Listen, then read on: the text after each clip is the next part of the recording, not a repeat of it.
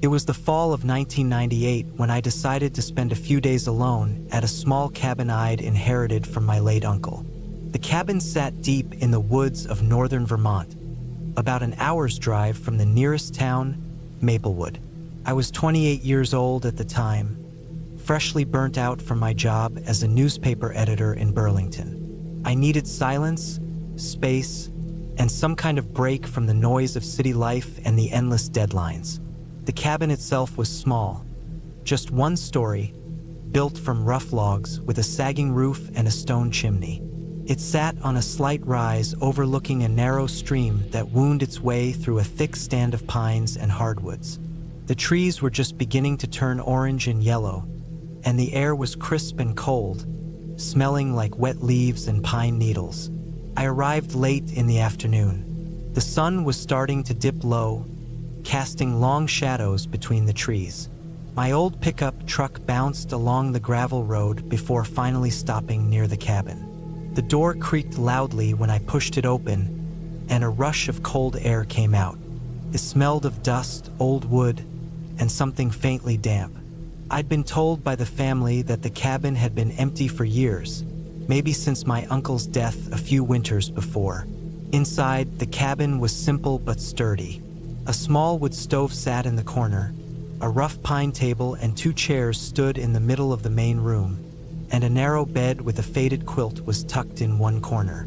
There were some shelves with old cooking pots and a few books, most of them falling apart or covered in dust. I set my bag down and got a fire going in the stove. The first crackle of the wood burning sounded loud and alive in the quiet cabin. Outside, the woods were already darkening fast, and the distant call of a lone owl floated through the air. I ate a simple dinner, canned beans and a piece of bread, then sat by the fire, feeling the warmth soak into my cold bones. The next morning, I woke early, the sun filtering through the small window in golden shafts.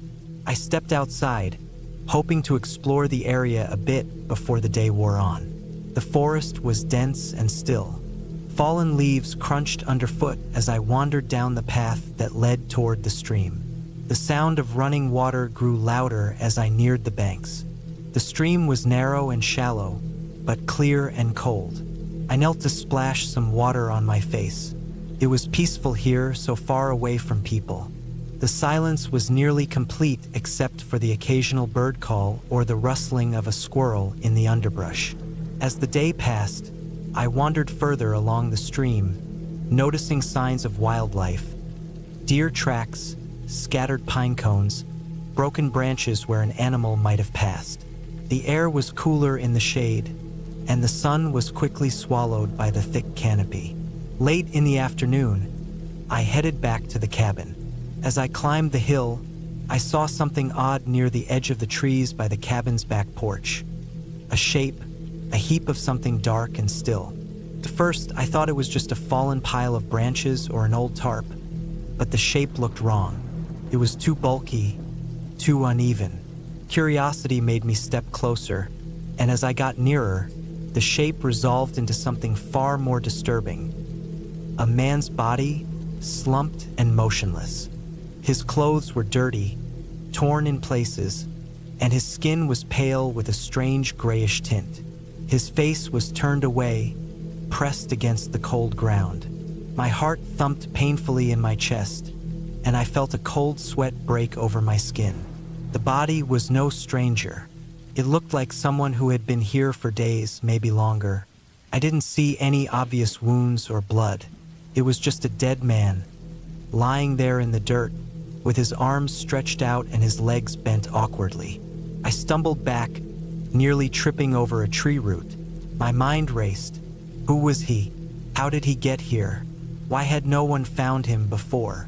I thought about going back into the cabin to call the police, but my phone had no signal. The nearest place with service was miles away in town. I tried again, but the screen stayed blank. It was like the forest swallowed all radio waves. I didn't want to touch the body. I didn't want to move it. I only stood there, shaking, my eyes wide and fixed on the man who had died in the woods near my uncle's cabin. It was late afternoon when I finally forced myself to look closer. The man was middle-aged, maybe in his 40s.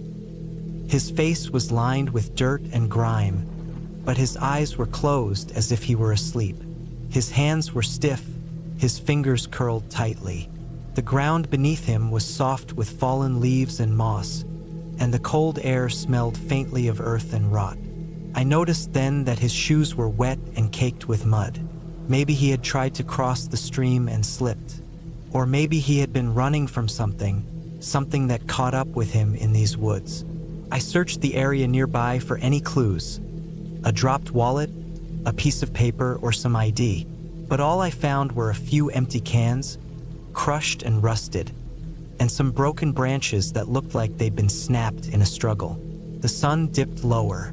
The shadows grew longer, the woods turning darker and colder. I looked at the cabin, feeling suddenly very small and alone.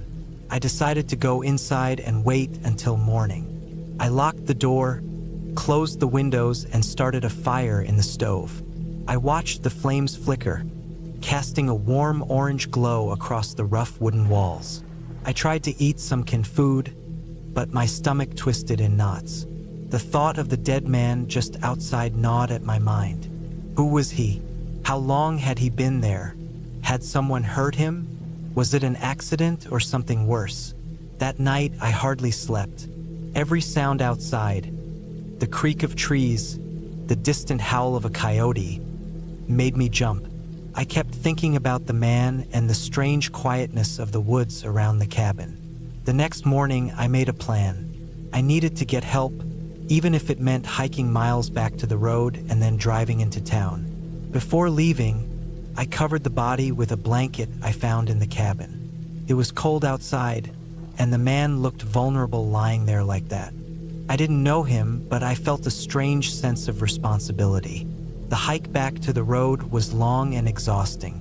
The forest seemed less friendly now, like it was hiding secrets I didn't want to find. I kept glancing over my shoulder, feeling watched but seeing no one. When I finally reached the gravel road, I was relieved to see a passing car. I flagged it down and told the driver about the dead man near the cabin. The police came out quickly, along with a medical examiner. They were serious and professional, asking me many questions. I told them everything I saw, how I found the body, and what I thought might have happened. They told me the man was likely a drifter who had been missing for over a week. His name was Richard Mason, a local who had fallen on hard times. They suspected exposure and dehydration as the cause of death, but were also investigating the possibility of foul play. The cabin was searched thoroughly. They found nothing else out of the ordinary, just the usual signs of an old, empty cabin. After the police left, I stayed behind for a few days, trying to make sense of everything. The cabin felt different now, heavier somehow. The woods were silent in a way that wasn't peaceful but empty. I packed my things and locked the cabin door for the last time. Driving away, I looked back once, the tall pines standing like silent witnesses to a man's last moments. The experience stayed with me for years. The quiet death of a stranger in a forgotten place. The feeling of being alone but not safe. It was a harsh reminder of how fragile life could be, how the wild places could hide stories no one wanted to hear. But at least the man's body was found.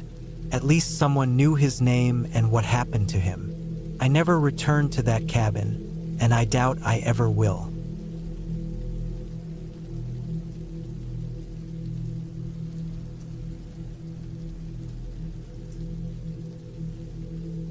I never thought I would spend a night that tested everything I believed about safety and solitude in the woods. My name is Mark Stevenson. I'm 34 years old, a park ranger for the Eagle Creek State Park, a dense, rugged forest area about 50 miles east of Portland, Oregon. I had been working there for nearly 5 years by the time the events I'm about to describe happened in October 2011. I'm still trying to understand everything that unfolded that night, but I owe it to myself and maybe to others to put it all into words.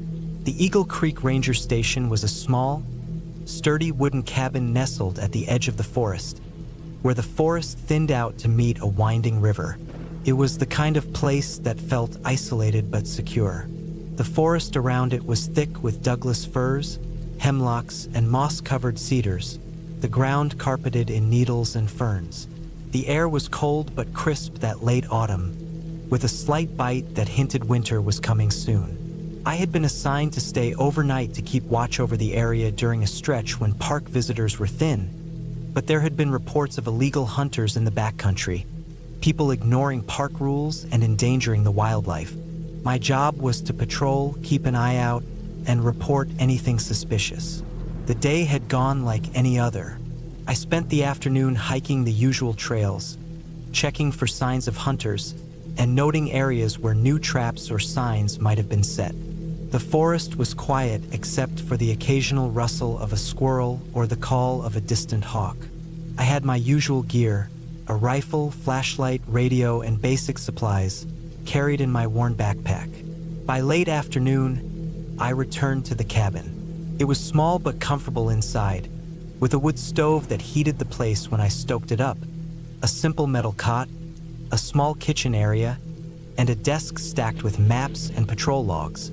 The windows looked out onto the darkening forest, and the only sounds inside were the occasional creak of wood and the faint whistle of wind through the trees. I cooked a simple dinner on the small propane stove, canned chili heated in a pot, and ate quietly, listening to the sounds outside. As night fell, I made sure my rifle was cleaned and ready. I checked my radio. The signal was weak this far from the nearest town, but still workable for emergencies. I kept it on low volume but monitored the channel.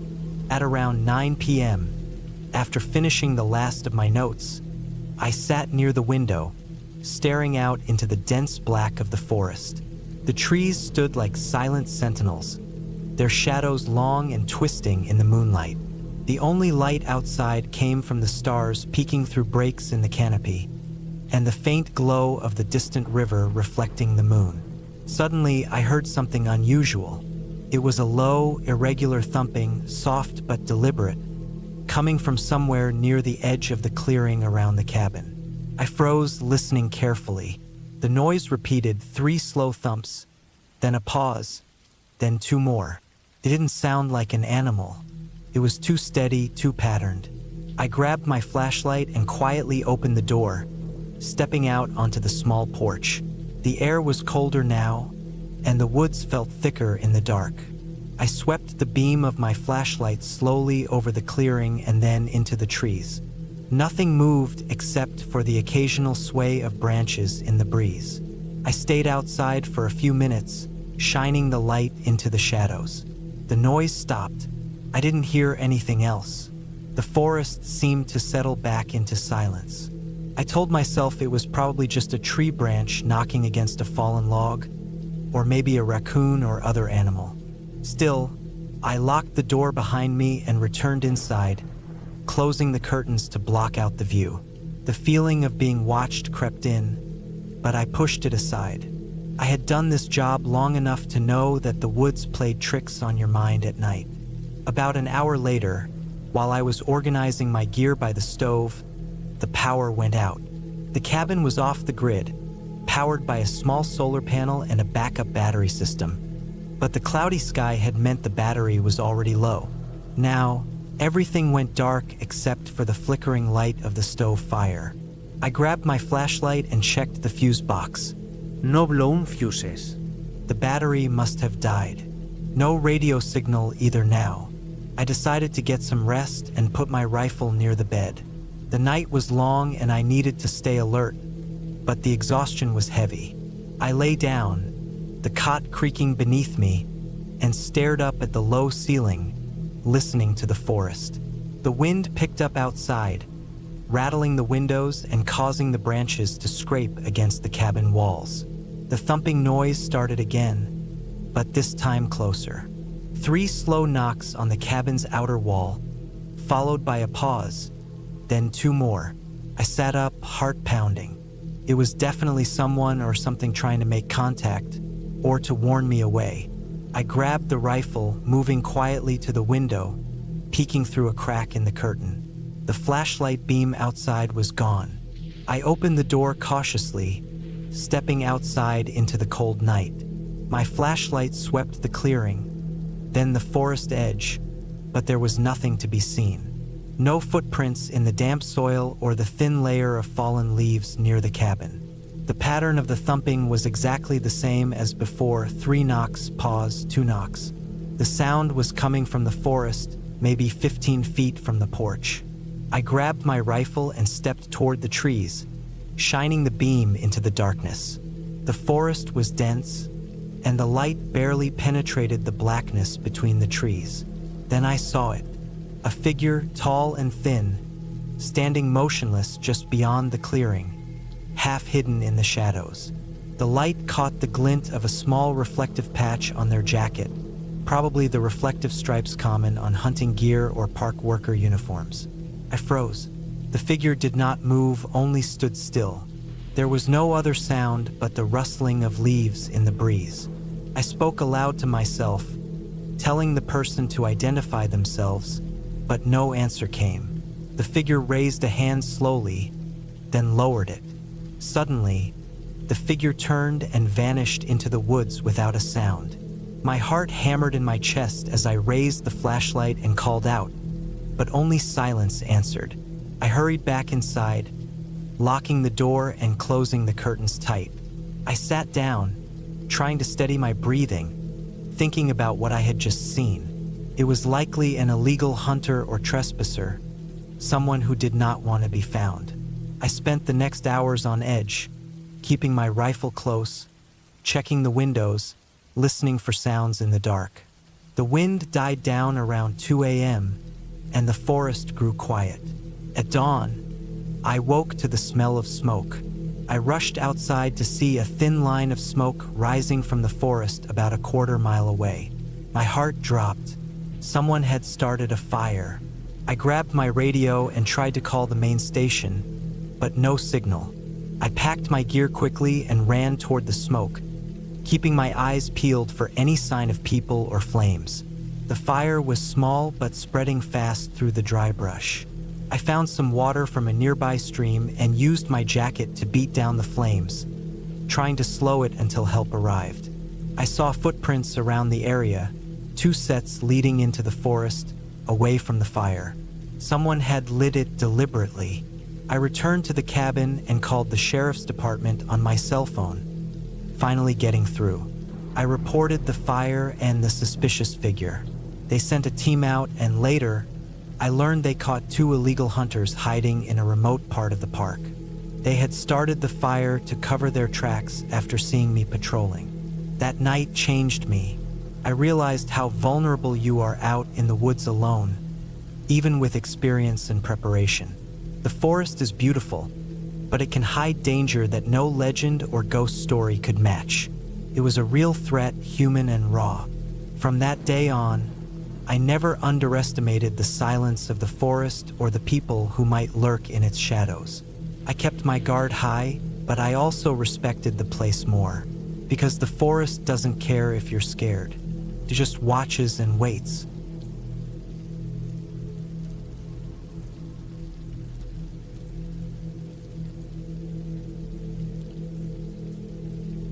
It was the fall of 2013 when I decided to take a week off from my job at a steel fabrication plant in Columbus, Ohio. I was 35 then, single, and needed a break from the noise, the machines, the clanking and dust that sat in your lungs by noon every day. I'd always found some peace in getting out of the city and into the woods, and that year, I wanted something even more remote than usual. Somewhere I wouldn't see another person for days.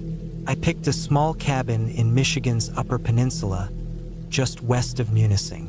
I'd found it through an old friend who moved up there years ago and sometimes rented the place out to acquaintances for hunting season. No cell service, no internet, no neighbors for at least 4 miles. That's exactly what I was looking for. I drove up in my old gray Tacoma with a cooler full of food, a couple jugs of water, and all the gear I figured I'd need: my rifle, my bow, my blaze orange gear, a decent cot, and a bunch of canned food. The drive took 9 hours. The cabin was a simple structure: 4 walls, a tin roof, and a wood stove. No plumbing. The kind of place where the windows frosted from the inside in the mornings and the only toilet was an outhouse behind the tree line. The place sat maybe 200 yards off an old logging road, shielded by dense rows of spruce and pine. The guy who built it, someone named Len, hadn't used much insulation. When I walked inside, it felt colder than outside. There were some shelves with old, expired food, mouse droppings in the corners, and a battered old propane stove that looked like it hadn't worked since the 90s. Still, it had charm. It was quiet, and more importantly, it was mine for the week. I arrived on a Sunday. By Monday morning, I had my gear set up, the rifle cleaned and sighted in, and had done some scouting around. The land sloped down toward a swamp about a quarter mile to the east. To the west, beyond the cabin, was a ridge with decent elevation where I could see over a good stretch of forest. I placed a trail cam there. There were deer signs, fresh scat, rubs, and faint tracks in the mud. The first couple of days were uneventful, peaceful even. I'd rise early, make coffee on a camp stove, and hike out before sunrise. I'd sit for hours in the cold, watching. I saw some doe, but no bucks. The nights were long and black and cold. I kept the fire going in the stove and read a little by lantern light. I didn't bring much, just a worn paperback about tracking whitetail and a couple hunting magazines.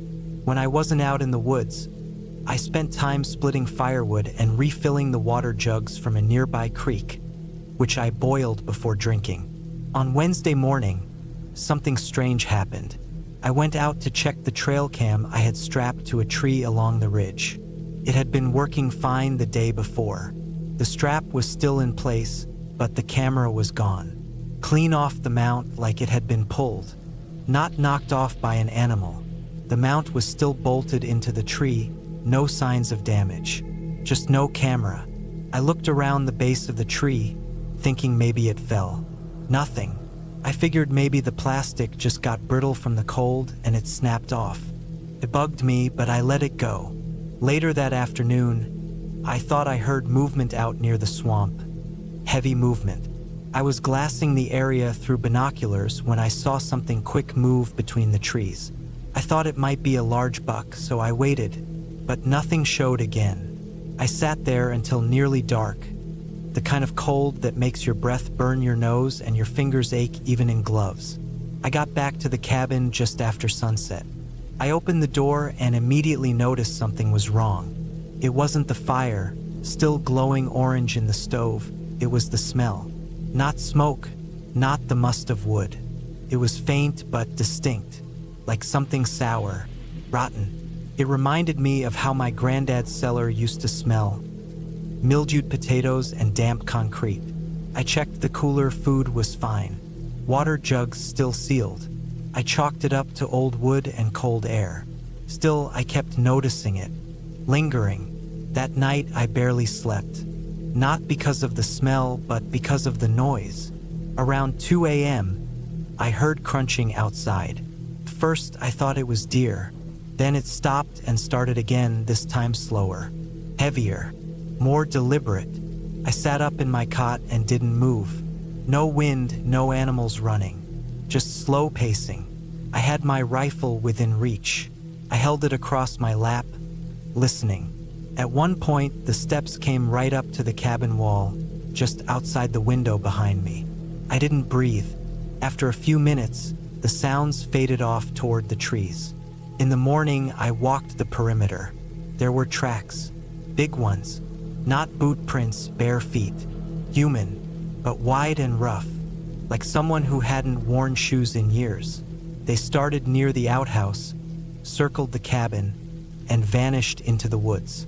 I stood there for a long time trying to make sense of it. It didn't feel like a prank. Who would hike 4 miles into the woods with no shoes in 30-degree weather? I didn't see a single print on the road coming in, just mine. I wanted to leave. That instinct, deep, old primal, it kicked in. Something wasn't right, but I stayed. Not out of pride, but because I kept thinking maybe it was a drifter, some hermit living rough. People live strange lives in the woods. Maybe he was just passing through. That day, I took my rifle with me everywhere, even to piss. I hiked out to the creek around noon to fill up my jugs. The water was moving fast, shallow and clear.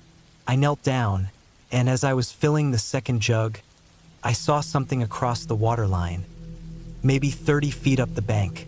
A scarf, a red flannel one, torn at one end and tangled in the base of a fallen tree. I walked over and picked it up. It was stiff with ice but dry underneath. Then I saw the prints again in the frozen dirt nearby. Same wide, barefoot tracks. There were more this time, fresh. They led off into the woods, fast and irregular, like someone was stumbling or running. I didn't follow. That night was colder. I burned more wood, sat with my back against the cabin wall, staring at the door. I didn't sleep. Around 3 a.m., I heard something again. This time it wasn't pacing. It was scraping, like something dragging a stick across the wood siding. Slow, rough, just below the window. I held my breath and waited. After maybe 10 minutes, it stopped. No footsteps this time. No retreat. Just silence. By morning, I was done. I packed up everything fast, gear, food, rifle. I threw it all in the truck by 8 a.m. I didn't clean. I didn't refill the wood bin. I just wanted out. I turned the truck onto the old logging road and headed for the main highway. Maybe a mile in, I saw something on the road. A deer, dead, sprawled sideways like it had been hit. But there was no blood, no damage. It wasn't bloated either, just lying there, still. Its neck was twisted too far, unnaturally, like someone had turned it past the point of braking and then laid it down gently. I stopped the truck and stared for a while. Then I drove around it. I made it back to Columbus that night, slept for 12 hours. I didn't tell anyone about the trip. Not really. When coworkers asked, I said it was quiet, cold, didn't see much. I left it at that. 3 months later, I got a package in the mail. No return address. Inside was my missing trail cam. The casing was cracked, and the SD card was gone. The only thing inside the box was a strip of paper with a typed message in block letters. You left early. I moved apartments a week later. Got a new number. Haven't gone hunting since.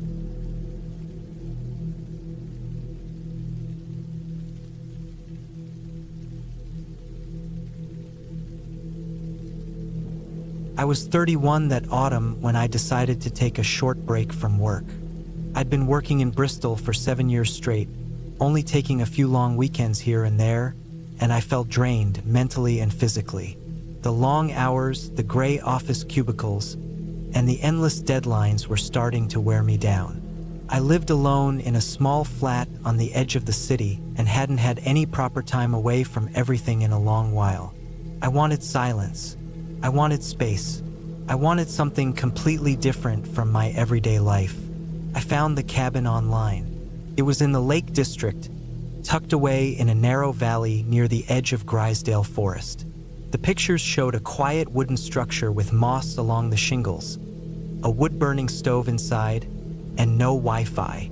The listing said it was owned by an older couple who lived in a nearby village and rented it out during the off-season for hikers or people like me, just looking to disappear for a while.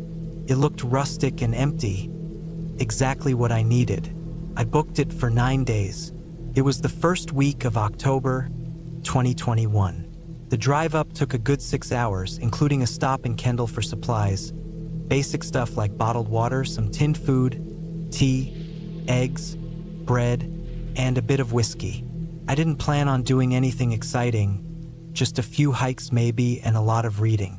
The road to the cabin was narrow and rough, more like a muddy trail than a road, winding between mossy trees and through fog that never seemed to lift completely.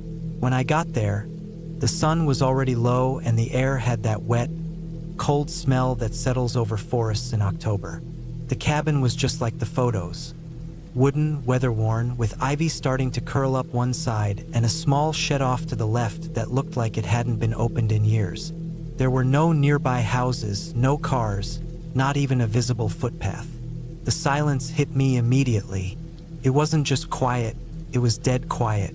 No wind, no traffic, no distant dogs barking or people shouting. It was almost unnerving, but I convinced myself it was what I wanted. The inside of the cabin was basic. One main room with a bed in one corner, a small table and 2 chairs, a cast iron stove, and a kitchenette that had an electric kettle and a mini fridge.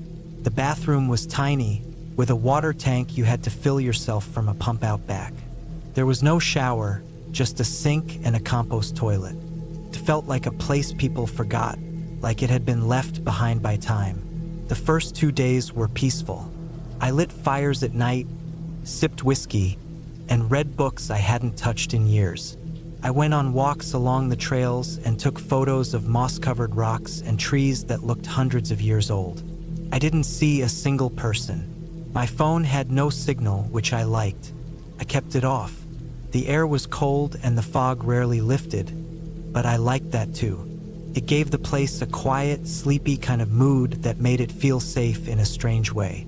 Then, on the 3rd night, things started to feel different. It was about 10 at night. I was inside, fire crackling, reading a paperback I'd brought with me. I went outside to grab more wood from the pile under the overhang. I'd been doing that each night. The cold was sharper that evening, and the fog was thicker than usual. When I stepped outside, something felt off. I don't know how to explain it, but the quiet felt heavier. I walked to the pile and bent down to grab a few logs. When I stood back up, I looked toward the tree line across the clearing. That's when I saw her. She was standing still, completely still, half hidden between 2 trees. At first I thought it was a tree stump or some shadow, but then I saw the outline of her coat and her pale face. She didn't move. She just stood there, facing the cabin, facing me.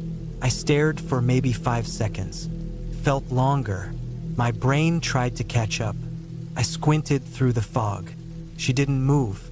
She didn't walk away. She didn't wave or call out. I turned and went back inside. Quickly, I locked the door. Back inside, I stood by the window and looked out again.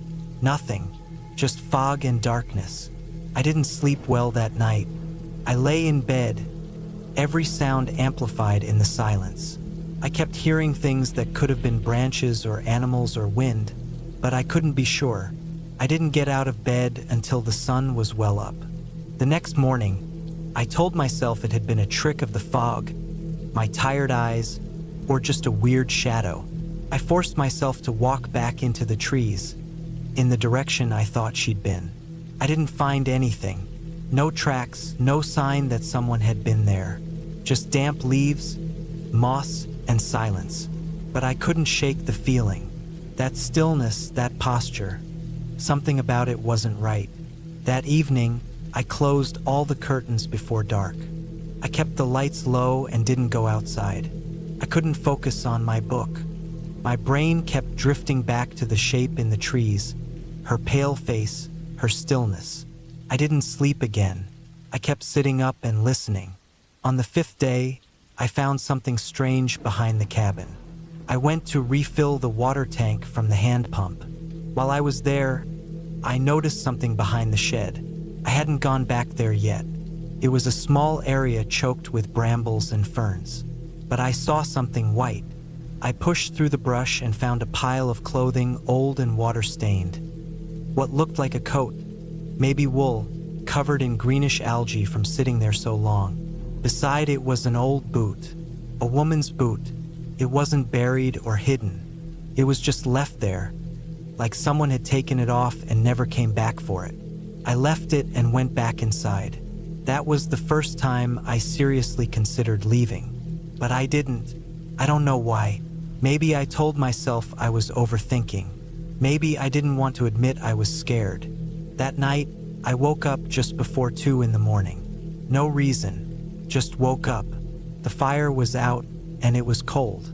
And then I heard footsteps, not inside, outside. Slow, deliberate crunching on gravel and leaves, moving around the cabin. I froze. I didn't move. I didn't breathe. They circled once, then silence. I waited for a long time. I didn't get up. I just lay there under the blankets, eyes wide open, staring at the ceiling. In the morning, I stepped outside. The fog was thick again, the ground wet. I looked around the cabin. That's when I noticed it. On the far window, the one facing the tree line, there were smudges. Smudges like fingers, like someone had pressed their hands to the glass. They weren't big, small hands, narrow fingers. I packed that morning. I knew I wouldn't make it another night, but when I started my car, nothing happened. I tried again, dead. I checked the battery cables. They were connected. The battery wasn't old. The car wasn't old. I'd had it serviced before the trip. I went back inside. I didn't know what else to do. That afternoon, I took a walk toward the village, hoping to find someone. The fog was heavier than ever. I didn't make it far before I heard something behind me. Footsteps again, quick ones. When I turned, there was nothing, just the trail and fog. That evening, as the light faded, I sat inside with the stove burning and the curtains closed. Every sound made me jump. Every creak of the wood, every groan of the trees. At some point, I heard something on the roof. Not heavy, just light steps, like someone walking slowly, carefully. I didn't look. I stayed in bed, pulled the blankets over my head like a child. I waited until morning. When light finally came, I went outside. There were small muddy footprints on the cabin roof, leading up to the chimney, then vanishing. I don't know how she got up there. There was no ladder, no nearby tree strong enough. I didn't eat that day. I didn't drink. I stayed inside, pacing. The car was still dead. That night, she knocked. 3 knocks, then nothing. I didn't open the door. I didn't sleep. I sat in the dark until sunrise. When morning came, I packed everything into my bag. I took my coat, my food, and left the rest. I started walking. I didn't care which direction. I just followed the trail as far as I could. I walked for nearly 5 hours before I reached a main road. Eventually, a farmer passed in a truck and gave me a lift into the nearest town. I didn't tell him what happened. I didn't tell anyone. I called a tow truck the next day and had them retrieve my car. The mechanic said the battery had been tampered with. The cables had been cut clean with something sharp. I never found out who she was. The cabin owner said no one else had rented the place in months. There were no other cabins nearby. No hikers reported missing. No locals matched her description. But I remember her face. Pale, quiet, watching from the trees. I remember the way she stood, the way she circled the cabin. How silent she was. How patient. I never went back. I sold the car. I moved out of the city and into a flat with more people around. I don't go on trips alone anymore. I don't go to remote places. I don't camp. I don't hike. I don't read books by candlelight. I don't leave the curtains open at night. And sometimes, when it's quiet, too quiet, I still see her face in my mind. Pale, still, waiting.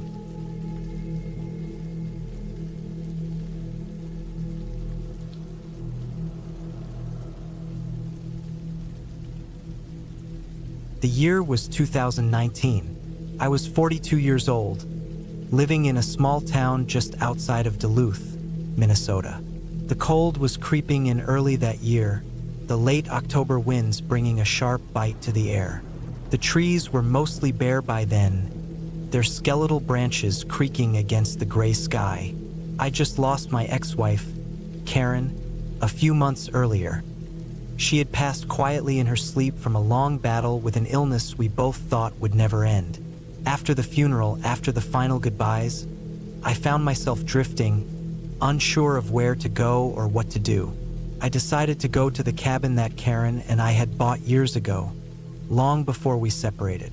It was deep in the woods, a place we once loved but hadn't visited in years. The cabin wasn't anything fancy. It was a small, single-story wooden building with a stone chimney, surrounded by towering pine trees. The nearest neighbor was at least a mile away, and the road there was rough, gravel, and dirt, winding through the forest. I packed my truck with some essentials: food, water, a small first aid kit, blankets, and my old camping gear, and drove out early one Saturday morning. The sky was overcast, the kind of day that made the forest look darker than usual. As I drove, I felt a strange mix of relief and anxiety. Being alone in that cabin meant I could think, remember, maybe even find some peace. The drive itself was rough. The gravel road was littered with potholes and rocks, and branches brushed against the windows. I parked near the cabin around midday. The air smelled like wet earth and pine needles, a familiar scent that I remembered from better days. The cabin looked the same but weather-worn. The wooden siding was dull, and the roof had patches of moss growing on it. The small porch creaked when I stepped on it. Inside, the cabin was cold. The wood floor felt hard and unwelcoming beneath my boots. Dust coated every surface. I could see the faint outline of the couch where Karen used to sit, the kitchen table scarred with years of use, and the fireplace empty and silent. The air smelled faintly of mildew and wood smoke from long ago. I pulled open the windows to let fresh air in and began to unpack. I spent the afternoon clearing out some dead leaves from the porch and sweeping the floor. I found old newspapers from years ago stuffed under a chair. My thoughts drifted as I worked, memories of better times mixed with a dull ache from loss. By evening, I built a small fire in the stone fireplace. The flames crackled and danced, casting flickering shadows on the walls. The sun set quickly.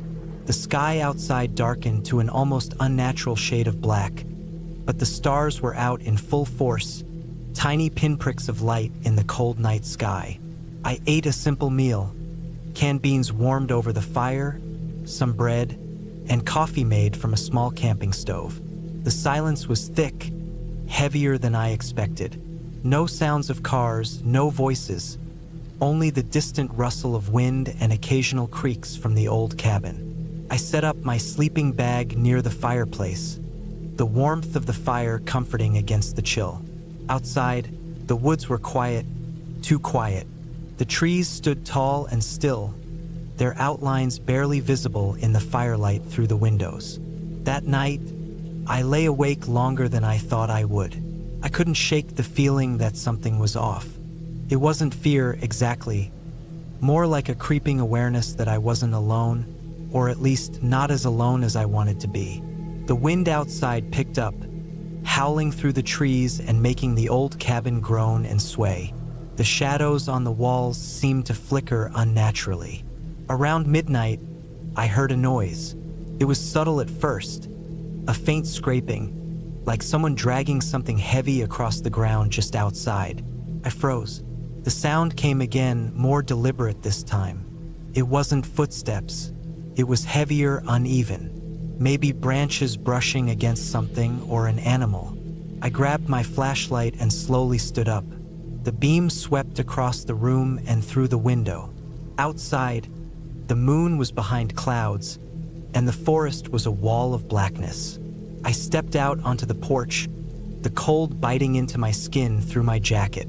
I scanned the area, flashlight in hand, the beam cutting through the darkness. Nothing moved. No animals, no people. Just the rustling of dead leaves and the occasional snap of a twig underfoot. I tried to tell myself it was nothing, a deer or a raccoon, but my heart was pounding. I locked the door behind me and returned inside. I sat back down near the fire, trying to calm myself. The scraping noise didn't come again, but the feeling stayed, that uneasy tension that something was just beyond the edge of vision, watching, waiting. The night passed slowly. The fire died down to glowing embers, and I wrapped myself tighter in my sleeping bag. Sleep came in fits, broken by every small sound. At one point, I heard a loud thud against the side of the cabin, as if something heavy had hit the wall. I stayed still, listening. No more noise followed. Morning came gray and cold. I stepped outside to find the ground disturbed. The dirt and leaves near the cabin side were trampled. Broken branches lay scattered around. It looked like something or someone had circled the cabin in the night. I felt a cold wave of dread mixed with anger. Whoever or whatever it was had been close, too close. I had no cell service there, so I couldn't call for help. I decided to pack up and leave as soon as possible. As I gathered my things, I noticed footprints in the soft dirt near the back of the cabin. They were large, irregular, and not human. Probably a big animal, maybe a bear or a large dog, but I couldn't be sure. The prints led away into the woods, disappearing into the shadows. Before leaving, I checked the locks on the doors and windows. All seemed intact, no signs of forced entry. Still, I couldn't shake the feeling that something was watching me. The drive back was tense. Every rustle outside my truck made me glance nervously in the mirrors.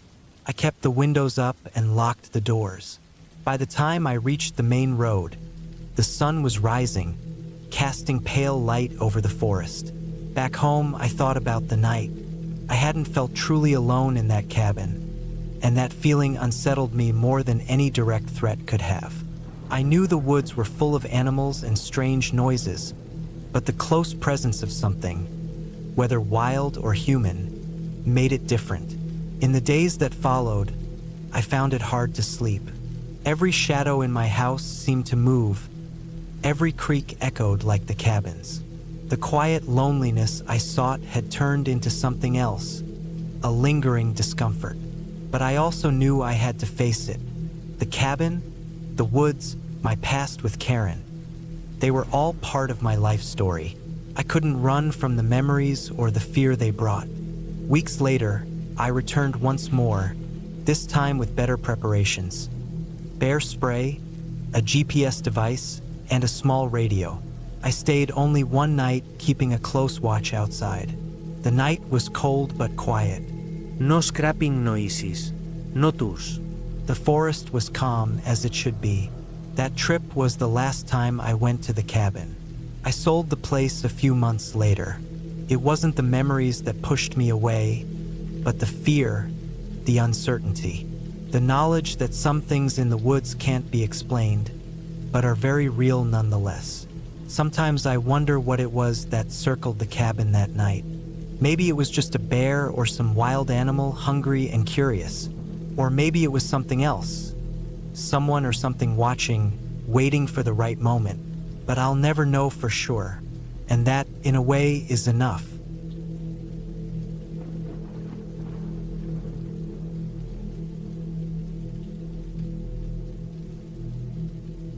The rain started just as I finished hammering the last plank into place. The sound of water tapping steadily on the rough wooden roof was soothing at first, a rhythm that matched the tired beat of my own heart. I stood back and wiped the sweat and grime off my forehead. My clothes soaked from the day's work and the sudden downpour. The small cabin, barely bigger than a large tent, sat nestled between towering pines, hidden deep enough in the forest to feel like its own little world. The cabin was my project for the last 2 weeks, something I'd been dreaming about since I left the city. I'd been tired of the noise, the crowds, the endless hum of life always pushing me forward. Here, out in the wilds, it was just the forest and me. No deadlines, no phones ringing, no one demanding my attention. Just peace, or at least that's what I thought. The rain grew heavier, pounding harder on the metal roof I'd managed to patch with some old sheets I found in a nearby abandoned shed. The wind picked up, sending branches thrashing and leaves swirling around the cabin. I shut the small window I'd left open for ventilation, the latch catching with a clank that echoed a little too loud in the stillness.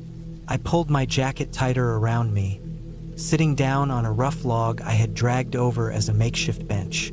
Inside, The cabin smelled of fresh pine and wet earth, mingled with the faint scent of sawdust and the smoke I'd kept burning earlier in a small stove. I'd built the stove myself out of some scrap metal, and it worked well enough to keep me warm in the chilly nights. Tonight, though, the fire had nearly died, and the dampness in the air crept inside, chilling my bones. I reached over and picked up a small tin lantern, shaking it gently to stir the wick. The flame flickered to life, casting long shadows against the uneven walls. The light made the wet wood glisten, and for a moment I felt a calm settle over me. The rain outside was relentless, drumming against the roof like a living thing trying to break in. I wasn't afraid of the rain, not really, but there was something about being alone in this small cabin, so far from the nearest town or road, that put a knot in my stomach. The forest around me was dense and dark, the trees heavy with rain, their branches bowing under the weight. I could hear the occasional snap of a twig somewhere out there, the rustle of leaves as a squirrel or some small animal hurried through the undergrowth. I pulled a blanket from the corner where I had left my bedroll and wrapped it tightly around myself. The rain pattered on, a steady backdrop to my thoughts. I wasn't sure how long I would stay here, whether this little cabin would become a home or just a memory. But tonight, it was shelter from the storm, a small island of warmth in the cold, wet forest. Then I heard it, a soft, scraping sound just beyond the cabin wall, barely louder than the rain.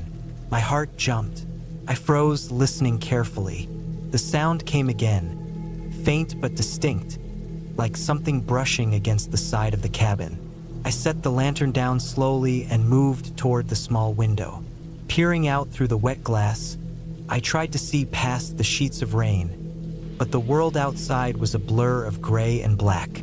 The trees swayed in the wind, their branches scratching against each other. The scraping sound came again, this time accompanied by a low, dull thud. Something heavy was moving through the underbrush, close to the cabin. I stepped back, my breath shallow. I reminded myself that this was just the forest, wild and full of animals. Maybe a deer had gotten too close, or a bear sniffing around. I'd seen signs of bears here before, claw marks on trees, paw prints in the mud. But no matter how much I tried to convince myself, the noise didn't feel right. It was deliberate, slow, as if something was testing the cabin, checking its boundaries. I grabbed my flashlight from the table and flicked it on. The beam cut a thin path through the rain outside. I held it steady, waiting. Then the scratching stopped. The forest fell silent except for the rain. My muscles tensed, waiting for a sound, a movement. Nothing. I lowered the flashlight and turned to the stove. The fire had nearly died, just glowing embers left. I fed it some dry scraps I'd saved, coaxing the flames back to life. The warmth helped ease the cold, but the feeling of being watched lingered. I tried to push the thoughts away and focus on the small comforts, the smell of pine and smoke, the soft crackle of fire, the rhythmic tapping of rain. I settled down on the bench, pulling my legs up close, and closed my eyes. For a while, the rain was the only sound. Then, faintly, the scratching started again, but this time from the other side of the cabin. My pulse quickened. I rose slowly, gripping the flashlight tightly. The beam flicked around the dark edges of the cabin, catching glimpses of wet leaves and shifting shadows. Then I saw it. A branch moving, not in the wind, but pushed aside by something. I moved quietly toward the door, each step slow and deliberate. Outside, the rain had slackened to a drizzle, the night suddenly calm. I cracked the door open a bit and shone the light into the darkness. The beam landed on a pair of glowing eyes, reflecting back at me from the edge of the clearing. My breath caught in my throat. The eyes blinked and then disappeared into the trees. I shut the door and bolted it firmly, pressing my back against the cool wood. My mind raced through possibilities. Wild animals, a lost hunter, someone hiding. I wasn't sure what scared me more, the unknown or the thought of another person in the woods with me. The rain began again, softer now, a gentle patter. The forest settled into quiet. I stayed awake for hours, watching the shadows, listening for any sound. By dawn, the rain had stopped. The air was fresh and clean, the sky lightening to soft blues and grays. I stepped outside, cautious but curious. The ground was churned up near the cabin, footprints pressed into the wet earth. Large and heavy, unlike any animal I'd seen around here. They led into the forest and stopped abruptly. I knew then that I wasn't alone last night. Someone had been watching, waiting, but whoever it was, they had gone with the first light. I packed my things soon after. The cabin, my dream, now felt different. Less a refuge, more a reminder that the forest holds more secrets than I'm ready to face. As I walked back to the dirt road, the sun breaking through clouds, I promised myself I'd be more careful next time. The wild isn't always kind, and sometimes the scariest things aren't ghosts or monsters, but real people, real threats, hiding in the dark.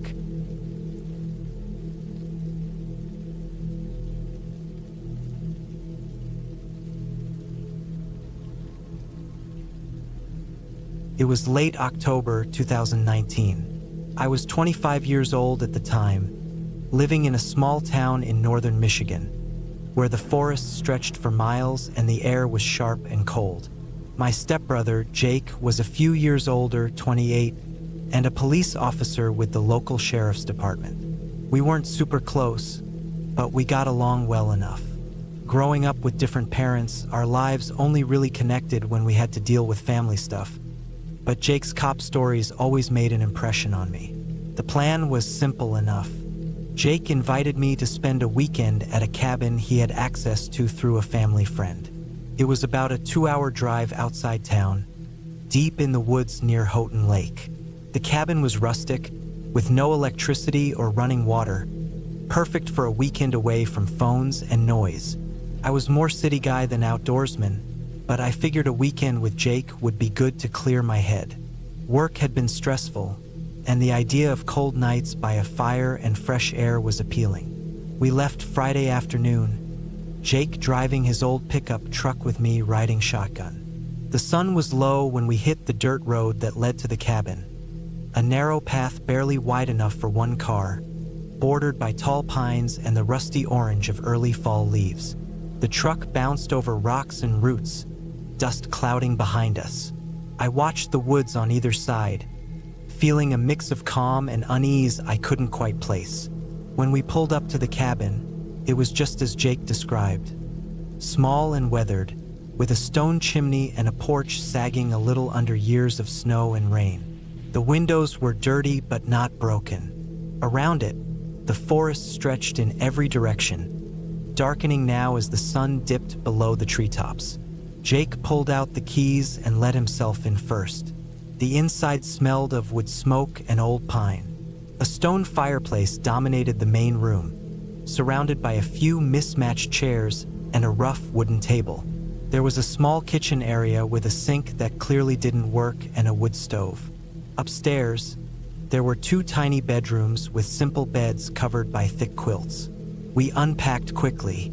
I didn't bring much, just some warm clothes, a flashlight, and a small backpack with food and water.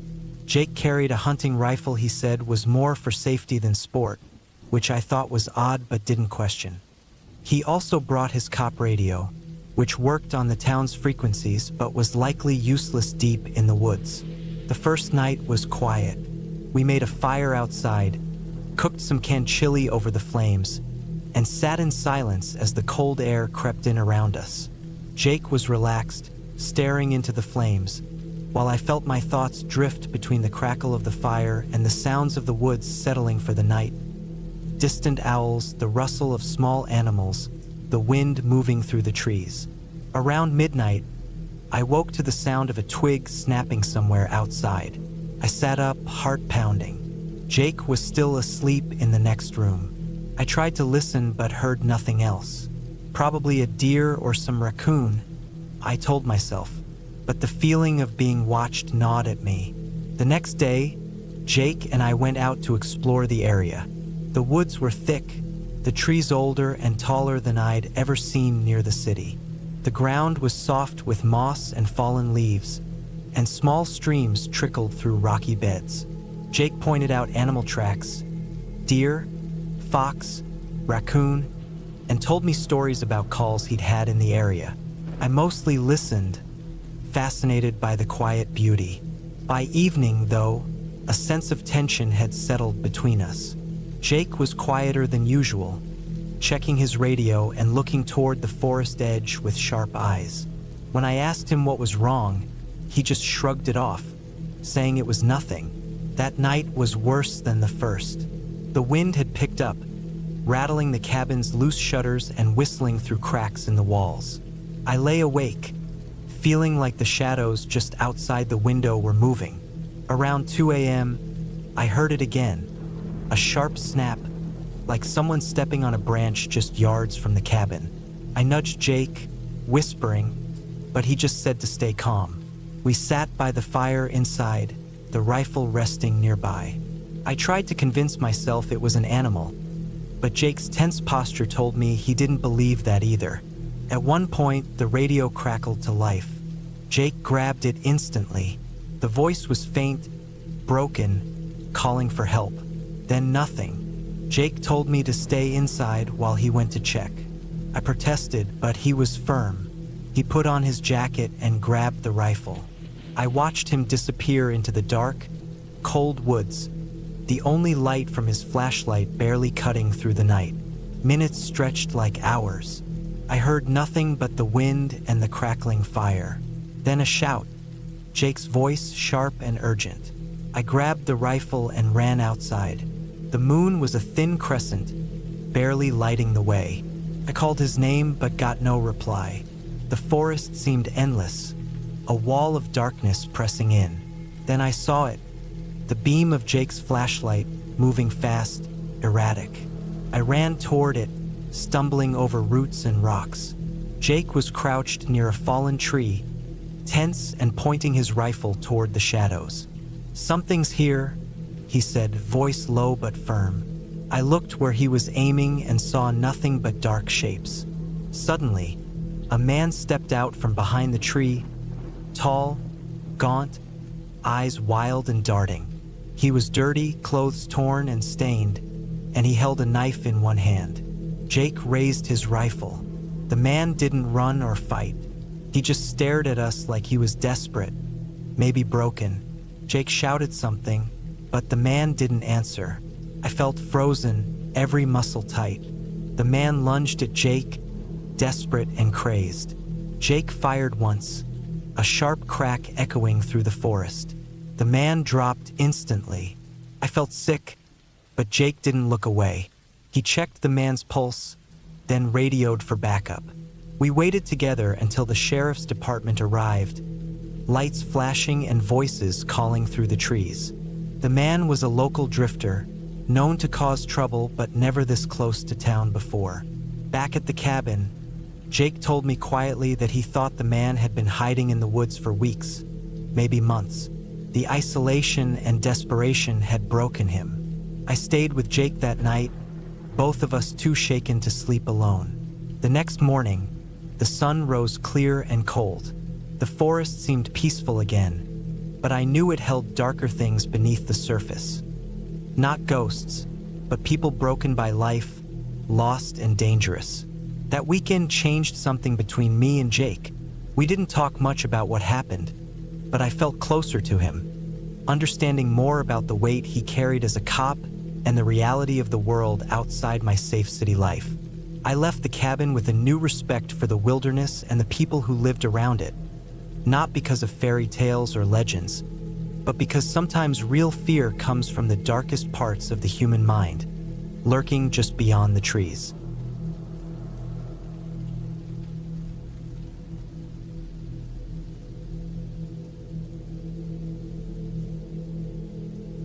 It was the summer of 2019 when I decided to get away from everything.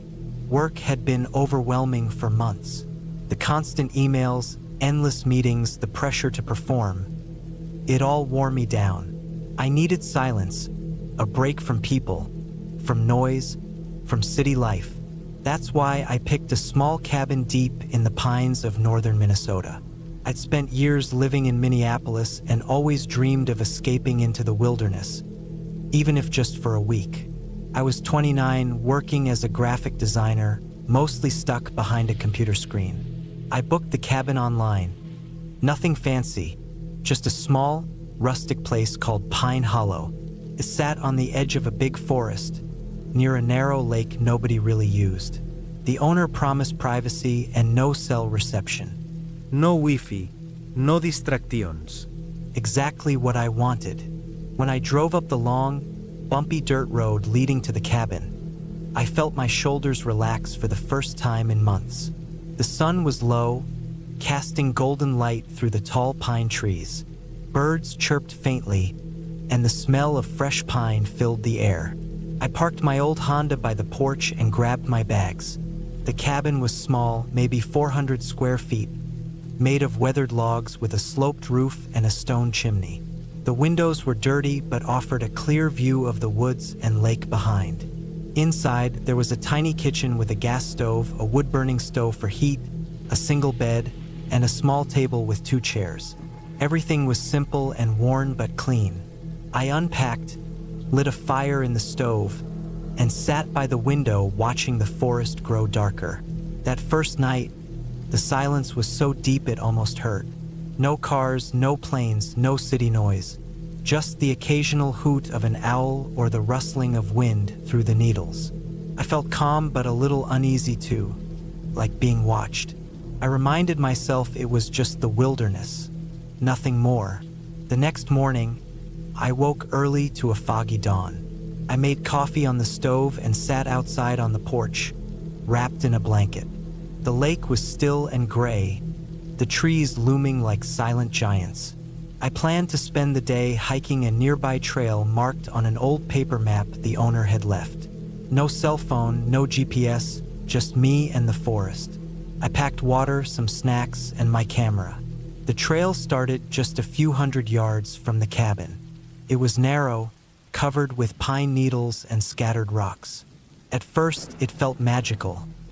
The way the trees formed a canopy, the soft sounds of squirrels and birds. I walked slowly, taking pictures of wildflowers and mossy logs. The sun broke through the fog as the day warmed up. After about an hour, the trail split into 2. The left path looked more worn and wider, the right path narrower and less traveled. I chose the right, drawn by the quiet and the mystery. The trees grew thicker and closer, and the sunlight dimmed. I noticed the air grew cooler and smelled different, like damp earth and decaying leaves. I kept going, enjoying the solitude, until I heard something unusual. A low snapping sound, like a branch breaking. I stopped immediately.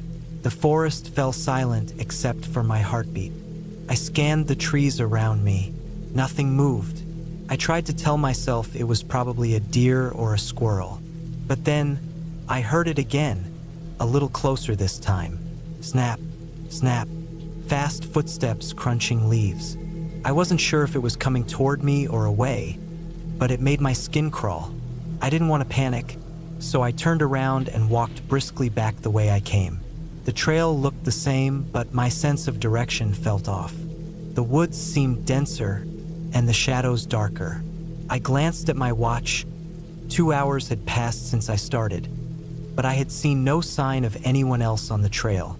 No footprints, no litter, no trail markers beyond what I'd passed earlier. I decided to trust my instincts and keep moving toward what I hoped was the cabin. The footsteps had stopped, but the tension remained. Then, without warning, I spotted a figure standing a few yards ahead, just off the trail between the trees. It was a man, tall and thin, wearing dirty jeans and a worn leather jacket. His face was hidden under a baseball cap, but his posture was rigid. He didn't move or speak, just stared at me. I froze. My heart hammered. Something about him didn't feel right. I tried to appear calm, slowly taking a step back. He took a step forward.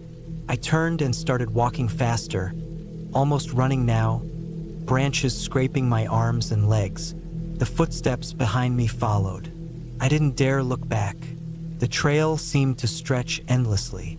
I could hear my breathing, ragged and loud in my ears. My legs burned, but I pushed harder. Then I tripped over a root and fell hard, scraping my palms on the dirt. Pain shot through my wrists, but I scrambled up and ran. After what felt like an eternity, the trees suddenly thinned and I saw the lake glimmering in the sunlight. Relief flooded me. I sprinted toward the cabin, barely stopping until I reached the porch. I slammed the door shut behind me and locked it.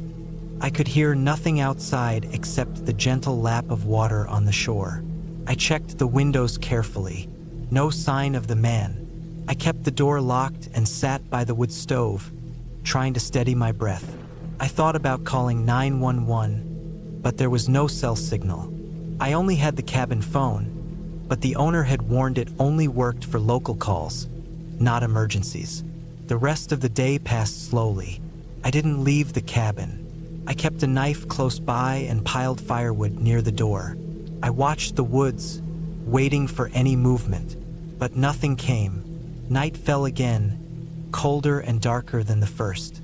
I lit every candle I had and kept the fire roaring. Outside, the wind whispered through the pines and distant coyotes howled. Every little noise made me jump. That night, I barely slept. Every creak of the cabin made me tense. I imagined the man waiting outside, hiding behind trees, watching me. The next morning, I decided I couldn't stay trapped inside. I needed to get help or leave before the man returned. I gathered my things, packed everything quickly, and planned to hike back the way I came to the main road. I left the cabin cautiously, scanning the trees as I moved. The forest was quiet and still. I kept my knife in my hand, ready. I walked quickly, using the sun's position to guide me. After an hour, I broke through the trees and found the dirt road. I followed it, hoping to see a car or house. The road was empty, but I heard an engine in the distance. My heart leapt. I waved my arms wildly when a pickup truck appeared. The driver slowed and pulled over. The man looked middle-aged, friendly, and surprised to see me. I told him quickly that I had been staying at the cabin and felt threatened by someone in the woods. He nodded seriously and told me he was a local hunter. He offered to drive me back to town and call the police. When we reached the sheriff's office, I gave a full description of the man I'd seen. They said they'd send officers to check the area immediately. 2 days later, I heard back. The police had found the man, a drifter with a criminal record for assault and burglary, living in a hidden campsite deep in the forest. He had been watching the cabin for days, waiting for someone alone. I never went back to the cabin. The experience left me shaken, but also grateful I had trusted my instincts and escaped when I did. The forest isn't a place for stories or ghosts. It's a place where real dangers hide, and you have to be alert to survive. I learned that sometimes the scariest things aren't supernatural, but very real, very close, and waiting in the shadows.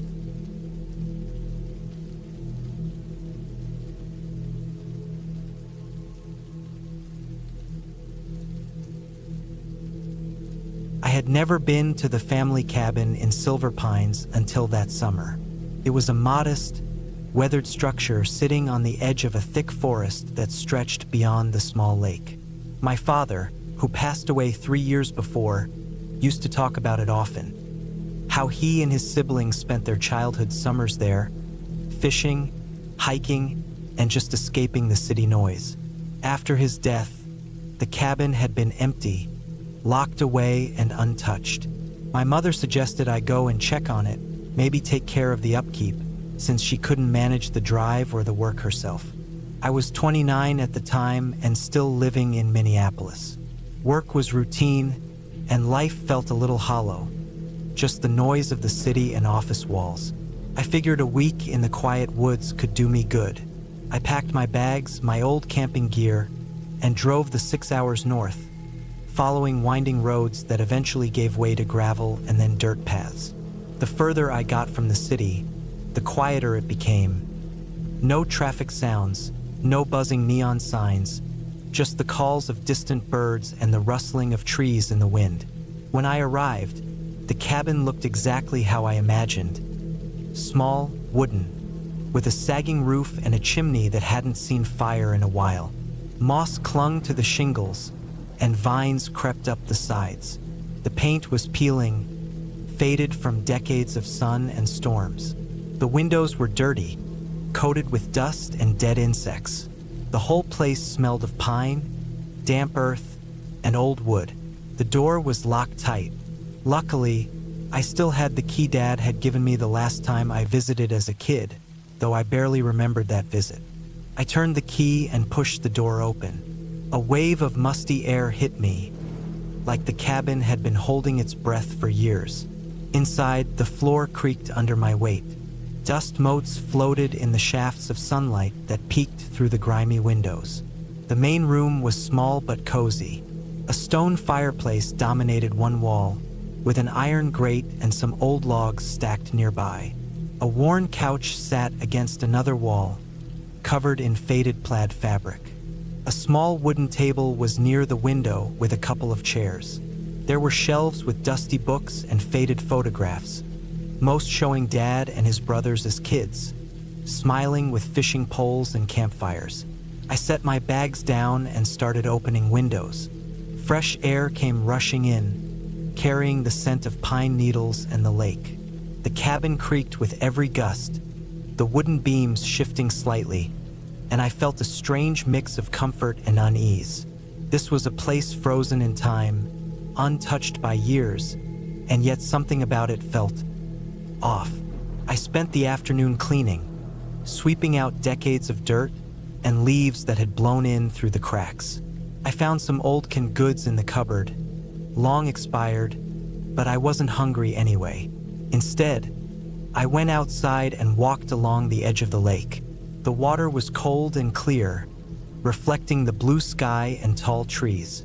I found a small dock, rickety but still standing, and sat down, dipping my hands into the chilly water.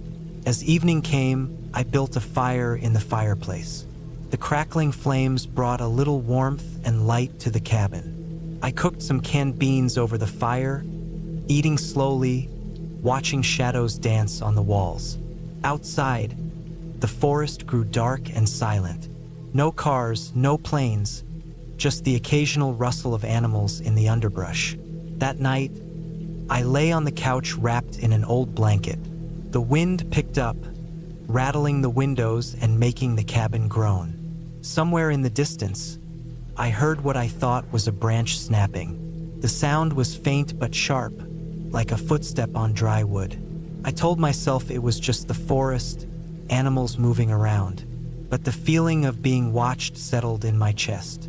I wasn't used to such silence, such isolation. The next day, I decided to explore the woods around the cabin. I packed a small backpack with water, a knife, and some snacks, and set off down a narrow trail I noticed behind the cabin. The trees grew tall and dense, spruce and fir mostly, with thick undergrowth that snagged at my pants. The trail twisted and turned, sometimes disappearing under fallen branches or thick bushes. I walked for a couple of hours, the forest floor soft with pine needles and moss. Birds called out in the distance, and a few squirrels darted up the trees. It was peaceful, almost too peaceful. I stopped at a small clearing where I found old, rusted cans and pieces of broken glass, signs that maybe others had been here recently, though the trail didn't look maintained. As I turned to head back, I caught sight of something, a figure, maybe between the trees. It was just a quick glimpse, a shadow shifting behind a trunk. I froze, staring, but when I blinked, it was gone. My heart picked up pace, but I told myself it was probably a deer or some other animal. Back at the cabin, I noticed the door slightly ajar. I was sure I had locked it tight before leaving. A cold wave washed over me, I stepped inside cautiously, looking around. Nothing seemed out of place except the door. I checked the windows and locks again. That night, sleep was elusive. Every creak and rustle outside made me tense. Around midnight, I heard footsteps, soft, deliberate, outside the cabin. Slow, paced footsteps circling the building. I stayed still, holding my breath, waiting for the sounds to stop. They didn't. I thought about calling the police, but there was no cell service here, and the nearest town was miles away. The footsteps faded after some time, leaving only silence again. I stayed awake, fire crackling low in the hearth. The following day, I found fresh footprints in the dirt outside, boots, large, heavy tread marks, leading away from the cabin into the woods. I didn't recognize them and had no idea who could be lurking around. The unease grew heavy in my chest. Determined not to let fear win, I spent the day repairing some windows and fixing the screen door. I found an old shotgun in the corner of a closet, Dad's old hunting rifle, and cleaned it, loading shells just in case. It felt strange to prepare like that, but necessary. That evening, I sat by the fire, watching the dark woods beyond the windows. The sky was clear, the stars shining brightly. I thought about Dad, about the summers he'd spent here. I wished he was still around. Suddenly, from the edge of the forest, I heard a sharp crack, like a tree limb breaking under heavy weight. Then another. I grabbed the shotgun and went outside, shining my flashlight into the trees. The beam caught nothing but thick shadows. I stayed outside for a long time, moving carefully along the cabin's perimeter. I heard no voices, no animals, just the snapping of branches in the distance. Something was out there, and it wasn't the quiet woods I expected. The next morning, I packed up most of my things, deciding to leave early. I locked the cabin carefully, making sure every bolt and latch was secure. I left a note for my mother, telling her I didn't think it was safe to stay alone. Driving away, I looked back at the cabin through the rearview mirror. It sat quietly among the trees, a small wooden speck swallowed by the forest. I felt relief but also sadness. The place held memories, but it was no longer a safe refuge. I haven't returned since. Sometimes, I think about that summer, about the silence, the shadows, and the footsteps in the dark. The cabin in Silver Pines is more than just old wood and memories. It's a reminder that some places, even those we love, can hide dangers we don't fully understand.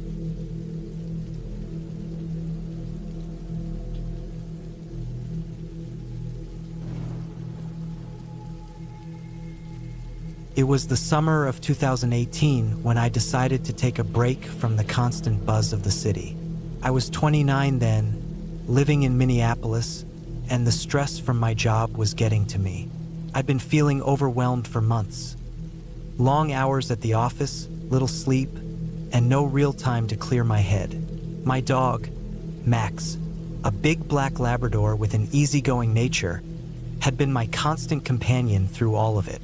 Max was 7 years old then, and as much as I loved the city, I knew he needed some fresh air and space to run. I'd found a cabin online about 3 hours north, just past the small town of Ely, Minnesota.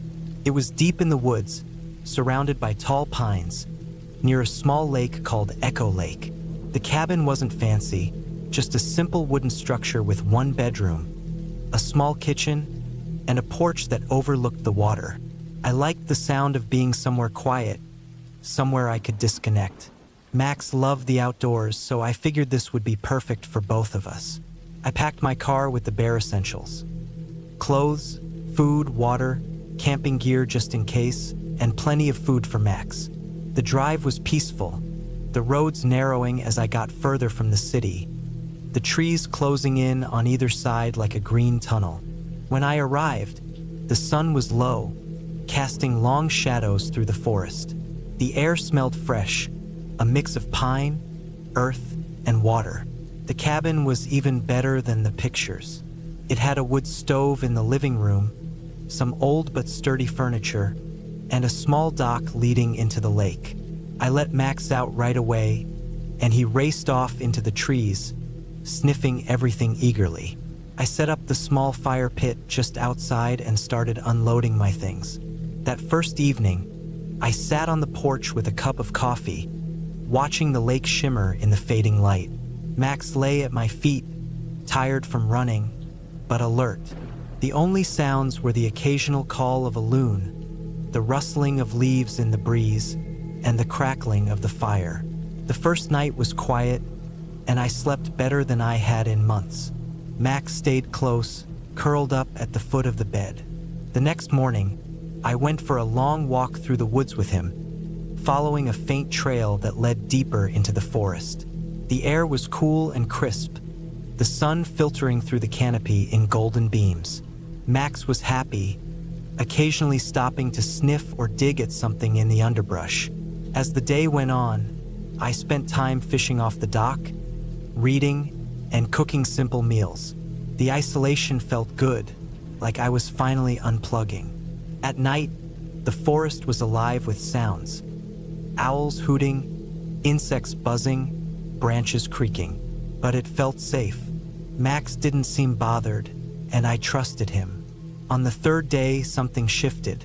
I was out on the dock, casting my line into the lake, when I noticed footprints in the mud near the shore.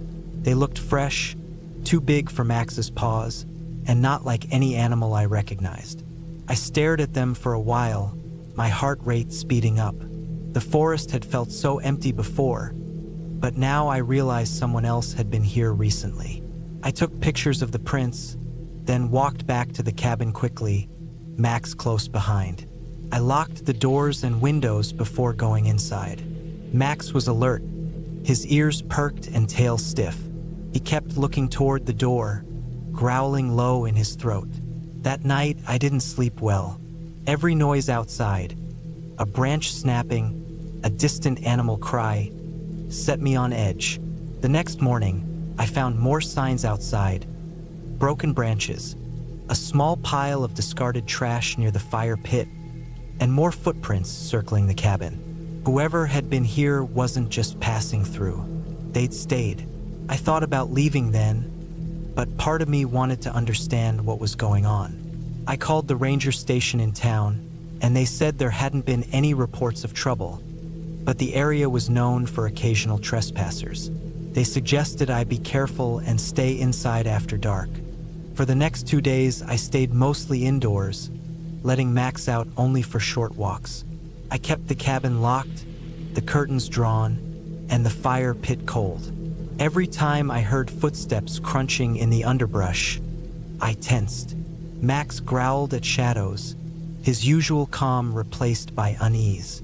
One afternoon, while I was out gathering firewood near the edge of the forest, I spotted a figure watching me from between 2 trees. I froze, my heart pounding. The figure was a man, dressed in dark clothes, face hidden in shadow. He didn't move. I called Max, and he barked loudly, breaking the silence. The man disappeared before I could get a good look. That night was the worst. I heard footsteps all around the cabin, circling slowly. I sat by the window with Max, holding a hunting knife I'd found in the cabin drawer. The wind picked up, making the trees groan, and I could swear I saw shadows moving just beyond the edge of the porch light. At one point, something hit the side of the cabin, a rock, I think. It made a loud thud that echoed through the night. Max barked furiously, and I felt my chest tighten. I stayed up the rest of the night, flashlight in hand, watching the woods. Morning never came fast enough. When the sun finally broke through the trees, I packed my things quickly. I didn't want to wait another night. Max was restless but calm, sensing my urgency. I locked the cabin, leaving the keys on the kitchen table as a sign I wouldn't be back soon. The drive back was tense. I kept glancing in the rearview mirror, half expecting to see someone following me. The quiet forest now felt like it was watching, waiting. When I reached the highway, I felt a wave of relief wash over me. At home, I installed better locks, got a security system, and decided that the cabin trip would be a lesson in trusting my gut. I realized that sometimes the scariest things aren't ghosts or monsters. It's the real people out there, the ones you don't see until it's too late. Max and I never went back to that cabin. But every now and then, when the wind rustles the trees outside our apartment window, I think about those nights in the woods and the man who watched from the shadows. It reminds me to stay alert, to listen to the small warning signs, and to trust that sometimes getting away is the best thing you can do.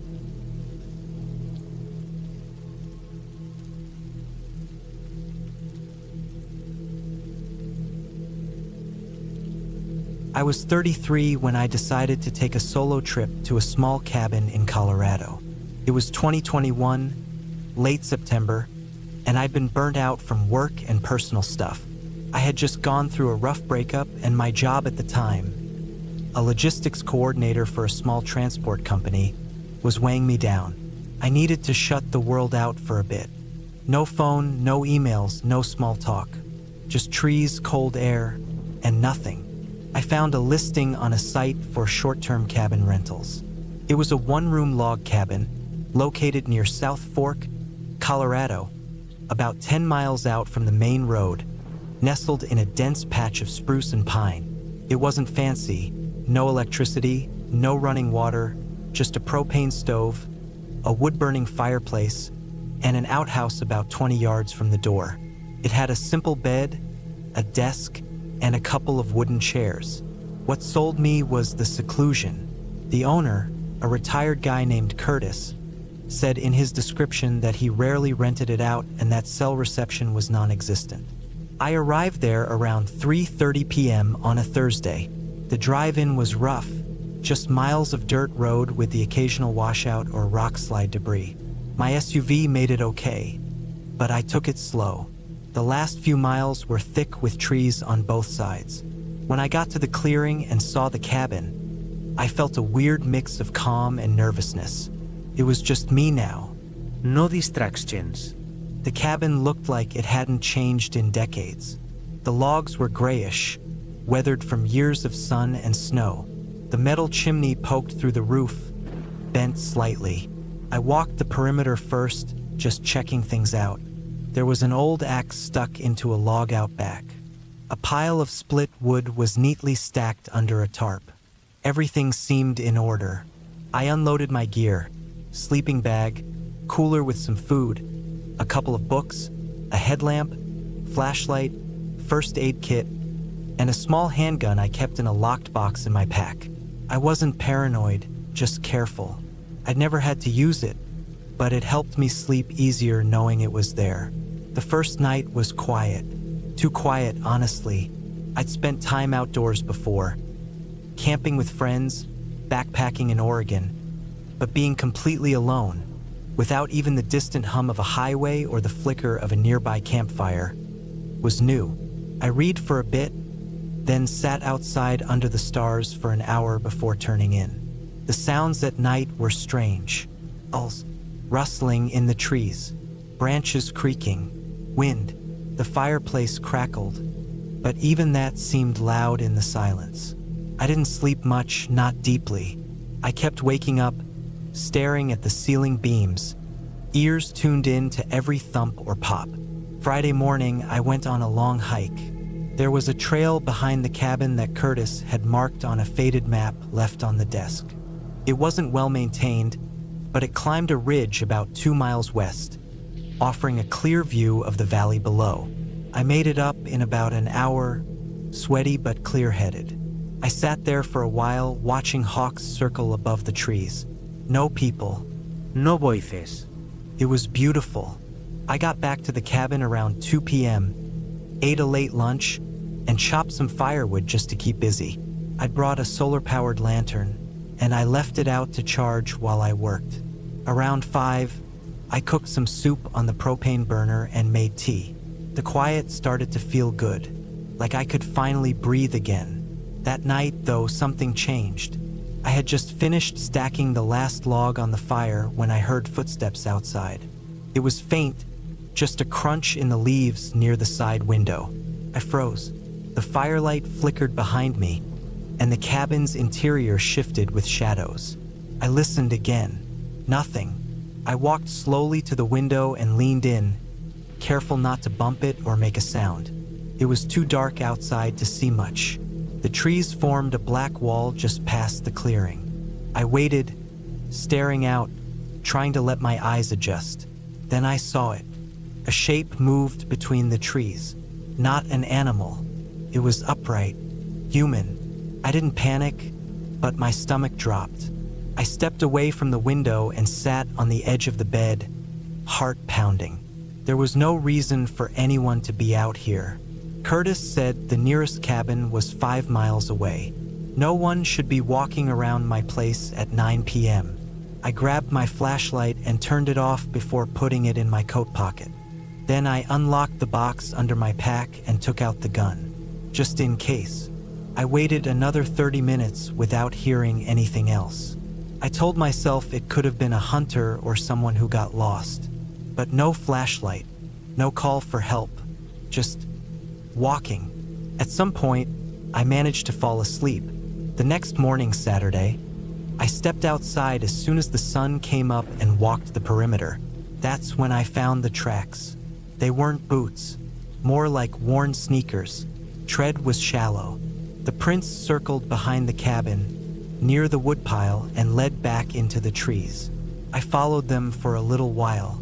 They weaved between the trunks and disappeared into the underbrush. I stopped after 100 feet or so. I didn't like the idea of someone watching me sleep. I walked back, locked the door, and made coffee on the stove. I kept the gun nearby now. The woods didn't feel calm anymore. I debated leaving, packing up early, driving out. But I also felt like maybe I was overreacting. Maybe someone had wandered through, didn't know the cabin was occupied. Still, I couldn't shake the unease. That afternoon, it rained. The cabin creaked as the wind picked up. Water tapped the windows in fast bursts. I stayed inside, read half a book, and watched the trees sway outside. It got colder, so I fed the fire early. When it got dark, I made sure everything was locked, door, windows, even the little latch on the outhouse. At 2:10 a.m., I woke up to something tapping on the glass. It was soft at first. Top, top, top. I sat up, heart instantly racing. The fire had gone out, and the room was dark. I clicked on my headlamp and pointed it at the window. Nothing. I waited, held my breath. Top, top, top. This time it came from the opposite window, the one near the door. I grabbed the gun, moved slowly toward the window, and peeked through the side. I saw the back of someone's head. They were crouched low, like they were trying to stay hidden, pressed against the wall under the window. Brown hood, dirty. Could have been a man. Could have been a teenager. Couldn't tell. I stepped back, heart slamming in my chest. I didn't want to open the door. I didn't want to confront anyone. I wanted them gone. But I knew they knew I was inside. I kept the lights off. I waited, just standing there, clutching the gun, listening. Then the handle moved. The doorknob turned a 1/4 inch and stopped. Rattled gently. They were testing it. I raised the gun but said nothing. Just stood there, frozen. I could hear them breathing. Close, maybe 6 feet from where I was standing. Then it stopped. I waited 10 more minutes. Didn't move. No more sounds. Eventually, I peeked again. They were gone. I stayed awake until the sun rose, barely breathing. The second it was light, I stepped out, looking everywhere. The ground was soaked from the rain, and the mud made the prints clear. They circled the whole cabin this time, stopped near every window. The same shoes. They had been watching. I packed my things in under 10 minutes, tossed everything into the back of the SUV, and peeled out down that dirt road without stopping. I didn't tell Curtis. I didn't leave a review. I didn't report it.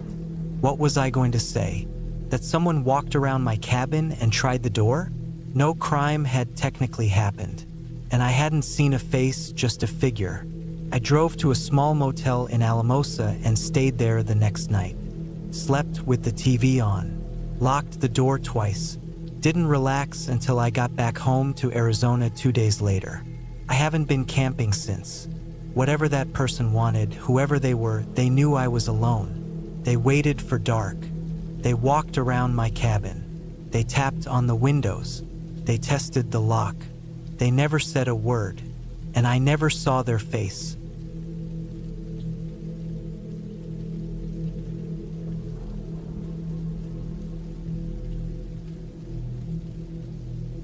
I was 29 when I decided to take a break from everything. This was in late October 2019. I'd been living in Oregon for 5 years at that point, working full-time in IT support for a school district in Medford. My life had turned into a loop: work, sleep, eat, repeat. No relationships, no family close by. I wasn't depressed or anything dramatic like that. I just felt like I was existing more than living. The stress had piled up without me realizing it. So when I came across an old listing on a hiking forum about some trails near the Fremont-Winema National Forest, I made a quick decision. Someone had written about a stretch of land near Bly, Oregon. Remote, wooded, not trafficked by anyone since most of the paths had become overgrown. The poster had mentioned an old Firewatch road that led to a ridge with a few good views. I didn't care about the views. What interested me was that they had seen an old, broken-down cabin at the foot of one of the logging roads.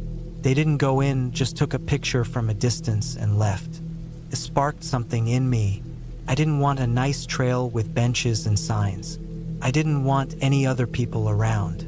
I just wanted to be alone in a place I'd never seen before. Something quiet, something still. I packed light. A 4-season tent, sleeping bag, stove, freeze-dried meals, GPS, basic tools, and a .22 pistol I kept locked up at home. I wasn't expecting trouble, but I figured it was smart to have it. I took Friday and Monday off work and left town at 6 a.m. on Friday morning. The drive out was long and the roads got worse the deeper I went into the woods. The last leg was a dirt path that hadn't been maintained in years. Branches scraped the sides of my SUV. I went slow, careful not to pop a tire on the rocks or get stuck in mud. I stopped a few times to get my bearings and ended up finding what looked like the path that had been mentioned in the forum post. Barely wide enough for a vehicle and lined with trees leaning in like they wanted to hide the road altogether. I parked about a half-mile in and grabbed my pack. I didn't expect to find the cabin. If anything, I figured the post was old and maybe the thing had collapsed by now. But I followed the overgrown trail anyway, using my GPS to mark where I left the car. After about 30 minutes of slow, careful walking, I came over a small rise and saw it through the trees. It was real. The cabin was maybe 50 feet away, set down a slight slope. The roof had partially caved in, but the frame was still mostly intact. It was smaller than I imagined, probably only one room. No porch, just a wooden front wall with a door hanging slightly off its hinges. The trees were thick around it, and the moss growing up the side gave it a greenish hue. The silence was heavy. I walked around it once. No obvious signs of animals or recent human activity. No tire tracks, no litter. It felt like this place had been forgotten completely. The door creaked when I nudged it open. Inside, it was dark but dry. The sun came through the broken roof beams in long rays that lit up the dust in the air. There was a rusted metal stove in one corner, a busted table in the center, and a collapsed wooden cot against the far wall. I spent maybe 10 minutes inside, then went back out and set up my tent a short distance uphill from the cabin, near a clearing. I didn't want to sleep inside. It looked unsafe, and I liked the idea of having some visibility. That first day was peaceful. I hiked around the area a bit, marked some paths on my GPS, and cooked a small meal before sunset. No animals bothered me, though I saw some deer trails and old scat that looked like it came from a bear. I kept my food locked up in a bear canister, away from the tent. The air got cold fast after sundown, and by 9 p.m., I was zipped in and trying to fall asleep. The first strange thing happened that night. I woke up around 1 a.m. to the sound of something hard hitting wood. Just once. A single thunk, like something had fallen or knocked into a tree. I lay still, listening. The forest was otherwise quiet. I assumed it was a branch or maybe a pine cone dropping from a high limb, but it had sounded close. I stayed awake for another hour before finally drifting off again. The next day, I explored further out. I found a dried-up creek bed about a mile east, some old fence posts that had long since rotted, and more animal tracks. I took some photos on my phone and noted where the forest got denser. I saw no other cabins, no campsites, no other signs of people. Around noon, I returned to the cabin to take a better look inside. This time, I noticed a few more things. In the corner by the stove, under a pile of debris, I found a dented tin box. It was empty, but had a burned patch on one side and smelled faintly like old gasoline. I also noticed something carved into the inside of the door, 3 deep, crude lines etched into the wood. They didn't look like letters or numbers, just marks. Could have been anything, but they didn't look random. I took some more photos and went back to my tent. That second night, the knocking sound came again, closer this time. 2 sharp thuds, not spaced out. 1, 2, like someone knocking on a door. It woke me up instantly. My skin went cold. I didn't move for a long time. I listened hard, trying to hear footsteps or branches snapping, but the woods were dead quiet again. Not even wind. I reached for the pistol in the dark and held it across my chest. I didn't sleep again that night. The next morning, I saw prints. Not animal prints, boots. Faint, in the dirt near the path leading to the cabin. I hadn't noticed them the day before. They were shallow but clearly human. At least 2 different sets. One looked like a heavy tread, maybe from work boots. The other was lighter, flatter. I hadn't passed anyone on the way in, and this was far from any active trail. Something felt off. I packed up my gear and decided to leave early. But when I hiked back to my car, I found the rear driver's side tire completely flat. Not slashed, but punctured. A sharp piece of bone, looked like a deer antler fragment, was jammed into the tread. Could have been coincidence. Could have happened on the way in. But it didn't sit right with me. I changed the tire as fast as I could. I was just about to get in and go when I saw something in the tree line about 20 feet back. Something hanging. I walked over, heart pounding. It was a shirt, faded red flannel nailed to a tree, old, sun-bleached, but with fresh tears at the sleeves, like it had been shredded on purpose. That was it for me. I drove out slow but steady, watching my mirrors, checking the forest on both sides. I didn't stop until I hit pavement again. I drove all the way back to Medford that night, got home around 10:30 p.m., locked my doors, and sat in silence for a long time before going to bed. I didn't tell anyone about it. Who would I tell? And what would I say? A few weeks later, I went back online to the same hiking forum to find the post again. It was gone. Deleted. The user account had been deactivated. I thought about reporting what I saw, about the footprints, the shirt, the knocking in the night, but there was no real crime, no real evidence, just strange pieces. I still think about that place sometimes, about the boot prints, about the marks on the cabin door. I don't know who else was out there or why they stayed so quiet, but I do know one thing with absolute clarity. I wasn't alone. And I don't think I was meant to find that cabin. I haven't gone camping since.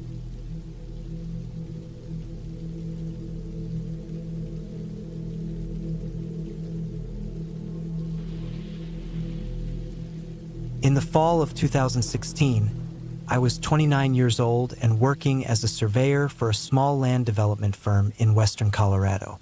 It was the kind of job where you'd spend most of the week outside, mapping undeveloped stretches of land, crawling through underbrush, and walking for miles just to place a few colored stakes in the ground. I liked the job mostly because it kept me away from people. I'd gotten used to the quiet, the kind that comes from being out in the middle of nowhere with only the wind and your own breathing to keep you company. That October, I was assigned to a remote plot about 15 miles outside the town of Craig. The company had bought a small tract of wooded land and wanted a complete topographical survey before deciding whether to develop it. I was to spend a week there alone, doing the initial survey and marking out key elevations and boundaries. There were no roads directly to the site, so I had to park my truck a mile off an old service road and hike the rest of the way in. The company kept an old cabin on the edge of the land for projects like this. Single room, no plumbing, no electricity, just a cot, a wood stove, and a rusted lock on the door. I'd stayed in places like it before. They were usually quiet, kind of peaceful in their own way. This one looked a little more run down than the others, the roof sagging slightly and the chimney leaning off to one side. But it was dry, and the stove worked, so I wasn't going to complain. The first few days were routine. I woke early, made instant coffee with a portable propane stove, packed my bag, and set out for the day's section of the grid. I had my surveyor's tripod, rangefinder, and topographic maps. The terrain was mostly forested, dotted with thick pine and aspen groves. The ground was uneven in places, with old dry creek beds and rocky ridges cutting across my grid. On the third morning, I noticed something strange. While walking out past a shallow draw, I found a set of footprints in the soft dirt. Not boot prints, bare feet. They looked fairly fresh, human. They trailed off deeper into the woods and vanished near some thicker brush. I figured it might have been a local hunter or someone camping illegally. Still, it was weird. That land wasn't easy to get to, and I hadn't seen another person in days. I took a photo and kept moving. That night, I double-checked the cabin door before sleeping. It only had a slide bolt and a basic padlock, but I didn't want to take chances. I kept my machete, the one I used for clearing brush, next to the cot just in case. I wasn't scared exactly, just more aware of how far out I was. No cell signal, no neighbors. If something happened, no one was coming. The next day started normally, but around noon I found something else. An old deer carcass about 30 yards off one of my stake points. It looked like it had been dead for a few days, but it wasn't scavenged the way you'd expect. No bite marks on the hindquarters, which is usually the first thing coyotes or mountain lions go for. The rib cage had been cracked open down the center, almost cleanly, like someone had used a tool. The hide was still on, but peeled back in strips. It didn't make sense. I took another photo, marked the location, and tried not to think too much about it. Still, I cut my day short and headed back early. I kept glancing over my shoulder during the walk. I couldn't shake the feeling that someone had been out there with me, not watching exactly, but somewhere nearby. That night it got worse. I was in the cabin with the stove going and my flashlight on the table when I heard movement outside. Not animals, not wind, footsteps, slow and deliberate, crunching the dried pine needles around the cabin. They circled once, then stopped just out of the light from the window. I didn't move. I just sat there, breathing shallow and quiet. After about 5 minutes, the footsteps started again, one step at a time, then silence. When I finally got up the nerve to peek through the crack in the window, there was nothing out there, just trees and shadows. I didn't sleep at all that night. I kept the flashlight on until the batteries died and sat with my back to the wall, machete in my lap. The next morning, I found new footprints, same bare feet. This time, they circled the cabin, stopped at the window, and disappeared into the woods. They were too small to belong to a large man, too narrow, too clean. No sign of boots, no drag marks, like someone had been walking out there barefoot for days, maybe longer. I packed up my gear and left for the day, more out of habit than focus. My mind wasn't in it. I was distracted, checking the tree line constantly, listening for anything out of place. Around mid-afternoon, I noticed a patch of bark stripped off a pine about shoulder height. It looked fresh, and the scrape marks were long and smooth. Not claw marks, something flat had done it. Something sharp. Near the base of that tree, I found another carcass. This time it was a rabbit. Same pattern, skin peeled, chest opened.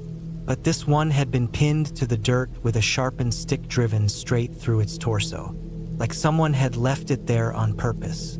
I left early again. On the walk back, I could feel it. Someone behind me. Not close, but there. I never saw them. Never heard anything more than twigs breaking now and then. But the feeling didn't go away. That night, I kept the fire low and sat with the stove door cracked open to keep some light without drawing attention to the window. At some point after midnight, I heard it again. Footsteps. But this time they stopped at the door. For a long time it was just silence. Then the latch rattled. Gently at first, like someone trying it quietly. I stood up, machete in hand, and moved toward the door. I didn't say anything. I just waited, heart pounding, not breathing. The latch rattled again, harder. Then it stopped. The silence that followed felt louder than anything. I waited for what felt like an hour. Nothing. I didn't sleep. The next morning, I packed my gear and started writing up a fake equipment malfunction note to send to my manager as an excuse to leave early. I had to hike to the truck and drive 20 miles back to town to find a signal. I was done.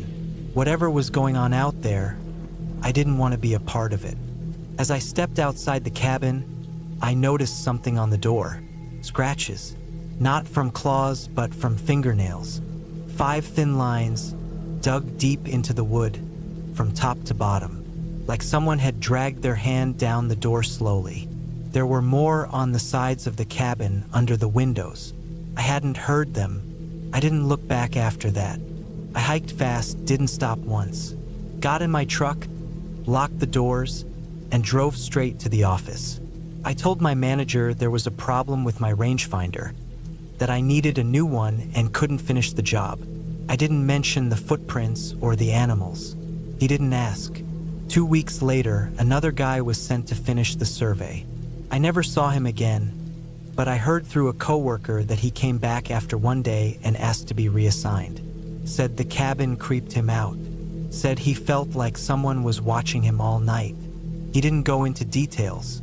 I didn't press. I didn't want to know. It's been years since then. I don't work in the field anymore. I do office work now, land use permits, zoning reports. Sometimes I still think about that week, about the bare footprints, about the carcasses, about the thing that wasn't afraid to come right up to the cabin and try the door like it belonged there.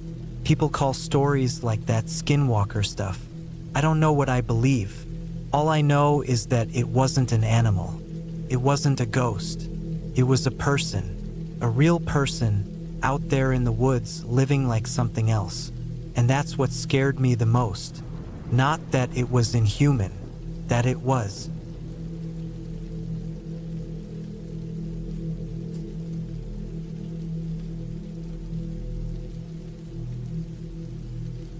I was 34 that year, in a strange place in life, working remotely after switching careers, recently out of a long relationship, and craving a quiet place to reset. After a few months of feeling stuck in my small apartment in Des Moines, I rented a modest farm cabin near the outskirts of Clark County. It sat off a gravel road no one used unless they lived nearby, surrounded by soybean fields, thick lines of maple and oak, and what looked like miles of open space in every direction. The listing made it seem like an artist's retreat, and it was cheap. The idea of spending a few months alone sounded like just what I needed. I arrived in mid-September. The cabin was older than I expected, small and square, with worn wood siding stained a deep brown and a sagging tin roof. It had one bedroom, a narrow kitchen, and a living area with a stone fireplace that hadn't seen a fire in years. No TV. No internet unless I used my phone hotspot. There was an old barn about 40 yards to the east, partially collapsed and overrun with tall weeds. The property manager, a guy named Ken, left the key in the mailbox and texted me a short message that just said, "Let me know if you need anything. Nearest neighbors about a mile west." Felt peaceful at first. There were no cars, no city sounds, just wind moving through the trees and the occasional cow bellowing in the distance. The air smelled clean. The place was dusty but livable. I swept out some dead bugs, unpacked my groceries, and opened the windows to let the stale air out. I stayed up that first night sitting on the front porch with a beer, watching the sun bleed out behind the tree line. Everything felt still. I settled into a routine. Mornings started with coffee and a walk through the soybean field behind the cabin. I'd come back and work until mid-afternoon, then either read or fix something around the place. It didn't take long before I started noticing things. Not ghost stuff, nothing supernatural, but things that didn't sit right. First, it was just small stuff. The door to the barn was closed when I arrived, but the third day I went out there, it was open. I figured it was the wind, or maybe I just misremembered. The barn smelled like animal waste and mold, and there were broken tools scattered on the ground, rusted from years of neglect. I didn't go in far. About a week in, I started seeing the same tire tracks along the gravel path near the gate. That might not sound like much, but I wasn't expecting anyone to be out there. It was private property.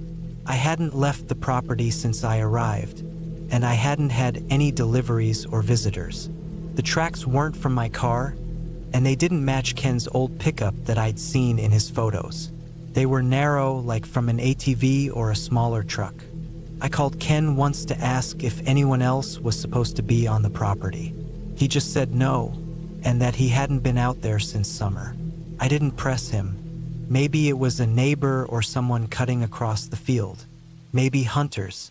Still, I started locking the doors at night. Then came the sounds. Late one night, probably close to 1 a.m., I woke up to what I thought was an animal near the side of the house. A heavy scuffling, like something large moving through the dead leaves. I sat up in bed, trying to decide if it was worth checking out. Eventually, I just went back to sleep. It didn't seem like much, but the next night it happened again, and then again. The third time, I got out of bed and stood at the window for maybe 10 minutes, staring out into the dark. I couldn't see anything, but I could hear the faint crunch of steps. Then silence. I left the porch light on after that. A few days passed without anything weird, and I let it go. But on a windy Thursday afternoon, while chopping wood behind the cabin, I found something. It was just off the path I used for my morning walks, maybe 15 feet into the trees. Someone had built a little shelter. Nothing elaborate, just a bunch of sticks leaned against a dead log and covered in brush. Inside, I found a blanket rolled into a bundle, a stained plastic water jug, and 2 crushed cans of chili. It had been used recently. No dust. No spider webs. I didn't touch anything. I just walked back to the cabin and stood in the kitchen for a while, thinking. That night, I moved a chair to face the window and sat there for a long time, watching the yard. I left the lights off so I could see outside. Nothing moved, but I didn't sleep well. The next day, I walked to the edge of the field and followed the old tractor path toward where the shelter was. It was gone. The log was still there, but the sticks had been pulled away and the trash was gone. Not scattered, gone. I stood there for a long time, my boots sinking into the soft dirt, just listening. I didn't tell anyone. Felt like something I could handle. I kept telling myself it was just someone camping out, maybe a squatter, maybe they had just left, but something about it stayed in the back of my mind. Then things escalated. I went into town one day just to get groceries and top off my gas. I was gone for maybe 3 hours. When I came back, the cabin door was open. I was sure I'd locked it. Nothing was taken, at least nothing obvious. But the bedroom window was cracked. and there were muddy boot prints on the floor near the back door. Not mine. I wear size 12. These were smaller. I checked every corner of the cabin with a hammer in hand. No one was there. After that, I started carrying a flashlight and the hammer with me everywhere, even to the bathroom. The following week, I caught a glimpse of someone. It was just before sunset. I was in the kitchen making rice. I glanced out the window above the sink and saw movement near the barn. At first I thought it was a deer, but it wasn't. It was a person, low to the ground, slipping into the shadows behind the barn.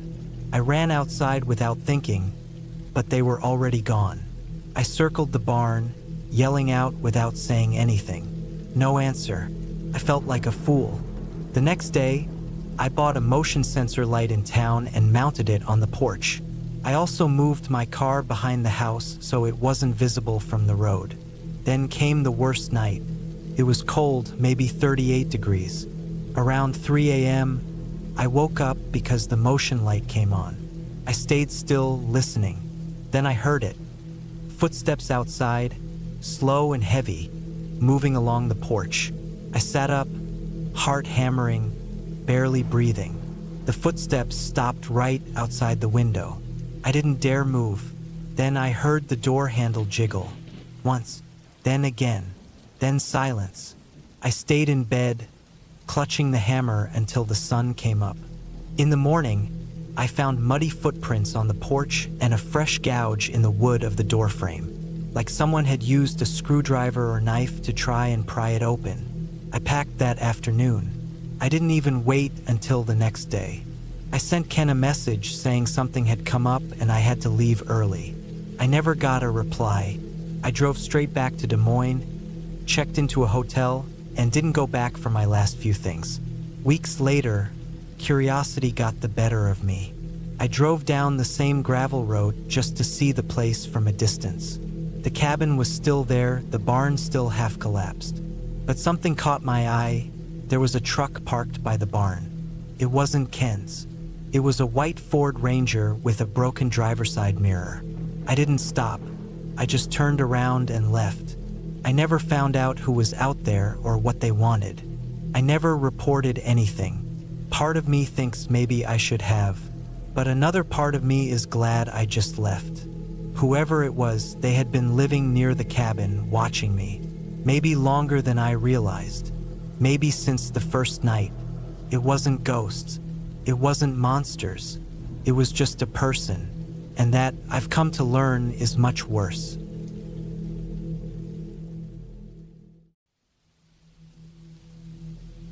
I was 29 the year it happened.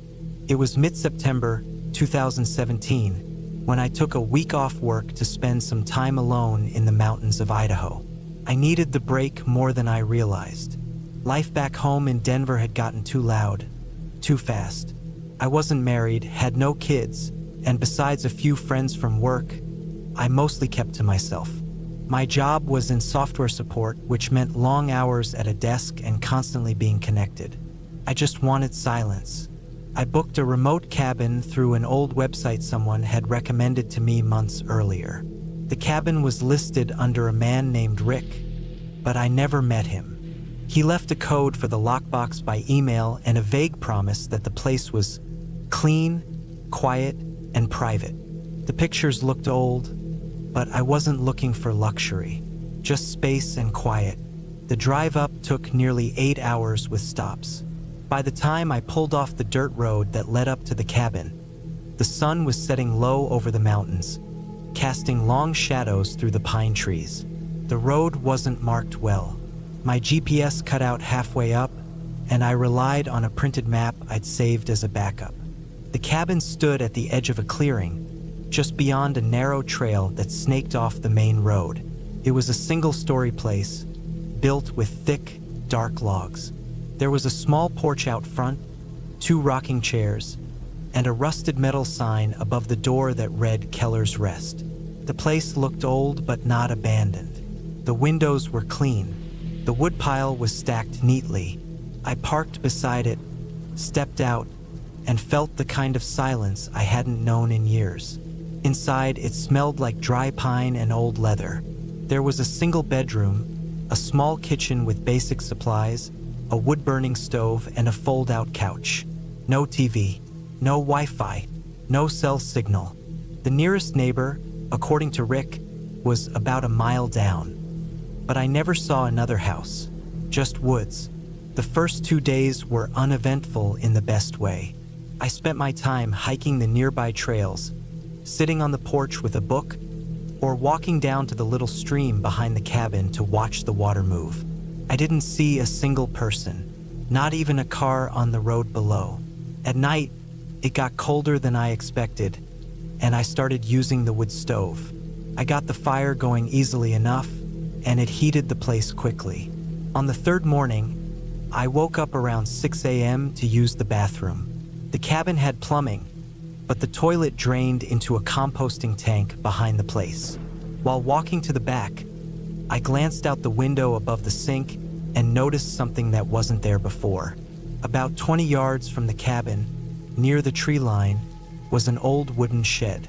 I didn't think much of it at first. Maybe I missed it when I arrived.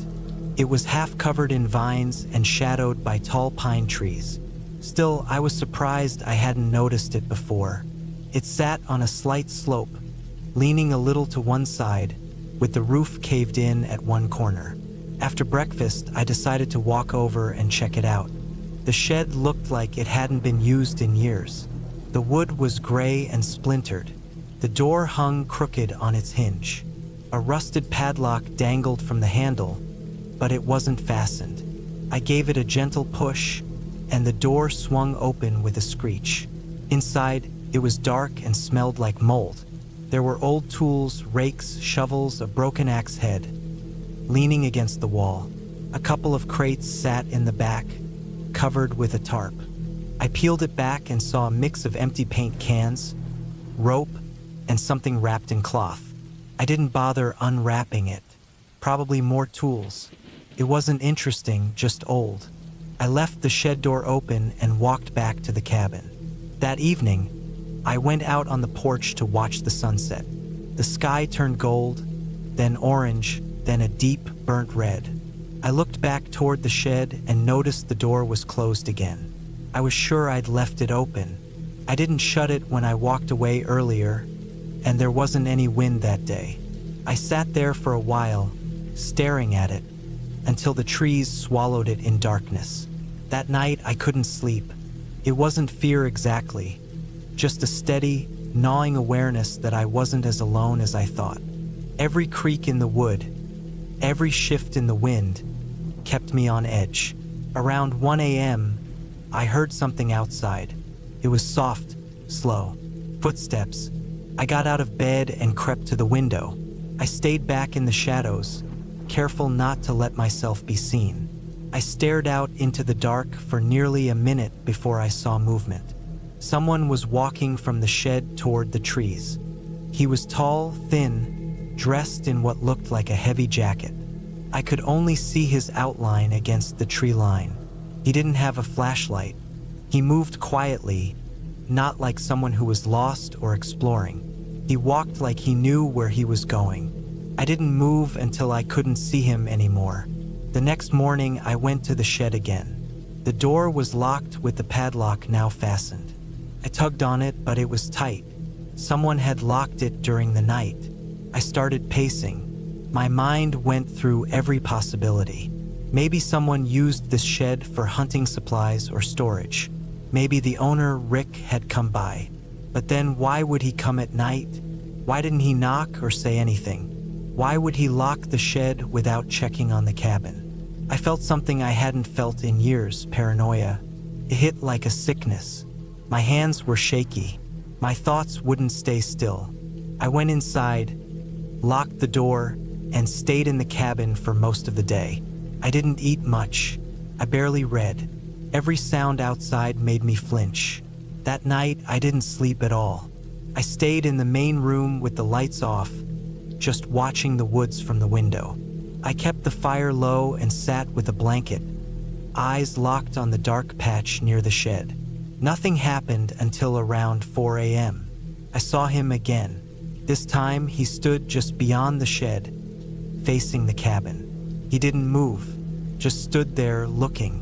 The dark made it hard to tell, but I could see the faint glint of his eyes. He had no flashlight, no backpack, just a figure standing completely still in the cold. I didn't turn on the light. I didn't make a sound. I just stared back. He stood there for almost 10 minutes. Then, without a word, he walked off into the woods again. I waited until sunrise before stepping outside. I checked the ground near the shed, and sure enough, there were fresh boot prints in the dirt. They were large, wider than mine. I followed them a few feet before they vanished into the pine needles. That was the morning I decided to leave early. I packed up quickly, stuffing everything into my duffel. I didn't care about folding anything. I didn't even finish the food in the fridge. I just wanted out. But when I tried to start my car, it wouldn't turn over. I checked the battery connections. I tried jump-starting it with my portable kit. Nothing. It was completely dead. I didn't know enough about engines to diagnose it further. All I knew was that it worked fine when I arrived, and now it was dead. The worst part? No cell signal, no neighbors, and no landline in the cabin. I was stuck. I spent the rest of that day with every curtain drawn, every door locked. I tried to calm myself down, but there was no comfort in that place anymore. I slept on and off through the afternoon, ate a cold can of chili straight from the tin, listened to every creak like it was someone testing the floorboards.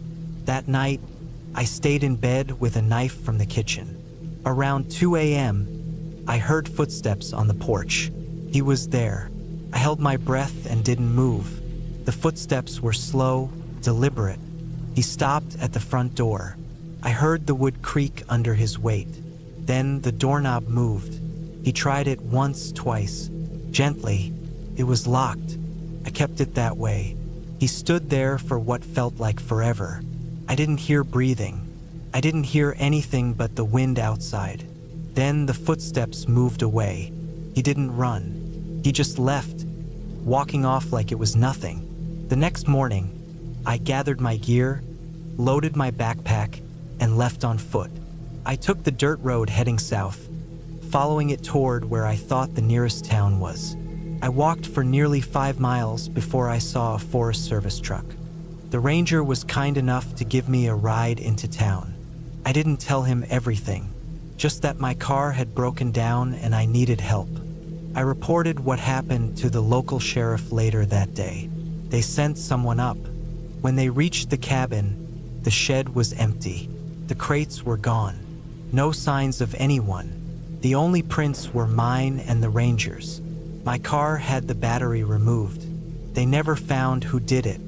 Rick, the owner, swore no one had permission to be on the property. I never went back.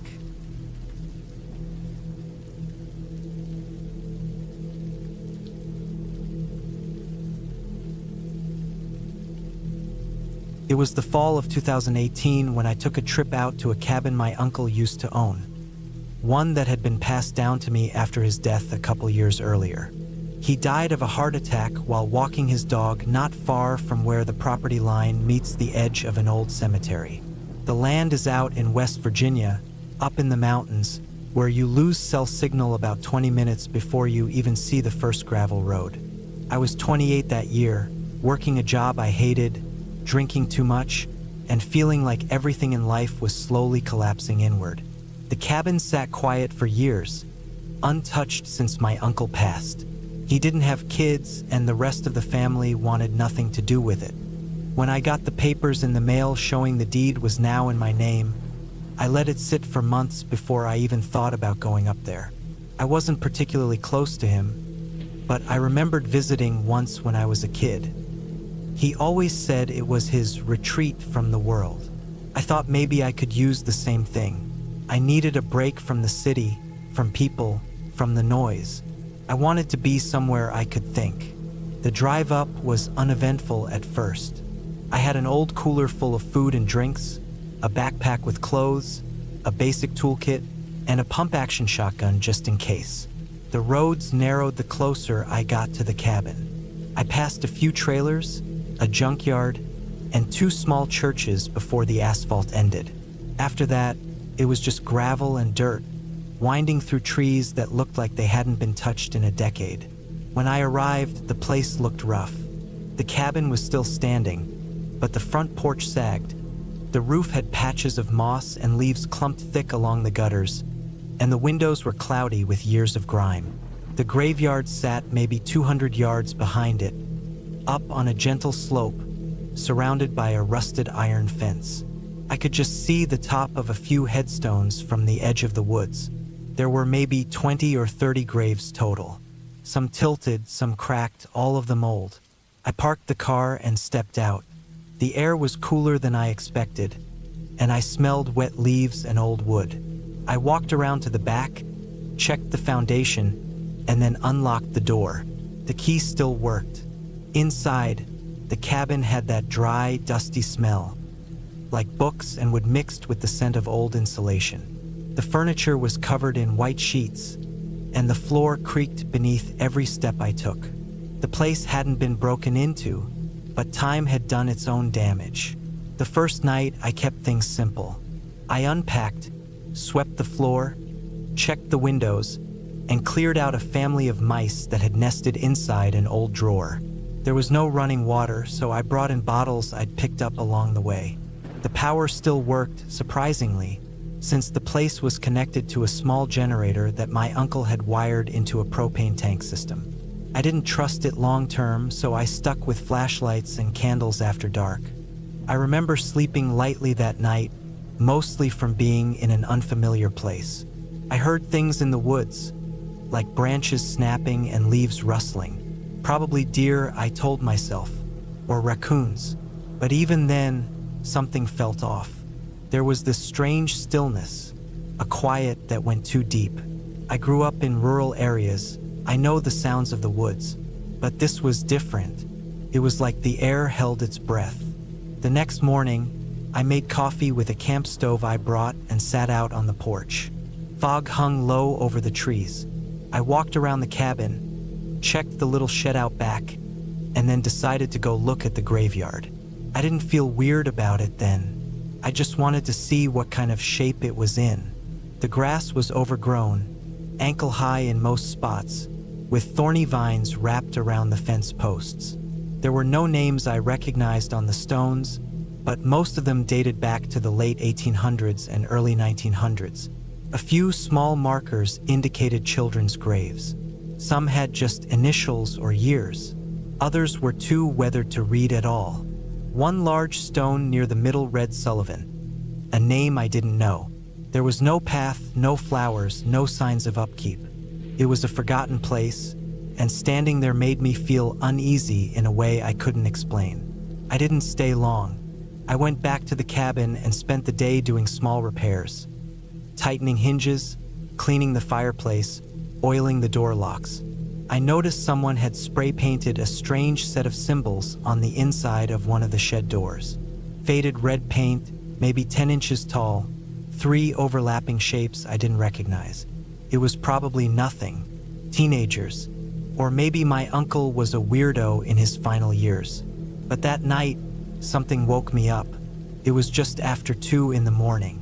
I had fallen asleep on the old couch with a blanket wrapped around me. The fire had burned low. I heard a sound outside, short, quick, like someone dragging their foot through dry leaves. Then it stopped. Then it came again. I sat up and grabbed the flashlight, turned it on, but the beam was weak. I went to the window and looked out toward the tree line. Nothing. Then the sound again, this time from the back. I moved quietly to the rear door and pressed my ear to the wood. The steps were slow and steady. Not an animal, not a deer. I opened the drawer beside the door and pulled out the shotgun, loaded it, and cracked the door open just enough to peek outside. Still nothing. The steps stopped when I opened the door. I stepped out onto the back porch. The cold bit at my skin. My flashlight flickered. I scanned the woods. My eyes fell on the graveyard. A shape, standing, still, human, No movement, just standing behind the fence. I aimed the light directly at it. The beam was too weak. All I saw was a dark outline. I said nothing. I listened. The shape turned, walked into the trees behind the cemetery. Silent, I backed into the cabin and locked the door. I sat there with the shotgun across my lap until dawn. In the morning, I went back to the graveyard. There were footprints, muddy ones, human. They led from the woods to the fence, then disappeared. I packed some of my things. I thought about leaving, but something in me didn't want to back down. Maybe it was stubbornness. Maybe I just wanted to believe it was a hiker, a local, a drifter, something explainable. I stayed. For the next 2 nights, nothing happened. I slept with the gun near me. I kept candles burning through the night. I started thinking maybe I imagined it. Stress, alcohol withdrawal, my mind playing tricks. Then the 4th night came. I was in bed. It was past midnight. I hadn't heard anything all day. The woods had been calm. No footsteps. No steps. I started to drift off. Then a knock. Not on the front door. On the wall, right above my head. A sharp, deliberate knock. I froze. My chest tightened. I waited. Nothing. Then it came again. I jumped up, grabbed the gun, and ran outside in bare feet. I circled the cabin, shined the light. No one. Nothing. Not even tracks. The wall where I heard the knock had no porch, no steps. Just a drop-off into thick brush. No way anyone could stand there easily. I didn't sleep that night. I sat in a chair with the shotgun across my legs, watching the windows. The next day, I found something behind the shed. A bundle of sticks, tied with twine, and inside the bundle, a strip of leather. Looked like an old belt, but on the leather were carvings. Deep, jagged cuts in the shape of symbols. Same style as what was painted inside the shed door. I burned it. That evening, I filled a few extra gas cans and put them in the car. I kept my bag packed. I left the lights on in every room. I didn't eat. I didn't read. I sat and waited. Just before 2 a.m., I saw him again. Through the front window, down the path, near the graveyard. Closer this time. He wasn't hiding. He was standing directly in the center of the path. No flashlight. No movement, just staring. I stepped outside with the gun, aimed at him, didn't say a word. He didn't move. Then I heard it again. A knock, but this time from behind me. I spun around. No one. I looked back. He was gone. Gone. No footsteps. No sound. I ran inside and locked the door. At dawn, I walked the entire property. I found more bundles. In the woods, near the fence, under the porch. Everyone had a strip of carved leather. I drove into the nearest town that afternoon, 2 hours away. Found a hardware store, bought trail cams, new locks, and a stronger flashlight. Talked to the clerk. Asked if anyone ever mentioned strange people in the hills. He just looked at me and said, "Don't go walking after dark out there." That night, I slept in the car. Next morning, I reviewed the trail cam footage. Only one cam picked up anything. 3:12 a.m. A man, walking, slowly, through the yard, not looking at the camera, just moving from one edge of the woods to the back of the cabin. No face. No shirt. Just pants and boots. I copied the footage, packed everything, drove home. I never went back. I sold the land 6 months later. Cheap. The man who bought it sent me a message once, asking if I knew anything about strange symbols on the shed. I didn't reply. I don't talk about it to anyone. But sometimes, even now, I wake up in the middle of the night and hear knocking. On the wall, right above my head. I know it's in my mind. I know it has to be, but I don't sleep near windows anymore. And I keep the shotgun close.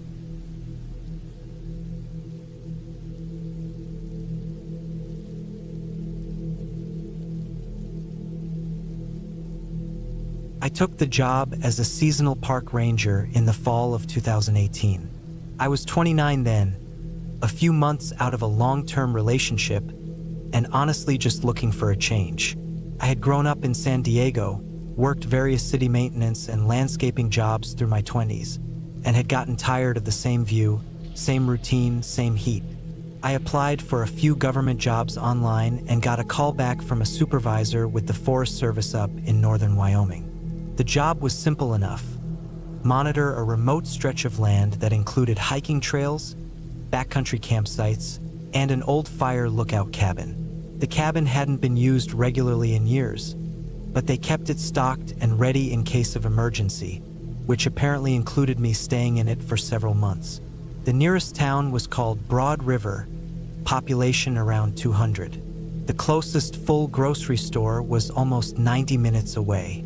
My supervisor, a retired ranger named Doug, met me at a service station when I arrived. He drove a beat-up Chevy Tahoe and smelled like stale coffee and pine. We didn't talk much. He handed me a keyring, a topographic map in a waterproof sleeve, a satellite radio, and a thick printed packet of emergency protocols. Then he pointed at a dirt road that climbed west into the mountains and said, "Cabin's about 12 miles up, should still be stocked. Check in every morning by 9. I drove up into the forest in a battered Forest Service truck they'd assigned to me. The road was unpaved and narrow, winding through thick pines and yellowing aspens.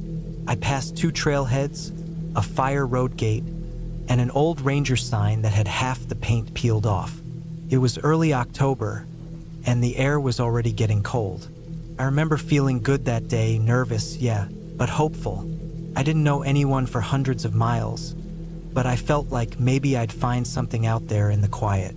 Some peace, maybe. The cabin was exactly what I'd expected, and also not what I'd expected. It sat on a small rise overlooking a broad stretch of forest, with distant mountains visible to the west. It was a squat, sturdy-looking thing made of dark logs and rusted tin roofing. A porch ran along the front with a wooden bench, and the inside was simple bunk, wood stove, storage shelves, a small desk with a logbook, a propane stove, and a 5-gallon jug of water. There was a bear-proof storage locker outside for food, and a composting toilet maybe 100 yards away down a short trail. I unloaded my gear and settled in. The whole place smelled like wood smoke and old paper. The first week passed quietly. My job was mostly just routine checks.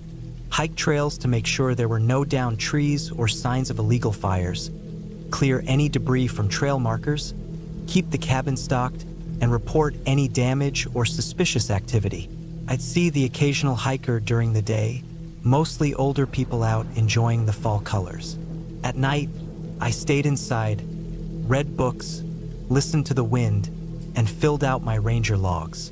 I didn't mind being alone.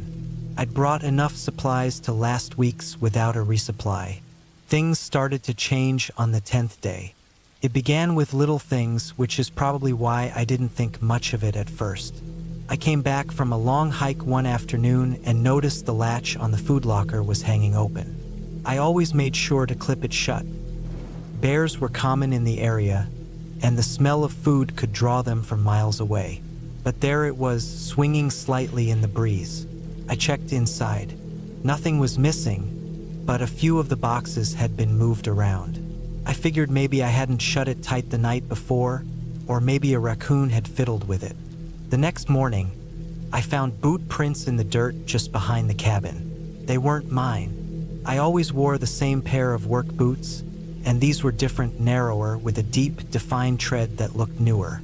They came in from the east side, passed behind the cabin, and then vanished into the woods. No reason to panic, I thought. Maybe a hiker wandered off trail.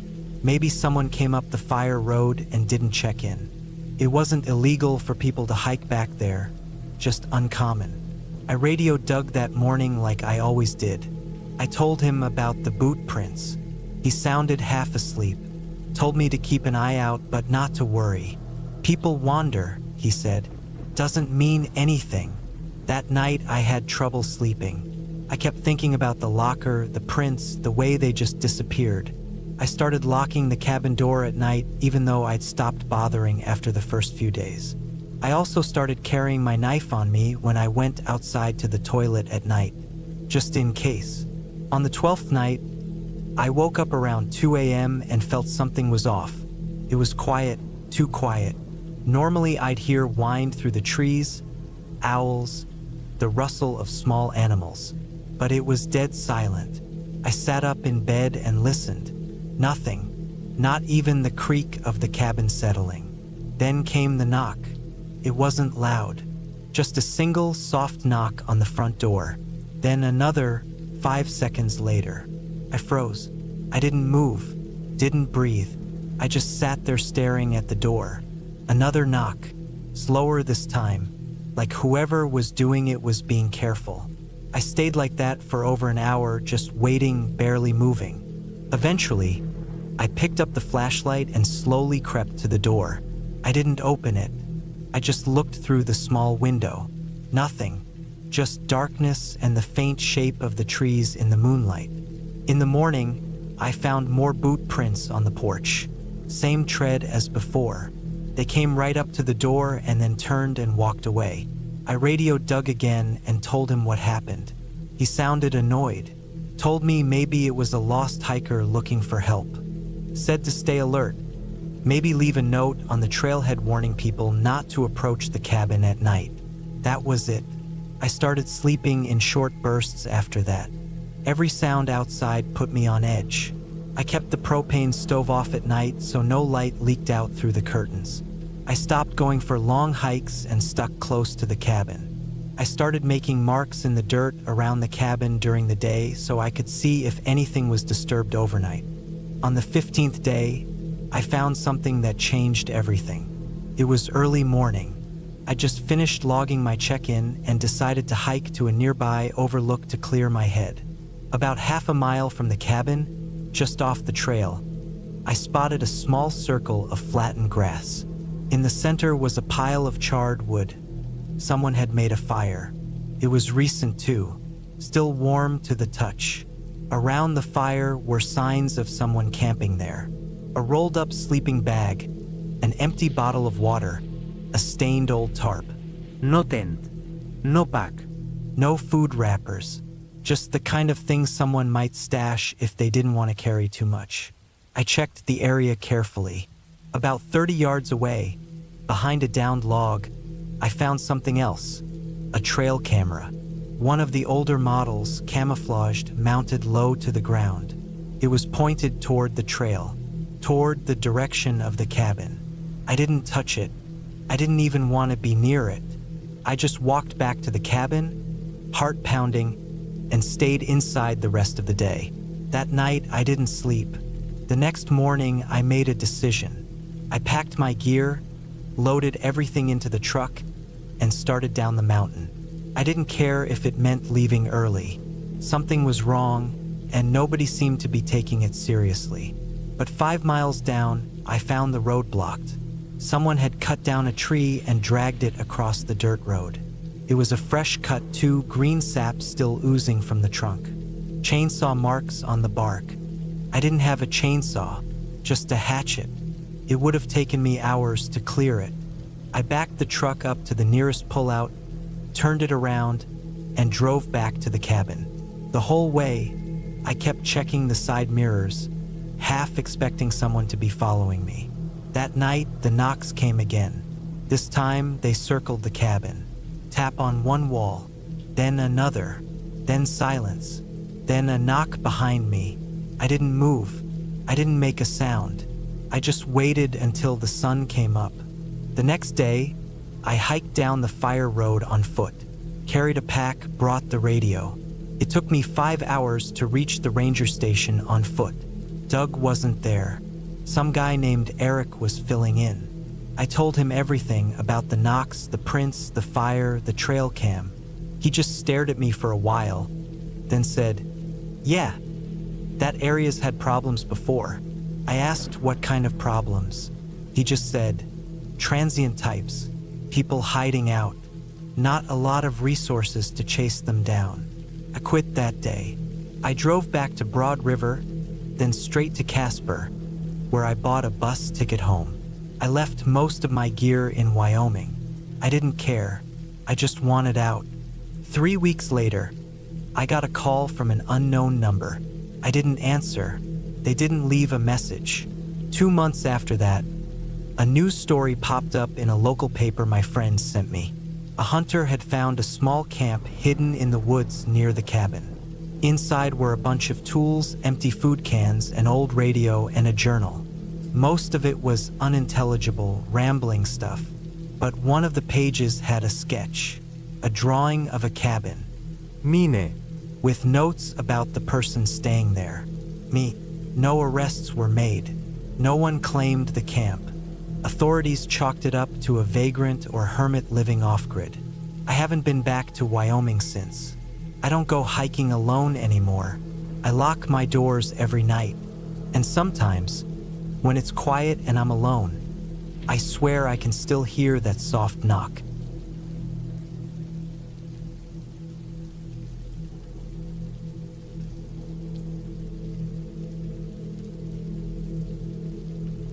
I remember the trip to the forest cabin in Oregon like it was yesterday, even though it happened 3 years ago.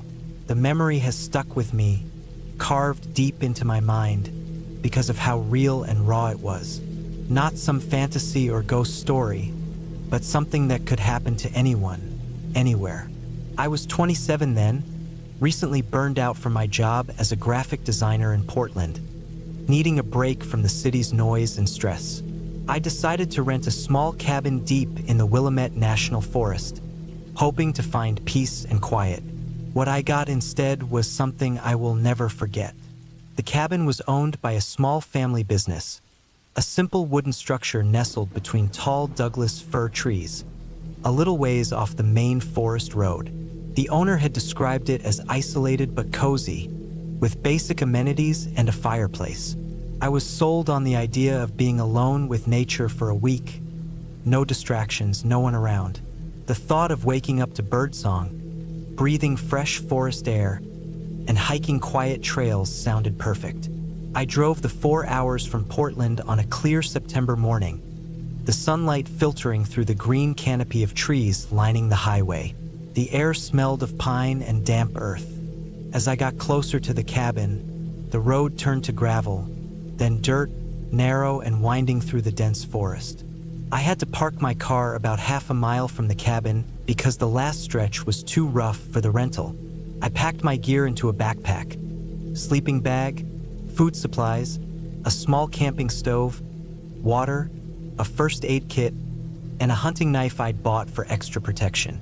The walk to the cabin was quiet, except for the occasional rustle of squirrels or birds. The forest floor was soft with pine needles, and patches of moss glowed a bright green in the shade. The air was cool but fresh, with a faint scent of wood smoke from a distant campfire.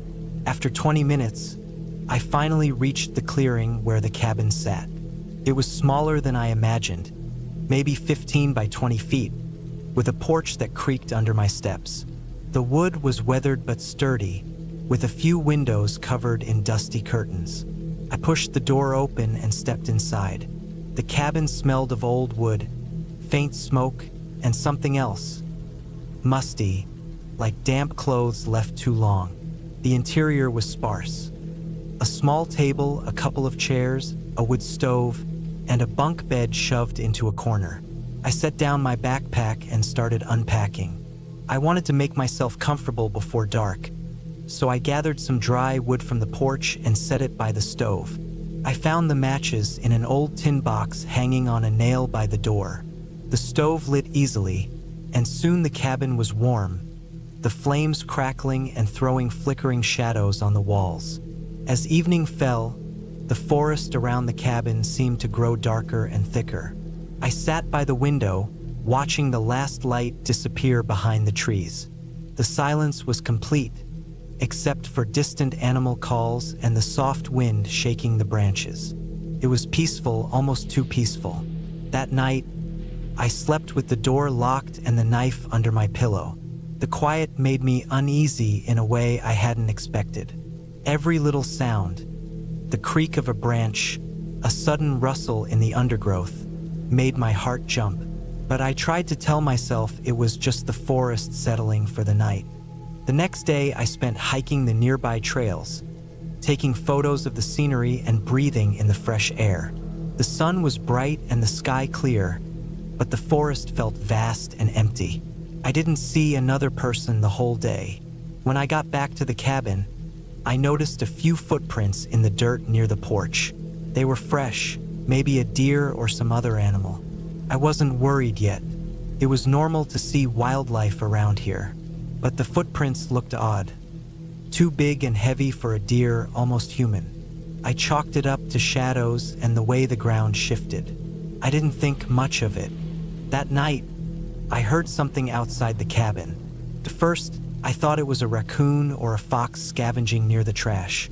The sound was faint, soft footsteps crunching on leaves and dry twigs. But then it stopped and silence fell again. I strained my ears, trying to hear more, but nothing came. I told myself it was an animal and tried to relax. I lit a candle and sat by the stove, reading an old book I had brought along. Around midnight, I woke to a noise right outside the cabin. It sounded like someone breathing heavily, close to the door. My heart pounded so loud I thought it might wake the whole forest. I reached for the knife under my pillow, but my hands were shaking. I stayed perfectly still, listening. The breathing stopped, then I heard footsteps walking away, slow and deliberate. I waited a long time before daring to look out the window. The moon was bright, but I saw nothing. No movement in the trees, no sign of anyone. The next morning, I was on edge. I double-checked all the locks and made sure the windows were closed tight. I took a longer hiking route, further into the forest, trying to keep my mind off what had happened.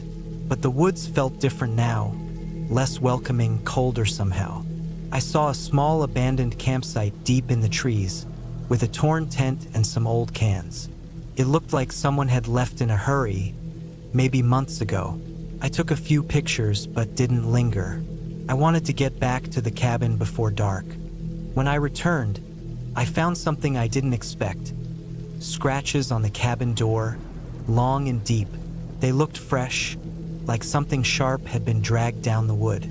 I ran my fingers over the marks, feeling the rough grooves. There were also small bits of torn fabric caught in the splinters. My stomach turned cold.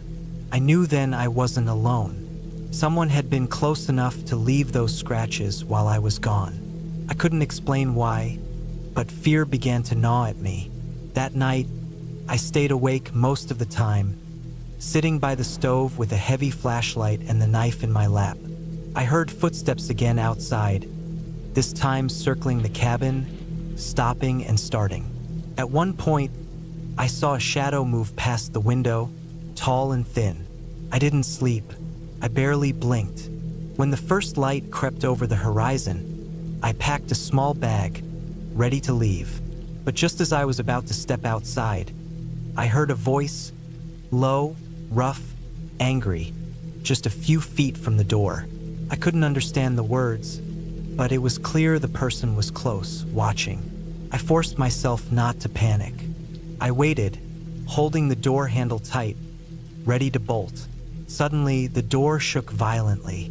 Someone was trying to break in. I pushed back hard, but the cabin door wasn't made for this kind of force. The wood creaked and splintered under the blows. I grabbed the stove poker, holding it like a weapon. The door cracked open a little. I saw a pair of wild eyes staring in the dark.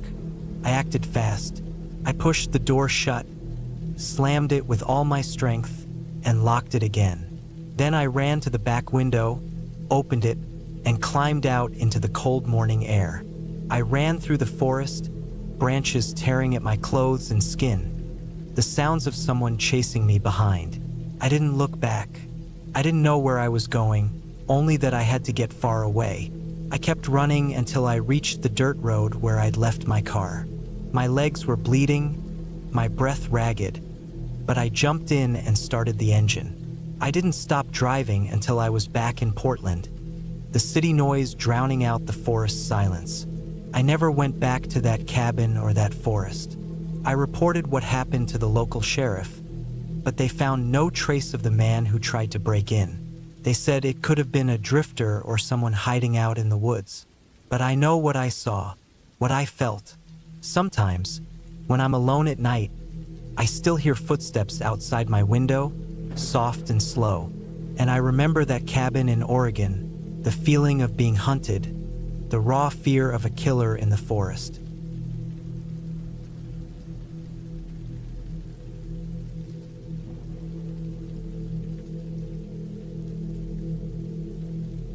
It was late September 2021 when I decided to return to the cabin. I hadn't been there in almost 6 years, not since the divorce. 2 months ago, my ex-husband Mark died in a car accident just outside of Bend. We hadn't spoken in years. His sister called to tell me, which I found odd, but she said I was still listed as the next of kin in the old emergency contact forms. I didn't even know they still had those. After we split, he kept the cabin. I never really fought him for it. Too many memories, some good, but most not. Mark liked being away from people. He wanted that life more than he wanted a marriage. I left it behind like everything else tied to him. I wasn't going to go back. Not until I found out from his sister that there wasn't much of a will, and that technically I could still access the place. That part of Oregon had been hit with wildfires the year before, and she didn't want to go up there herself. I told her I didn't want anything from it, but she mentioned there were some of my old things still there. Photos, boxes of books, some letters from my dad who passed when I was young. Things I had forgotten even existed. So I packed up a few days' worth of clothes, filled the tank of my Subaru, and headed east from Portland, just as the sky was starting to cloud over. I hadn't told anyone where I was going. I don't really keep many friends these days. Just a few people I talk to now and then. I guess I thought it would be a simple trip in and out. A few nights at most. Get what I wanted and leave the rest. No big deal. The cabin was on a small stretch of land about 15 miles past a little town called Fox Creek. It wasn't even a real town anymore. Just a diner, a gas station, and a post office that might have been closed. From the highway, the road narrowed to a gravel path that led up into the forest. The trees were still thick up there, but the smell of ash hung faintly in the air even now. The wildfires had licked the edges of Mark's property but hadn't made it all the way. He got lucky, for once. I arrived just before dusk on the first night. The cabin looked mostly the same. Weathered cedar planks, moss growing in spots along the base, and the front steps slightly warped from years of moisture and snow. I hadn't brought much, just a backpack, a flashlight, a heavy coat, and a box of food and bottled water. I didn't trust the well pump. The plumbing was always questionable up here. When I unlocked the door, the air inside was stale. Dust hung in the light that slipped through the crooked blinds. It smelled like old wood, mold, and something else I couldn't place. Something metallic. I opened the windows and let the air flow through while I walked the place. Mark had clearly been living there more than just on weekends. There were cans of beans and soup stacked in the pantry, clothes in the dresser, and some of his old books and notebooks spread across the small table by the fireplace. I didn't sleep well that first night. The wind kicked up hard around midnight, and the old cabin groaned like it was shifting in its skin. I laid in the loft on the thin mattress we used to share and stared up at the wood beams above me, listening to the creaks and hisses the place made as if it were alive. I used to be comforted by those noises. Now they just made me tense. The next morning, I started looking for my things. I found 2 of the boxes in the crawl space behind the bedroom. Old photos of my dad and me fishing when I was little, letters he wrote from when he was stationed in Germany in the 80s, and some books I'd forgotten I even owned. I sat on the floor going through them while drinking lukewarm instant coffee, the silence pressing in around me from all sides. Out here, you could hear your own heartbeat. Around noon, I stepped outside to stretch my legs and walk down the short trail that led to the creek. It was low, barely a trickle now, but the ground near it was soft and dark. I noticed what looked like tire tracks curving off the trail and disappearing behind the thicker brush. I didn't think much of it.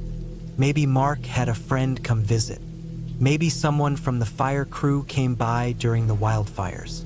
Or maybe just an old set of his own. It didn't feel weird yet. I spent most of that day organizing what I wanted to take and what I would leave behind. Some of the things he had lying around I didn't want to touch. His boots still by the door, the stained mug on the table, his coat hanging from the wall hook. I decided I'd leave by morning. I didn't need more than that. The cabin gave me a bad feeling the longer I stayed. That night was colder. I lit a fire in the wood stove, but the heat didn't reach upstairs. I wore socks and gloves and wrapped myself in 2 layers of blankets. Sleep came slowly, and when it did, it was light and broken. Around 2 a.m., I woke to a sound. Not the creaking of wood or whine through the trees. This was something else. It was metallic, like a soft click or snap, close but outside. I lay still, holding my breath, heart racing. Then it came again, click, from around the side of the cabin. The fire had died down. I couldn't see much from the loft, but the moonlight coming through the windows gave the place a faint silver hue. I stayed frozen for what felt like 20 minutes, waiting for something else. Another sound, a movement. Nothing came. I told myself it could have been a branch snapping or something falling from the roof. Maybe a small animal. I eventually drifted back to sleep, uneasy but too tired to stay up. The next morning, I walked the perimeter. I saw a partial boot print in the soft dirt just beyond the deck. It wasn't mine. I hadn't walked over there. It was bigger than mine, too, and fresher than the others I'd seen the day before. I looked around for more, but the leaves and pine needles had covered most of the area. Still, that one print was enough to tighten something in my chest. That day, I packed everything. I stuffed the boxes in the car, locked up the cabin, and told myself I'd drive back to Portland before dark. But when I turned the key in the ignition, the car made a click, click, click sound and then nothing. I tried again. Nothing. The lights worked. The battery wasn't dead. I popped the hood and stared at the engine, but I had no idea what I was looking for. I'd had it serviced a few weeks ago. I had no cell service. I walked down the gravel road for about half a mile hoping to catch a signal, but the bar never moved. The nearest real town was almost 20 miles away. I wasn't about to start hiking it. I decided I'd try again in the morning, maybe give the car a break and hope for the best. Maybe it would magically fix itself overnight. That night, I couldn't sleep. I kept hearing faint noises, something like breathing but not my own, like weight shifting on the deck, like someone testing the wood. The fire was dead. The moon was covered by clouds. I laid in total darkness, listening, and then came the sound of the door handle, a slow, soft jostle, just one, not hard. Not like someone trying to break in, just testing.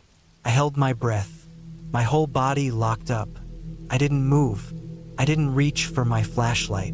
I didn't even want to breathe loud enough to give myself away. I waited. The handle didn't move again, but I didn't sleep at all after that. At first light, I walked out and checked the door. Nothing broken, nothing left behind. But my boots, which I had left on the porch, were moved. They weren't where I put them. They were turned sideways, one half off the edge of the step. I was sure of it. No animal did that. I tried the car again. Still nothing. That day, I made a plan. I'd hike down to Fox Creek. It would take hours, but I could get help there. I loaded a small backpack with water, food, and a flashlight and started down the road by noon. I walked for over 2 hours without seeing a single vehicle. No one came. The road curved and dipped through thick trees. Then I saw it. A truck. Off the road about 30 yards into the woods. Parked awkwardly under the trees. Old, rusted, with a blue tarp hanging from the bed like someone had slept in it. The door was cracked open. No one inside. I stopped walking. My stomach dropped. I turned around and walked back to the cabin. I know, I should have kept going, but something about that truck scared me more than the idea of staying. It felt wrong, like someone had been watching the road, like I was being herded back. That night, I didn't go to sleep. I sat in the corner of the loft with a hammer I found in Mark's old toolbox. I kept the flashlight on but pointed down so it wouldn't give me away. I stayed there all night, heart pounding with every creak, every sound. And around 3 a.m., I saw someone, just outside the window, a figure, motionless, watching, not close, not right up to the glass, just far enough back to be almost missed. I blinked and they were gone. I didn't sleep. I didn't move. I just waited for the sun to rise. The next morning, the car started. Just like that. I didn't question it. I didn't look back. I drove fast and didn't stop until I hit the main road. I passed the diner in Fox Creek and didn't even consider stopping. My hands didn't stop shaking until I saw the sign for Bend an hour later. I never told anyone about what happened. I didn't file a report. I didn't go back. I had nightmares for weeks. Nightmares of someone just standing still in the trees, not doing anything, not chasing, just waiting. 3 weeks later, I got a call from Mark's sister again. She told me someone had broken into the cabin, smashed the windows, stole some tools. She thought maybe it was just a drifter or a hunter. She wanted to know if I wanted to deal with it or just sign the place over to her. I told her to take it. I never wanted to see that place again, and I never have.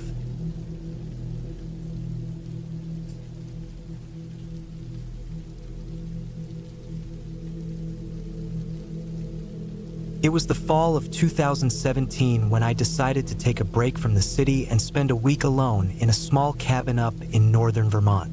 I was 29 at the time, working in a dull office job that sucked the life out of me. My dog, a medium-sized black lab named Jasper, came along. He was about 4 years old then and the closest thing I had to a real friend. I figured some time in the woods with Jasper would clear my head. I rented the cabin through a local owner. It was an old wooden structure, built sometime in the 1930s, with peeling green paint and a sagging porch. It stood on the edge of a dense pine forest, with a narrow dirt road leading to it that wound through miles of trees. The closest neighbor was at least a mile away, and there was no cell service at the cabin. That was part of the reason I wanted to go there. No distractions, no noise, just me and the dog. The first day was crisp and cool, with a pale sun cutting through the early morning fog. The forest around the cabin was thick with tall pines and birches, their leaves a riot of orange and gold. Jasper sniffed around excitedly, darting between the trees and chasing invisible things in the underbrush. The air smelled like damp earth and pine needles. Inside, the cabin was simple but cozy. A wood stove stood in the corner of the main room, surrounded by a few wooden chairs and a small table. The kitchen was tiny, with a rusty old sink and a gas stove that looked like it hadn't been cleaned in years. There was a small bedroom with a narrow bed and a faded quilt, and a bathroom with a cracked porcelain sink. I spent the afternoon unpacking and getting firewood. Jasper followed me everywhere, his tail wagging, his nose to the ground. I felt calm, almost peaceful. The silence was thick but not empty. It had a weight to it, the sound of wind through the trees, the occasional creak of a branch. At night, the woods seemed to hold their breath. The second day, I explored a bit farther from the cabin. Jasper and I followed a faint trail that disappeared into the pines, climbing a gentle hill that gave a good view over the valley below. From up there, the patchwork of forest and farmland stretched for miles, dotted with barns and quiet houses. The sky was clear blue, the sun warm on my face. But as the day wore on, something about the woods started to feel different. The birdsong stopped, and even Jasper grew quiet, his ears pricked and his body tense. I noticed the shadows stretching longer and darker, even though it was only late afternoon. A cold wind swept through the trees, making the pine needles shiver. We hurried back to the cabin, and I locked the door behind me. Jasper lay at my feet, eyes flicking toward the windows. Outside, the forest was alive with movement. Twigs snapping, leaves rustling, but no animals I could see. I tried to tell myself it was just the wind or small critters, but the feeling in my gut was hard to shake. That night, I built a fire in the stove and sat close to it. Jasper curled beside me. The cabin creaked and groaned as the wind picked up, rattling the windows. Every now and then, I heard a sharp crack outside, like a heavy branch falling. I kept telling myself I was safe, but sleep wouldn't come easy. On the third day, things got worse. Early in the morning, Jasper started barking fiercely at the back door. I got up quickly, pulling on my jacket, and opened the door. The woods were dark and still, but on the porch lay something that made my blood run cold. A bundle of sticks and pine cones arranged in a circle, with some dried leaves and dirt scattered in the middle like a crude pattern. I stared at it, heart pounding. Whoever had left it was close by. I felt a sudden wave of fear that was different from before. Something calculated, like someone was watching me. I called Jasper inside and bolted the door. The rest of the day, I stayed close to the cabin, pacing and checking the windows. I kept hearing noises out in the trees, footsteps crunching on dead leaves, twigs snapping. But whenever I looked out, I saw nothing. The nights were the worst. Every sound felt like a threat, every shadow a person waiting just outside the door. Jasper refused to sleep, growling low whenever I moved. I kept the fire burning all night and stayed awake, watching. By the fourth day, I was exhausted and paranoid. I couldn't shake the feeling someone was lurking near the cabin, waiting for me to let my guard down. I found more signs outside, footprints in the dirt that weren't mine or Jasper's, broken branches on the trail, strange marks carved into the bark of a tree a few yards from the cabin. I didn't know who it was or what they wanted. The nearest town was at least an hour away, and without cell service, I couldn't call for help. I was trapped out here with Jasper and a growing fear that something bad was coming. That evening, I tried to ignore it and cook some food over the stove.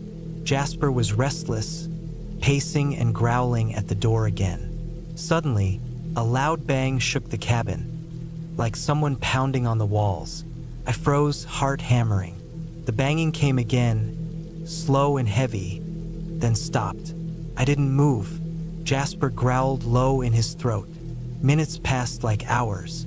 Then I heard it, a soft scraping sound outside, like someone dragging something heavy across the ground.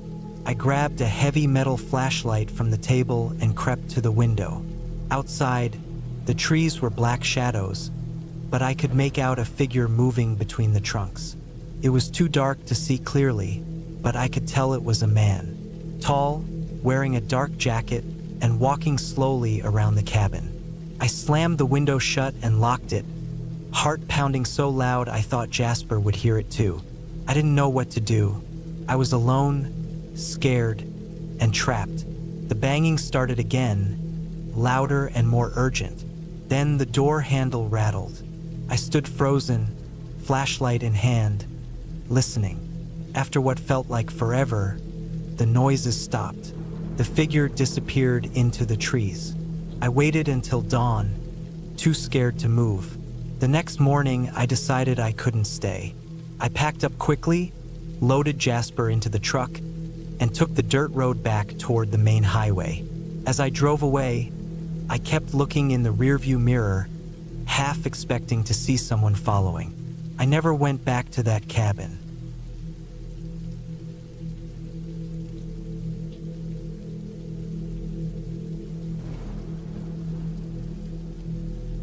My name is Luke Renshaw.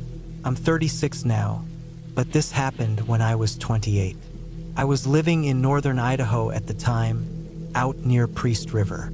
It was late September 2017. a week after I quit my construction job in Spokane. I was burnt out, tired of people, noise, expectations.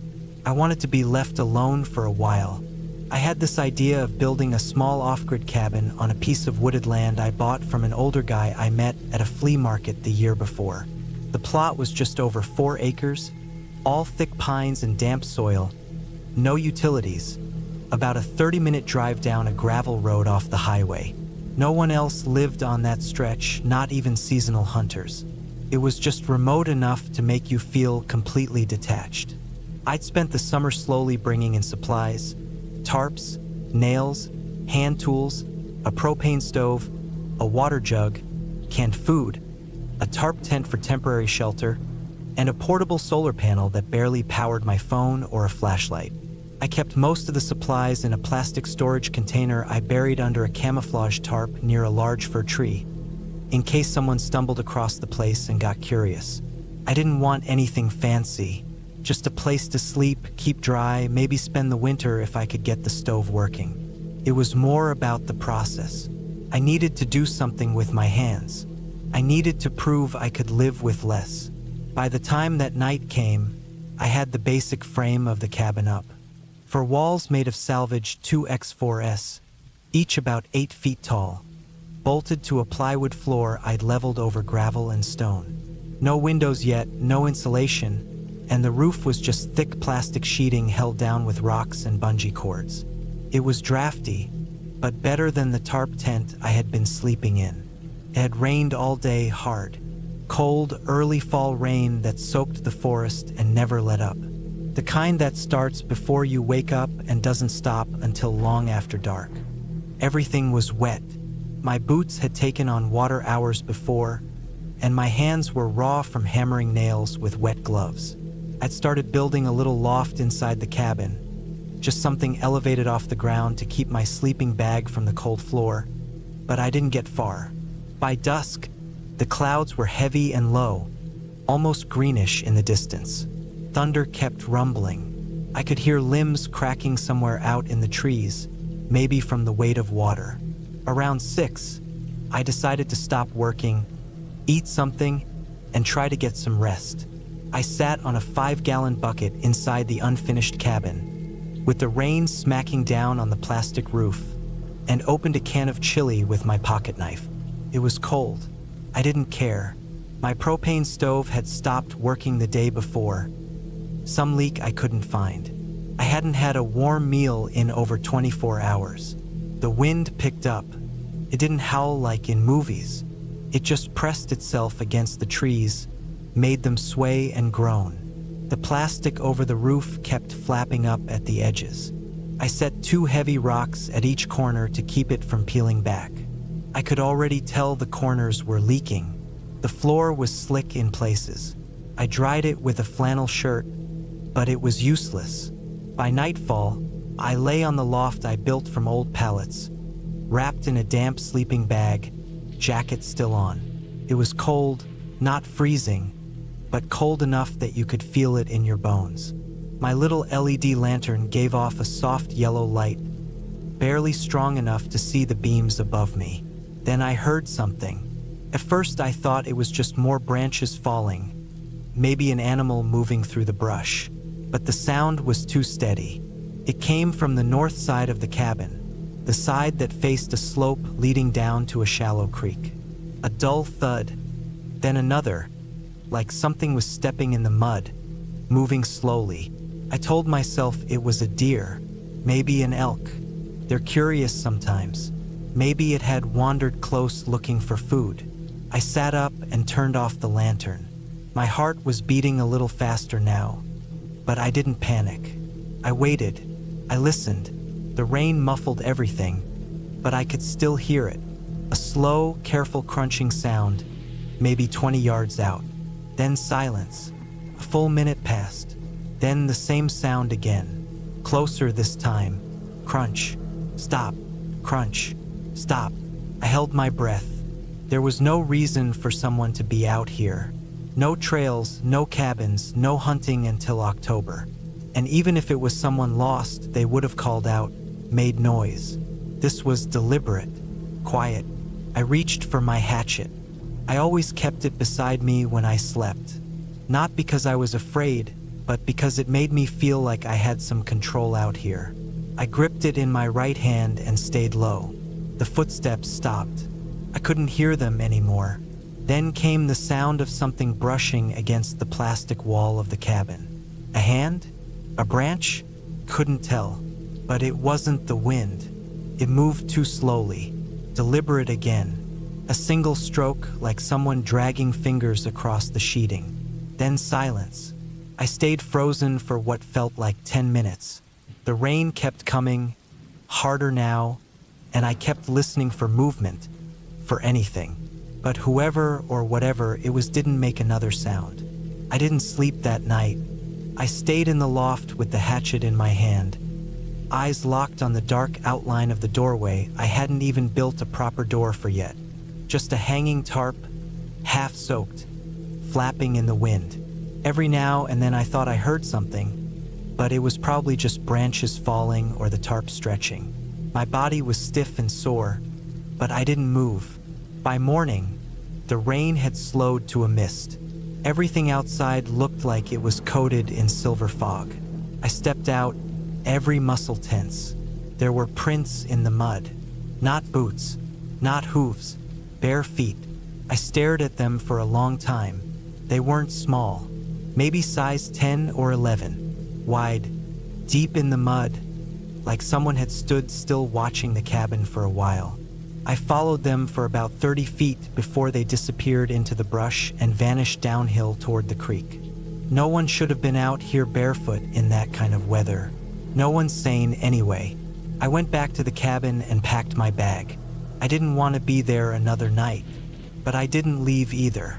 I spent the rest of the day reinforcing the door frame. I cut new boards, made a proper latch out of scrap metal and wire. I hung a heavy tarp over the inside wall and stacked whatever I had along the corners. Buckets, leftover wood, anything I could use as a barrier. I wanted to finish what I started. Leaving would feel like giving up, or running. But that night, the footsteps came back. Later this time, closer to midnight. This time, no movement. Just the sound of someone standing outside. Breathing, maybe. Couldn't hear it, but I could feel it. There's this instinct that tells you when you're being watched, and I swear, something was out there just staring into the cabin. No knocking. No talking, just standing. And again, barefoot. I could tell by the squelch in the mud. I didn't light the lantern. I just laid there, staring through the dark, gripping the hatchet like it was the only thing keeping me tethered to my body. I waited, shaking, cold sweat down my neck, stomach in knots. I didn't move. Hours passed. The sound never came closer. By morning, it was gone again, just like before. Prints in the mud, standing near the door, then vanishing down toward the creek. I followed again, but they disappeared just as fast. This went on for 4 nights. Never once did I see a face. Never once did they try to come in. They just stood there, watching. On the 5th day, I hiked 3 miles out to the highway, hitched a ride into town with an older couple in a rusted pickup. I didn't explain much, just said I needed a break from the woods. I spent the next few nights in a cheap motel. Hot shower, dry sheets, noise from the street. I never felt safer, but something about leaving that cabin felt wrong. I couldn't stop thinking about it. Who was out there? Why didn't they try anything? Why just watch? 3 weeks later, I went back. I brought a friend with me, someone I used to work with who had done tours in Afghanistan. We camped at the site for 3 nights. Nothing happened. No sounds. No prints. No visitors. He thought I imagined it. I didn't argue. I let him think what he wanted. Eventually, I finished the cabin, added real insulation, sealed the roof, put in a wood stove that worked better than I expected. I even stayed the winter, never saw or heard anything again. But I never forgot those nights. The rain, the quiet, the feeling of someone just outside the wall, never speaking, never leaving a name. Some people don't believe me. Others say it was a drifter or someone with mental problems. Could be. Maybe someone just trying to survive. Maybe someone who lived in those woods long before I bought the land. All I know is they were real. They didn't want to hurt me, but they wanted me to know I wasn't alone. And after those nights, I never really felt alone again.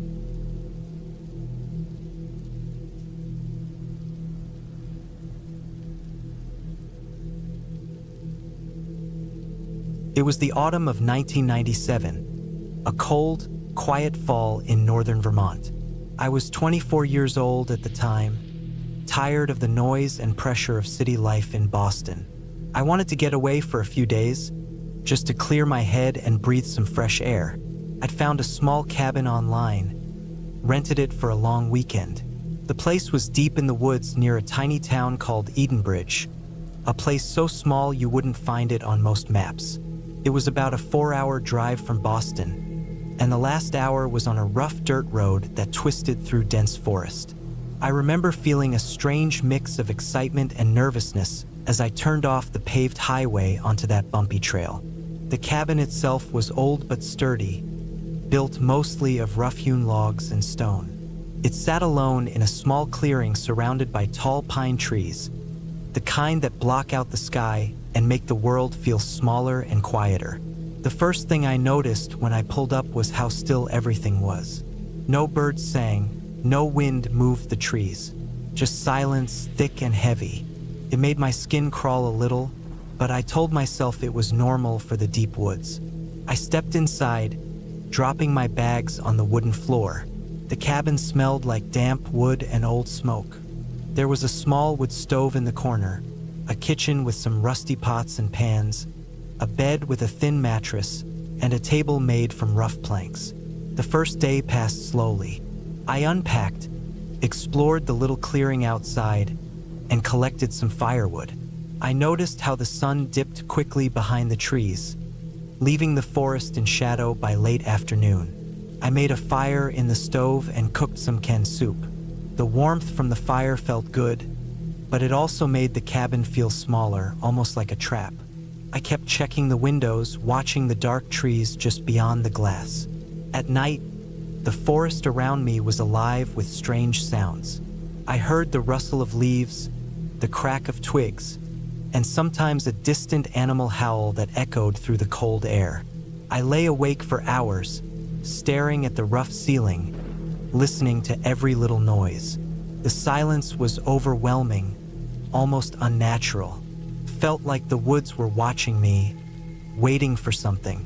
I told myself to calm down and that this was just the wilderness, but a small part of me didn't believe it.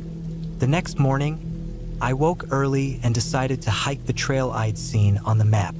It wasn't marked well, just a faint path disappearing into the trees. The forest was dense, the ground covered in fallen leaves and pine needles. The air was cold and sharp, and the smell of wet earth filled my nose. I walked for over an hour, sometimes hearing a bird or squirrel, but mostly just the crunch of my boots on the ground. I found an old, broken-down hunting cabin deep in the woods. It looked abandoned for years. The door hung off its hinges, the windows were shattered, and the roof sagged. Inside, the floor was covered with dirt and leaves. I didn't stay long, just a quick look before heading back. When I returned, I noticed something strange. There were footprints around the clearing near my cabin. They looked fresh, like someone had walked there recently. I froze and stared. The prints were too big for me, maybe a man's size. I checked the rest of the area. No other signs, no trash or anything left behind. Just footprints. I didn't see anyone or hear a sound, but I felt like someone had been watching me. I tried to shake off the feeling, telling myself it was probably a hunter or a local passing by, but I was careful after that, keeping the door locked and the windows shut. I stayed inside the rest of the day, reading and keeping the fire going. The shadows grew longer, and the cold seeped in through the cracks in the walls. That night was worse than the first. I heard footsteps outside, slow and deliberate, moving around the cabin. My heart pounded so loud I was sure it would give me away. I grabbed the old hunting rifle I'd brought for protection and sat by the window watching. The beam of my flashlight swept the trees, but I saw nothing but darkness and the twisted shapes of branches. The footsteps stopped suddenly. Then I heard a soft thud against the cabin wall, like something heavy hitting wood. I looked closer, but nothing showed in the dark. I sat frozen for what felt like hours, waiting for more sounds. When nothing else came, I finally let out a shaky breath and tried to sleep. The next morning, I found more signs. Scratches on the wood near the door, deep claw marks that hadn't been there before. The firewood pile was scattered, and some logs were broken. Whoever or whatever had been there last night was close and growing bolder. I packed some extra supplies into my bag, ready to leave if things got worse. I decided to check the perimeter around the cabin. Walking the edges of the clearing, I saw more footprints, some leading deeper into the forest. The ground was soft and wet from recent rain, making the tracks clear and easy to follow. They weren't animal prints either, too big and too human-shaped. I followed the trail for a few hundred feet before it disappeared into the thick trees. A sinking feeling filled me. I was no longer alone out here, and whoever was nearby wasn't just passing through. I thought about calling for help, but there was no cell signal. The cabin was too remote, cut off from any real contact. That night, I barely slept. The sounds were constant. Footsteps circling the cabin, branches snapping close by, heavy breathing I couldn't place. I held the rifle close, ready to defend myself. At one point, I heard the door handle jiggle. Someone had tried to get in. The fear was suffocating, but I stayed quiet and still. After what seemed like hours, the noises stopped. I waited until dawn before I moved. The morning light was a relief, but the danger hadn't passed. I packed everything quickly and left the cabin behind. I stuck to the dirt road and kept walking until I found a small ranger station where I finally got a signal. I called the local sheriff and reported what had happened. They said they would send someone to check the cabin, but warned me that this part of the woods was known for illegal hunters and trespassers who sometimes caused trouble. Weeks later, I learned that the sheriff's deputies had found signs of people living near the cabin, makeshift camps, stolen supplies, and evidence that someone had been watching the area for months. They never caught anyone, but the area was marked off, and the cabin was boarded up.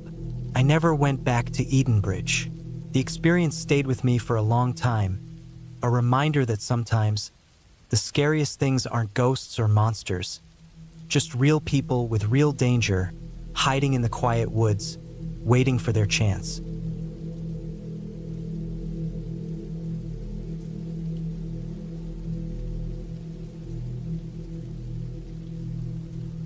It was late September when I decided to go up to the cabin. I had just turned 28 and felt the need to get away from the noise of the city, from the constant buzz of work and people. I needed silence, something simple and real. The cabin was my grandfather's, an old wooden place buried deep in the pines near a small lake in northern Vermont. It wasn't much. A single room with a fireplace, a small kitchen area, and a loft where I slept. But it was mine, and it had always felt like a refuge. I packed light, a few changes of clothes, canned food, a flashlight, a small first aid kit, a hunting knife, and enough firewood to last a few days. I also brought my old camera, not because I expected anything special, but to keep my mind occupied. The road leading to the cabin was rough, mostly dirt and gravel, barely maintained by the town. I drove an old pickup, the kind that didn't mind a bumpy ride. I arrived just before sunset. The sun hung low in the sky, orange and red, filtering through the dense pine trees. The air smelled sharp, fresh, and cool, a sudden reminder that autumn was in full swing. I parked near the cabin and stepped out, stretching after the long drive. The silence was almost overwhelming. No cars, no people, just the soft rustle of leaves and the distant call of birds settling in for the night. The cabin looked the same as always, the weathered wood dark from years of rain, the windows clouded with dust and spider webs. I unlocked the door and stepped inside, feeling the familiar scent of pine wood and old smoke from the fireplace. I stacked my firewood near the hearth and started a small fire, watching the flames flicker and catch the dry logs. The first night was peaceful. I settled into the loft with a blanket and my camera on the small wooden table below. The sounds outside were gentle, the wind through the trees, the distant splash of fish jumping in the lake, an owl hooting far off. I felt safe here, tucked away from the world. The second day, I decided to explore a little. I walked around the lake, the water clear and cold, reflecting the sky and the tall trees around it. I noticed the trail I had never taken before, a narrow path weaving deeper into the forest. Curiosity pushed me forward. The trail was rough, tangled with roots and fallen branches, but it was quiet and beautiful. The sunlight barely touched the ground through the thick canopy of leaves. Birds darted through the branches, and every now and then, I spotted a squirrel or a chipmunk. The air was cooler here, damp with the smell of moss and decaying leaves. As I walked further, I came across something odd. A series of deep footprints in the soft earth. They looked fresh, pressed deep as if something heavy had walked here recently. They were too large to be a deer or any animal I knew. I followed the prints for a while, but then they disappeared near a cluster of fallen trees. My heart picked up a little. It wasn't the fear of the unknown, but the simple awareness that I wasn't as alone as I thought. Someone or something had been here recently. The idea made me both nervous and alert. I didn't want to turn back just yet, but I kept the knife in my pocket ready. That night, I heard noises. I lay in the loft, the fire dying low, the wind howling outside like a cold breath over the trees. There was a snapping sound, like a branch breaking, coming from the edge of the forest. Then soft rustling, footsteps maybe, moving just beyond the clearing where the cabin stood. I sat up slowly, heart pounding, eyes adjusting to the dark. My flashlight was on the table just out of reach. I stayed still, listening. The sounds moved around the cabin slowly, circling, stopping, then moving again. It didn't feel like an animal. Animals make quick, sharp noises. This was deliberate, slow, almost cautious. I grabbed the flashlight and the knife, took a deep breath, and stepped outside. The air was cold, sharp against my skin. The trees loomed like tall, silent guards. The moon was a thin crescent, barely lighting the forest floor. I scanned the tree line with the flashlight. Shadows danced and shifted. I called out, but no voice answered. My own voice sounded strange in the emptiness. I kept moving around the cabin, shining the beam into the dark, but there was nothing there. No eyes reflecting back, no movement. When I got back inside, I locked the door carefully and piled some heavy furniture against it. I slept lightly, the fire burning low, my knife close. The next morning, I found something even stranger. On the front porch, just where the firewood had been stacked, were fresh footprints, the same size and shape as the ones I had seen on the trail.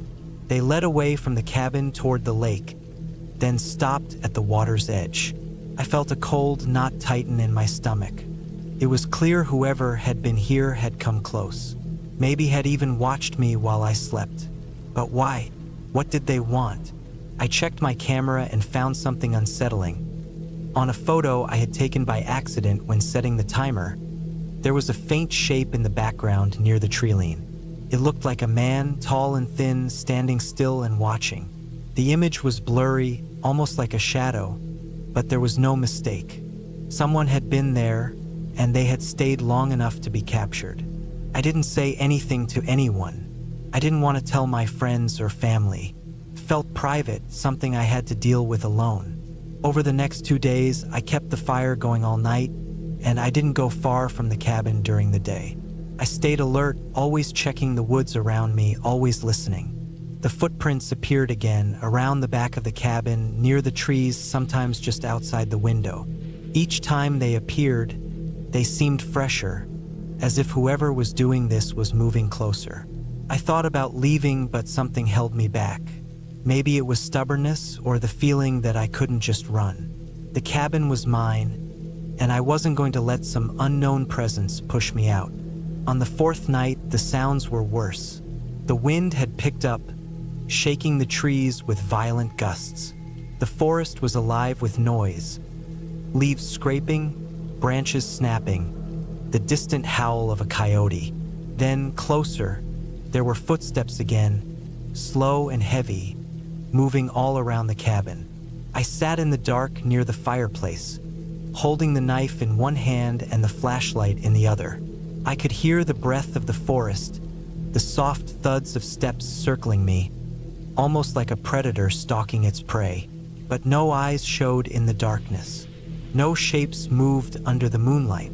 Then something touched the cabin, light but deliberate. A finger brushing the window, a soft tap on the door. I froze. My mind raced with every possibility, every danger. Who was this? What did they want? Were they dangerous? I decided I couldn't wait any longer. I grabbed my jacket, my knife, and my pack. I planned to leave at first light, no matter what. Morning came cold and gray.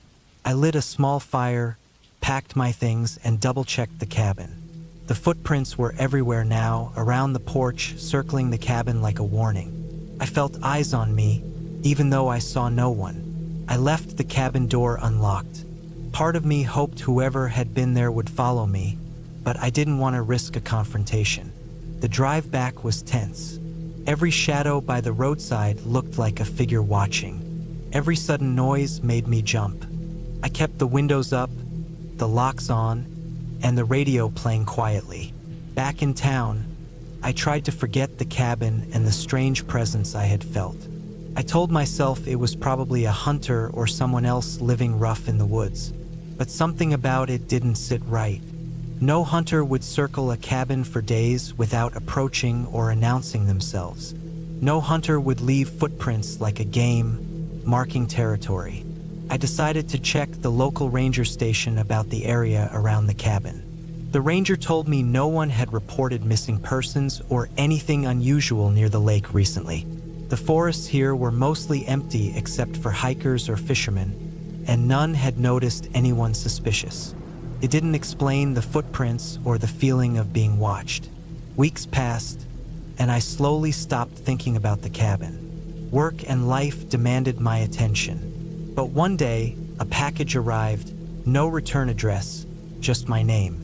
Inside was a single photograph, worn and creased, showing the cabin. In the corner, barely visible, was the same tall figure I had caught in my camera, standing just at the edge of the trees. No note, no explanation. That was the last straw. I never went back to the cabin again. Months later, I heard from a friend who lived nearby. They told me the cabin had been broken into and vandalized. Nothing was stolen, just strange symbols painted on the walls, chairs overturned, the firewood burned to ashes. I couldn't understand why anyone would do that. Who would come here just to leave signs and disappear? I realized then it wasn't a ghost, not some fairy tale creature. It was a person, a real, living person who wanted me to know they had been there. Someone who had chosen to haunt a place not with spirits but with silence, shadows, and fear. That experience stayed with me, a reminder that sometimes the scariest things are not monsters, but people. People who live in the woods, watching from the darkness, leaving traces without ever showing their face. Years later, I still think about the cabin, the footprints, and that quiet presence lurking just beyond the trees. I have learned to listen to silence in a different way now, to respect it, but also to fear it, because sometimes silence is not empty. Sometimes silence is waiting.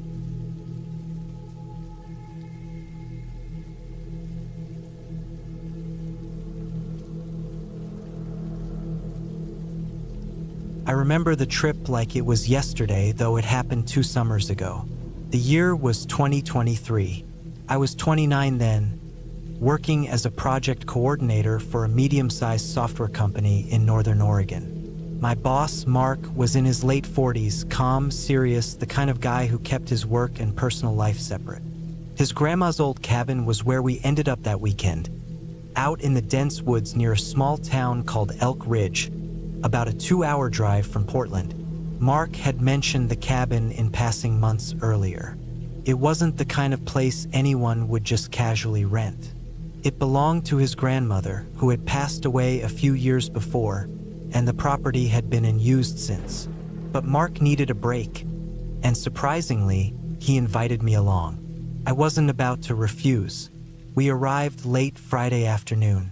The sun was already dipping low behind the towering pines, and the temperature was dropping fast.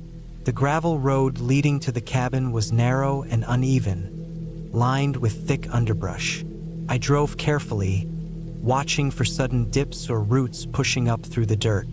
The cabin was a modest, weathered wooden structure, standing about 50 yards back from the road, surrounded by a chaotic patch of wildflowers, tall grass, and tangled blackberry bushes. It looked untouched for a long time. The wood was darkened by decades of rain and sun. The windows were clouded and grimy, and the chimney had clearly not been used in months. Mark handed me a heavy duffel bag and a small cardboard box with some food and supplies. He had already unloaded a few things from his truck: a couple of folding chairs, a small propane stove, and a cooler. "This place hasn't been lived in for years," Mark said quietly as he unlocked the door. The lock creaked and groaned, rusty and stiff, but eventually gave way. Inside, the cabin smelled of old wood, dry pine needles, and something faintly sour. Maybe mold or stale air trapped for too long. The interior was sparse. A rickety table sat in the center of the main room, surrounded by 4 mismatched chairs. A cast iron stove stood in one corner, and an old, faded rug covered part of the creaky wooden floor. Mark started unpacking and cleaning, wiping dust off shelves, and clearing cobwebs from corners. I helped by stacking firewood he found piled near the back porch. The sky outside faded quickly, turning from orange to deep blue, then black. The first stars began to twinkle overhead. We cooked a simple dinner of canned beans heated on the stove and ate sitting close to the fire Mark managed to get going. The flames crackled loudly in the quiet night. Beyond the cabin walls, the woods were dense and thick with shadows. The only sounds were the occasional rustle of leaves and distant calls of owls. That night, I slept on a narrow cot in the smaller room off the main area. The mattress was thin and smelled faintly of mildew, but it was better than nothing. The wind whispered through cracks in the walls, and every now and then, the cabin creaked as if settling deeper into the earth. I woke suddenly around 2 a.m. There was a faint tapping noise outside. At first, I thought it was the wind, but the sound was rhythmic and deliberate, like something or someone was knocking gently on the wooden porch. I froze, heart pounding. The cabin was supposed to be miles from the nearest neighbor, and no one knew we were here. Mark was in the main room, asleep. I debated waking him, but decided to stay quiet. After a few minutes, the tapping stopped. I told myself it was a branch or an animal, but sleep didn't come easily after that. Morning came slow, with muted sunlight filtering through the grimy windows. Over breakfast, Mark mentioned hearing strange noises too, but brushed it off as forest animals or wind. The rest of the day was spent exploring the property. There was an old shed at the edge of the clearing, partially collapsed, filled with rusted tools and broken furniture. The land sloped down to a small creek surrounded by ferns and mossy stones. I found tracks near the water, deer prints for sure, but something else too, larger, heavier, with irregular claws. Mark and I joked nervously about bears, but we both knew no bears had been reported near the cabin in years. That evening, as the sun was setting, we sat outside the cabin, sipping lukewarm coffee. The woods seemed quiet at first, but then came the sounds, soft footsteps crunching dry leaves, distant twigs snapping. We looked around but saw nothing. Suddenly, I caught a glimpse of movement between the trees, a shadow darting quickly behind a large pine. It wasn't an animal. It moved with a strange, jerky gait. Mark saw it too. His face tightened, but he said nothing. We spent the night in the cabin, doors locked, windows shuttered with old boards Mark found in the shed. Sleep was impossible. At some point, the tapping started again, this time louder, more insistent, like someone was trying to get inside. I stayed awake all night, listening to every creak, every snap, every breath of wind. By dawn, Mark and I decided to leave immediately. We packed quickly, throwing everything into the truck. As we drove away down the twisting gravel road, I glanced back once. In the tree line, just beyond the clearing, a figure stood watching us. Tall, thin, wrapped in dark clothes, face hidden. Mark didn't speak until we were miles away. "I never told anyone about this place," he said quietly. "Grandma always said the woods were unsettled, said some people shouldn't be near it." I didn't ask what he meant. Back in Portland, life went on, but the memory stayed. That feeling of being watched, the unseen presence lurking just beyond the firelight. A few weeks after the trip, I asked Mark about the cabin again. He told me he sold the property quietly to someone who promised to keep it private. He never wanted to go back. Looking back, I realized it wasn't some ghost or fantasy. It was something real. People who didn't want us there, who were hiding in the woods for reasons we couldn't understand. Maybe squatters, criminals, or just locals with a grudge. The silence, the tapping, the shadow, they were warnings, a message to leave. I learned that sometimes the scariest things are not stories or legends, but the raw, uncomfortable reality of isolation and the unknown. Since then, I avoid isolated places. The city noise, the crowds, the constant light, they are my comfort now. Because out there, in the dark woods by that old cabin, I saw something that changed me forever. Something human but not friendly. Something that reminded me how small and vulnerable we really are.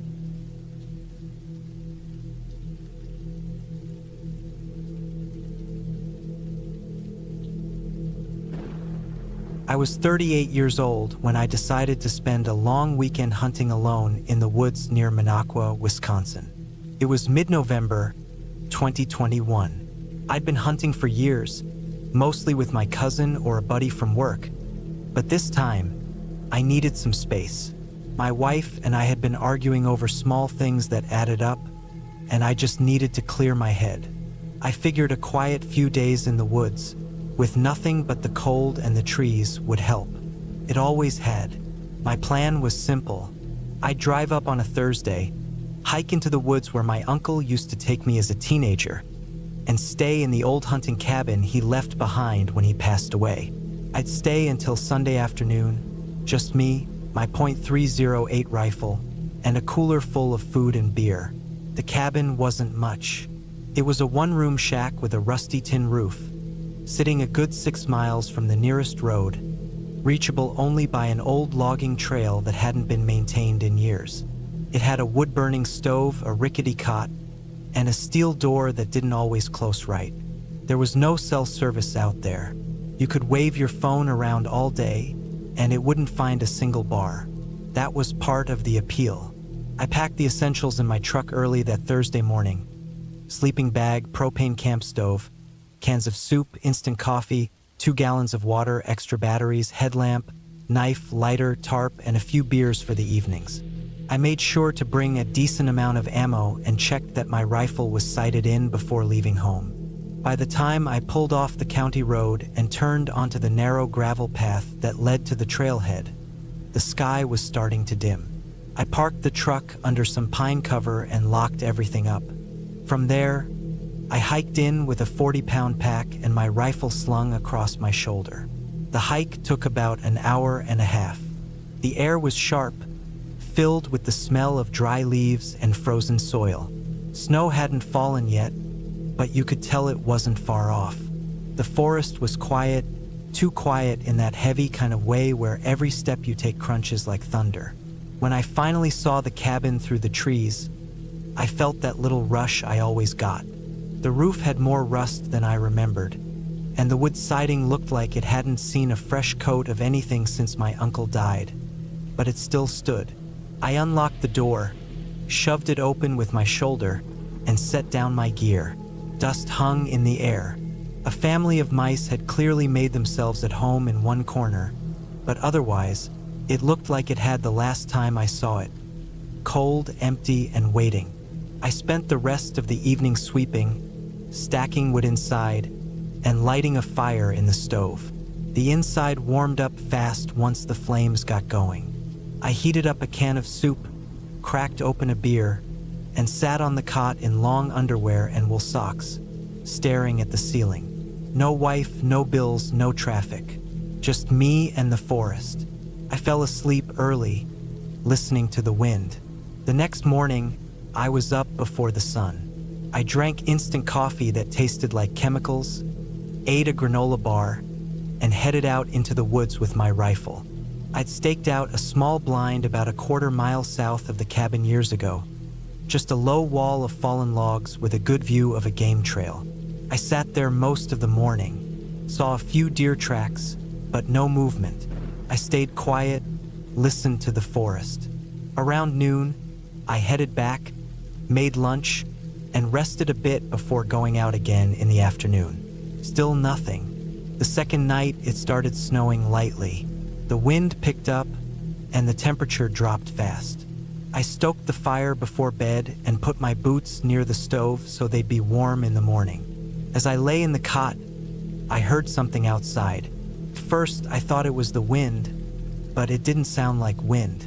It was faint, slow, crunching steps in the leaves or the thin crust of snow. I sat up quietly and held my breath.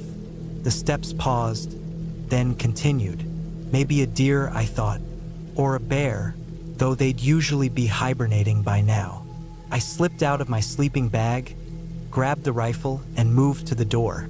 I didn't open it. I just listened. Nothing. I waited another 5 minutes. Still nothing. I chalked it up to the wind playing tricks on me and went back to bed. The next morning, I found tracks outside. They weren't deer. They were boots. Someone had been walking around the cabin during the night.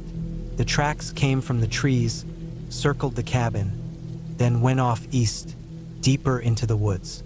They were shallow prints, not deep enough to be from a heavy person, and they looked fairly recent, maybe from a few hours before sunrise.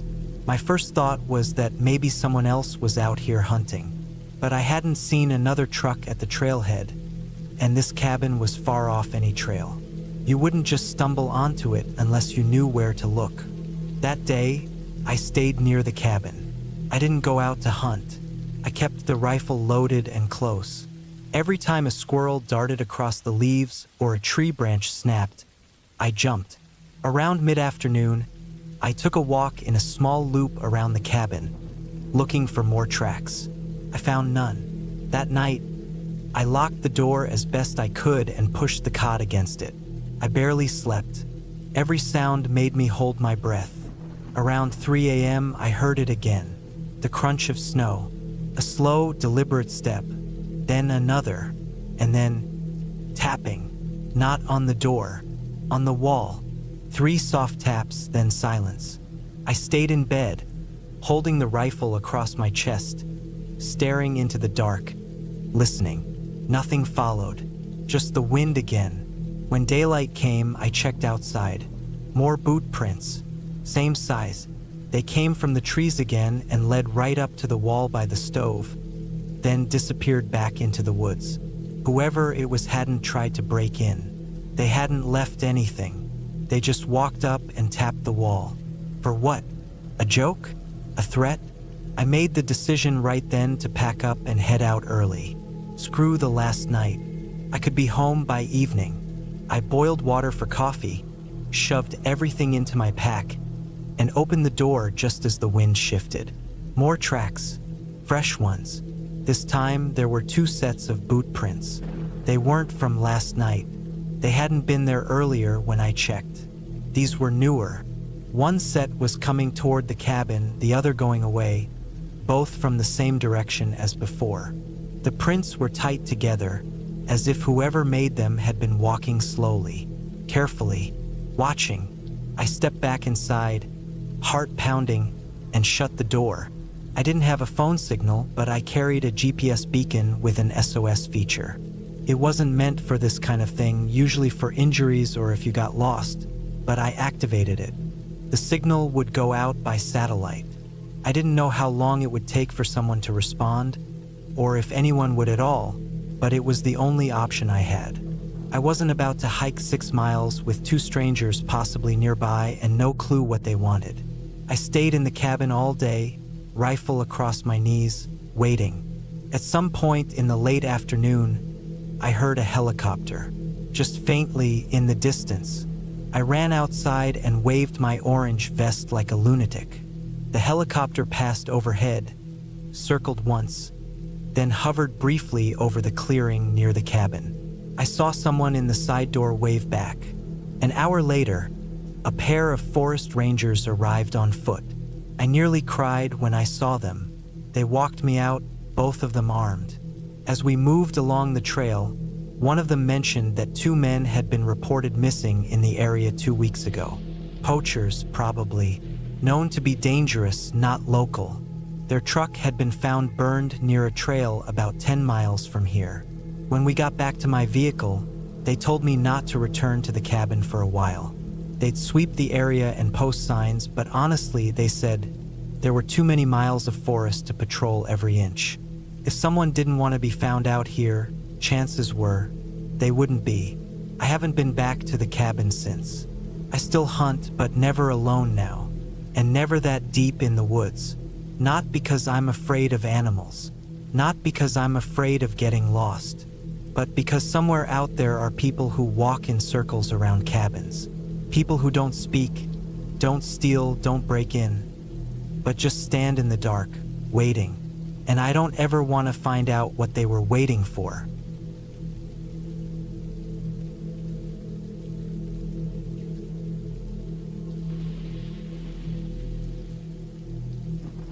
I was 32 when I decided I needed to step away from things for a while. My life had been spiraling slowly for a few years. Nothing dramatic, no big crash or explosion, just a slow decay of energy and drive. I was tired of the city. The noise, the pressure, the lights that never shut off, and the constant hum of things moving too fast. My job at a plumbing supply company had me stuck behind a desk for 9 hours a day. Every weekend bled into the next.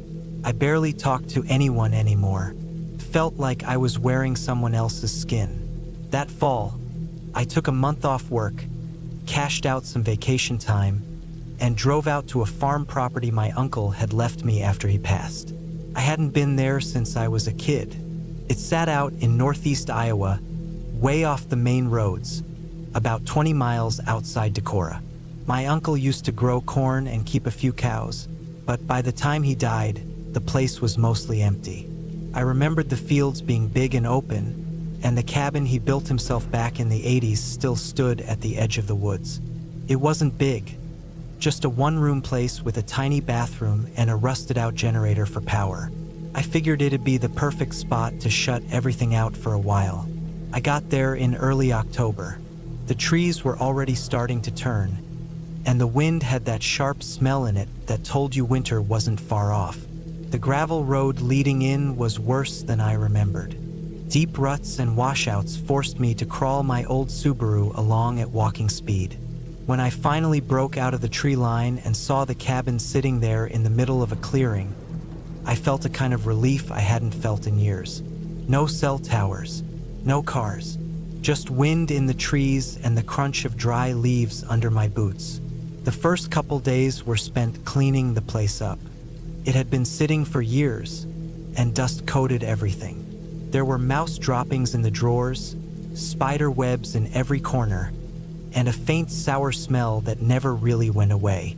But it was solid. The roof didn't leak. The propane stove worked. The generator, after I cleaned the fuel lines, chugged to life on the third pull. I brought in a bunch of supplies from town, loaded the cooler with ice and groceries, and set myself up for a few quiet weeks. For the first week, it was exactly what I needed. I spent the days walking the woods, chopping deadfall for the fire, reading old paperbacks I'd brought, and sitting outside with a mug of coffee while the sun went down. I slept better than I had in years. No traffic outside my window. No neighbors arguing through the walls. Just the sounds of wind and distant animals. But around day 10, something shifted. Started small. The kind of things you barely notice at first.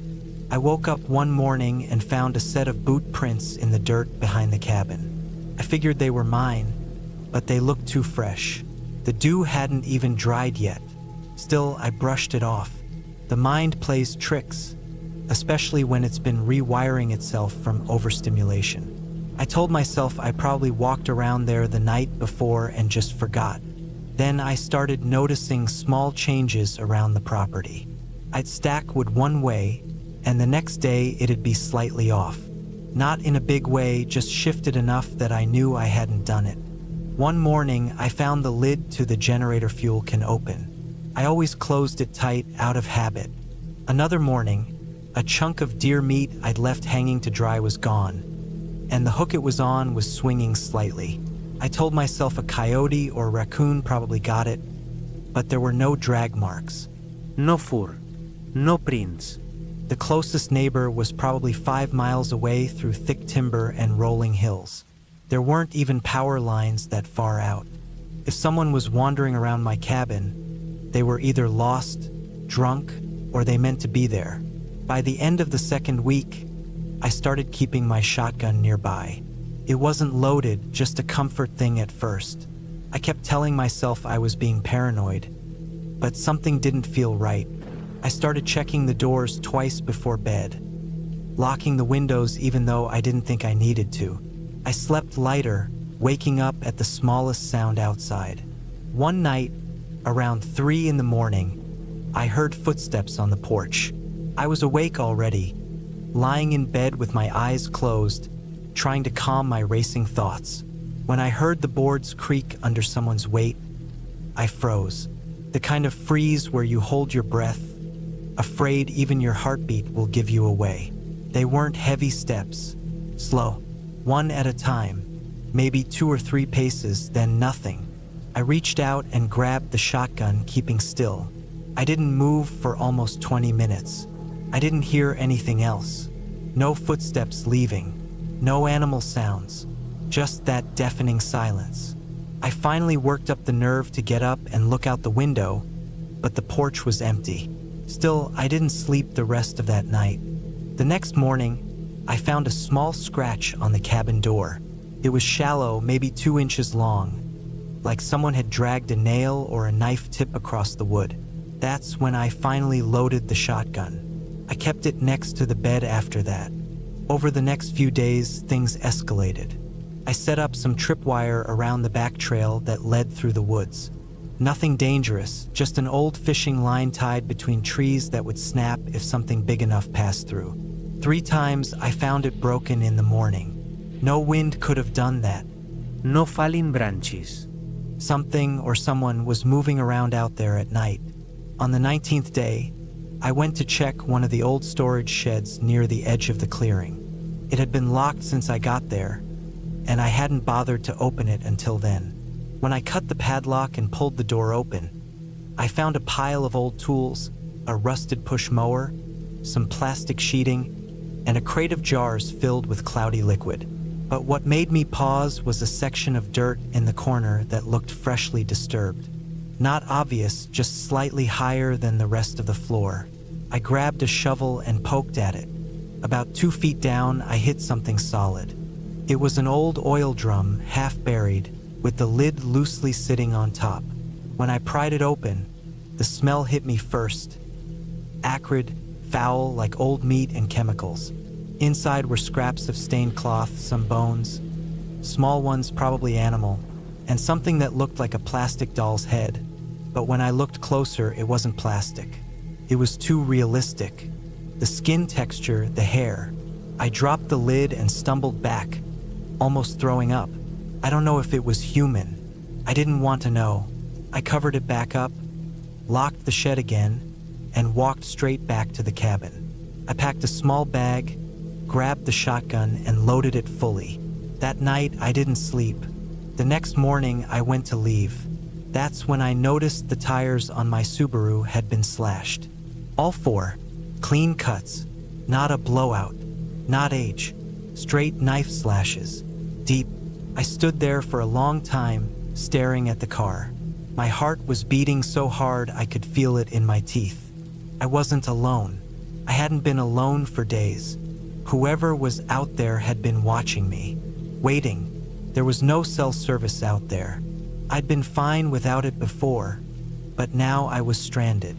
Town was a 20-mile walk through rough woods. I didn't trust the gravel road, too exposed, too open. I knew I had to cut through the timber. I left around noon, armed and moving fast. I didn't pack much, just water, a flashlight, some protein bars, and the gun. The trees were thick, and the trail was barely more than a game path. I kept hearing things. Snaps, rustles, things moving just out of sight. I never saw anything, but I knew I was being followed. I could feel it. Every time I stopped, the forest seemed to breathe around me. Birds went silent. Squirrels froze on branches.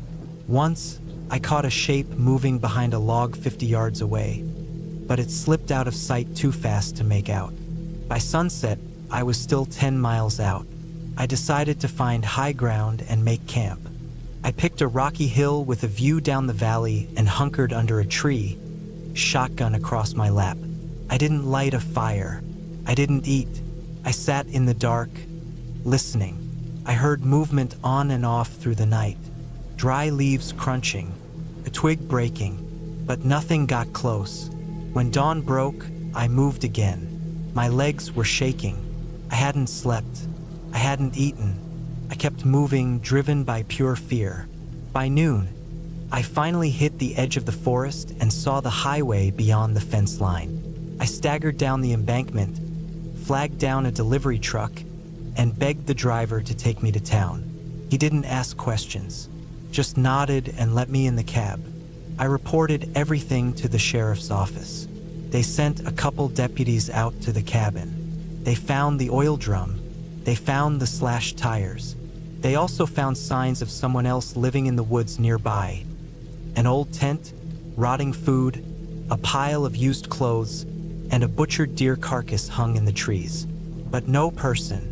They never caught anyone. I sold the land 6 months later to some retired couple from Illinois. I didn't tell them everything, just said I wasn't the farming type and preferred the city after all. I never went back. I don't even look at pictures of the place anymore. Now and then, I still wake up at night. Sure, I hear footsteps on the porch again. But I live in an apartment on the 3rd floor now. No porch. No trees, just the sound of cars and sirens outside. And somehow, that feels safer.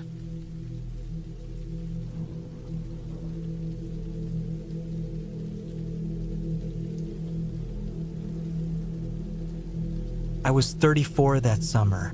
It was early July 2019 when I booked a short stay in a quiet part of Cumbria, up near the Scottish border. The area was surrounded by wide open fields, small patches of woodland, and narrow roads that curved through the hills. The cabin I found wasn't anything luxurious, just an old stone-built place with a metal roof and a little chimney that leaned slightly to the left. I wanted somewhere silent. I was tired of traffic noise, voices, screens. My phone barely got signal there, and that was perfect. I arrived late in the afternoon. The air was still warm, but clouds had started forming. The road that led to the cabin was barely a road, more like a dirt path winding between stone walls and sheep paddocks. My car scraped bottom a few times, but it made it. The cabin stood alone on a hilltop, with nothing around it except tall grass and one lone tree off to the east, bent sideways by the wind. The first night was uneventful. I unpacked, made a sandwich, and sat on the front steps with a beer in my hand, watching the sky darken. It was so quiet that even the wind sounded heavy. The hills rolled on forever, empty and slow, and the last of the light just faded into that kind of blue-gray where you stop being able to see any detail. I slept early and slept well. The second day, I walked the area. I brought a small map with footpaths marked in dotted lines. I followed one down the back of the hill, along a stream where I saw deer tracks in the mud and old wire fences fallen into themselves. Eventually, I reached a place where 3 stone walls met, like the remains of a ruined sheep pen. That's where I first saw her. At first, she looked like part of the field. She was standing far off, maybe 100 meters away, half hidden behind a line of old posts with rusted barbed wire. She wasn't moving, just standing still with one hand on the wire. Long coat, maybe green or gray, I couldn't tell at that distance. Her hair was dark, and she didn't move an inch. I thought maybe she was a local farmer checking her property line, so I didn't think much of it. I kept walking, but even after I was a good distance down the hill, I glanced back and she was still there, still in the same exact spot, still facing me. Back at the cabin, I tried not to let it bother me. People walk their land, especially in these rural places. There's always someone who owns the field you're walking past, even if it feels like the middle of nowhere.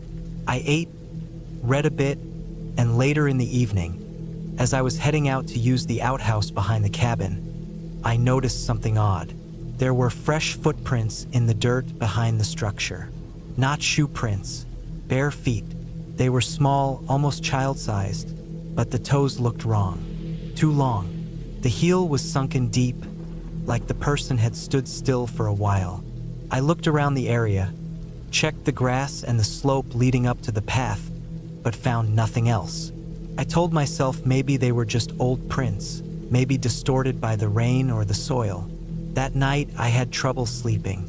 I kept listening for sounds that weren't there. Kept thinking I saw something shift outside the window when it was really just the wind in the grass. The third morning, I got up early and walked back down to the ruins. I don't know why. I guess I wanted to reassure myself that there was nothing strange going on. The woman wasn't there. The field was empty again, and it looked so ordinary in the daylight that I felt foolish for being on edge. But then I noticed the barbed wire. Where she'd been standing, where her hand had rested, there was blood. Just a little, maybe from where she'd grabbed the rusted wire too hard. I looked closer. The barbs were fresh with a smear of red, and on one of the wooden posts, there were 3 long scratch marks, straight and parallel. Like claw marks, they were recent. I walked back fast. I didn't run, but I wanted to. I kept looking back over my shoulder and listening. Nothing, just sheep calls echoing in the far hills. That afternoon, it rained. Not hard, but steady enough that I stayed inside. The cabin had one window that looked out over the back slope and the woods beyond. As the light faded, I stood there watching the mist come in over the hill, and she was there again, standing right at the edge of the field, just before the first tree line. Closer now, closer than before, maybe 50 meters, still not moving. Her coat looked soaked, hanging off her like a dead weight.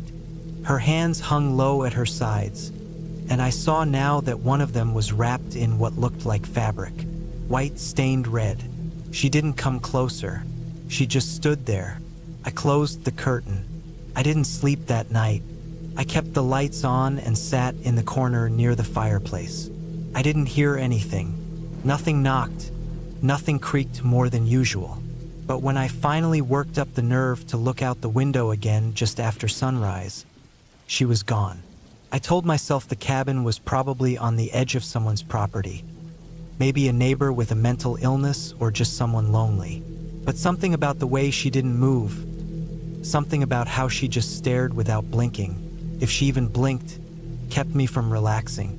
By the fourth day, I was ready to leave. I packed up most of my stuff and loaded it in the car. I had one more night before the rental was over, but I didn't care. I planned to head out early the next morning. I left only a few things inside: some food, my toothbrush, a mug, just the essentials. That evening, just after the rain stopped, I decided to take a short walk to calm myself. I followed the same stream as before but stayed closer to the cabin this time. I walked a small loop, maybe half an hour, and when I came back to the cabin, something felt off. I could smell something, a sort of sour, metallic smell like rust and earth. I walked around the cabin once. Nothing. Then I went around again. That's when I saw the fabric. It was a strip of white cloth tied to the door handle, soaked in red. I didn't touch it. I stepped back and looked around. Nothing moved in the grass. Nothing in the trees. I opened the door slowly. Inside, everything looked the same except the mug. It was sitting on the table, clean, empty. But I hadn't left it there. I'd left it on the shelf by the sink. And beside it, on the table, was a long strand of hair. Black, soaked, stuck to the wood like it had been dragged through water. I stood still for a long time. I kept the door open, one hand on the handle, ready to bolt if I heard anything. But I didn't. I didn't stay inside that night. I slept in the car, locked all the doors, pulled a blanket over myself, and left the engine off so I wouldn't waste fuel. I couldn't see the cabin from the car once it got dark, and that made it worse. Every time I closed my eyes, I pictured her standing outside the window, just staring in. I must have slept a little, because when I opened my eyes again, it was dawn. Fog had rolled in and covered the fields in a thick white sheet. I started the car. I was done. I drove straight out, bouncing down the old dirt track until I hit the main road. The tires slipped in the wet grass, but I didn't stop. I didn't look back. I just drove. I drove 2 hours south and booked a cheap hotel off the motorway. Something generic and bright with Wi-Fi and loud neighbors. I needed the noise. I didn't tell anyone. Not for a long time. Not until the police called me 6 months later. They found a body near the same cabin. A hiker had gone missing in early January, and after a long search, someone spotted torn clothing and bone fragments in the tree line just behind the field. Forensics confirmed it. Woman in her 20s, still unidentified. No head, no hands, just a coat, torn open, and a cloth wrapped around the wrist with traces of blood and hair. The cabin was sealed off. Investigation ongoing. That's what they told me. I asked them if there had been any reports before mine. They said no. I've thought about that a lot. Who she was, what she wanted, why she never came closer. I still don't know. But I think about that night I slept in the car. About what could have happened if I stayed inside. About what might have happened to the mug if I hadn't left it on the shelf instead of the table. And I think about the footprints, the hair, the fabric tied to my door like a marker, a warning. I don't go into the countryside anymore. I don't hike. I don't rent cabins. Sometimes I still wake up with the image of her standing in that field, soaking wet, one hand wrapped, the other hanging limp, waiting. But she never came for me. I don't know why, and I think that's the only reason I'm still alive.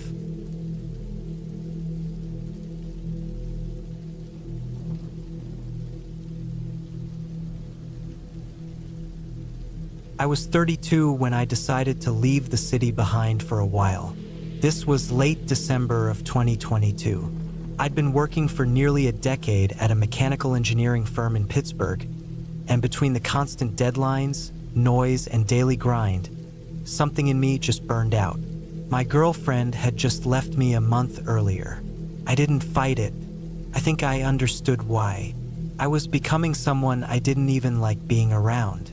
So I took a leave of absence, packed up my gear, and drove out to a place my uncle used to own in the Appalachian foothills, right near the Pennsylvania-West Virginia border. It was remote, miles from the nearest road, surrounded by nothing but woods and ridges and the occasional crumbling hunting blind from another time. It was the kind of cabin that didn't have any electricity or running water. Just a little stove, a cot, and some old canned goods that probably should have been thrown out a decade ago. I knew the area well enough from summers when I was a kid. My Uncle Mark had bought the place cheap in the 80s and used it as a hunting spot. After he died, the land just sat there. No one in the family really wanted it. I guess I figured I could use the silence, the cold air, and some time away from everyone. I packed light, some food, extra propane, a rifle just in case, a sleeping bag, and winter clothes. I parked my truck where the old logging road ended, hiked in 2 hours through fresh snow and bitter wind, and got there just before dusk. The cabin looked the same as I remembered it.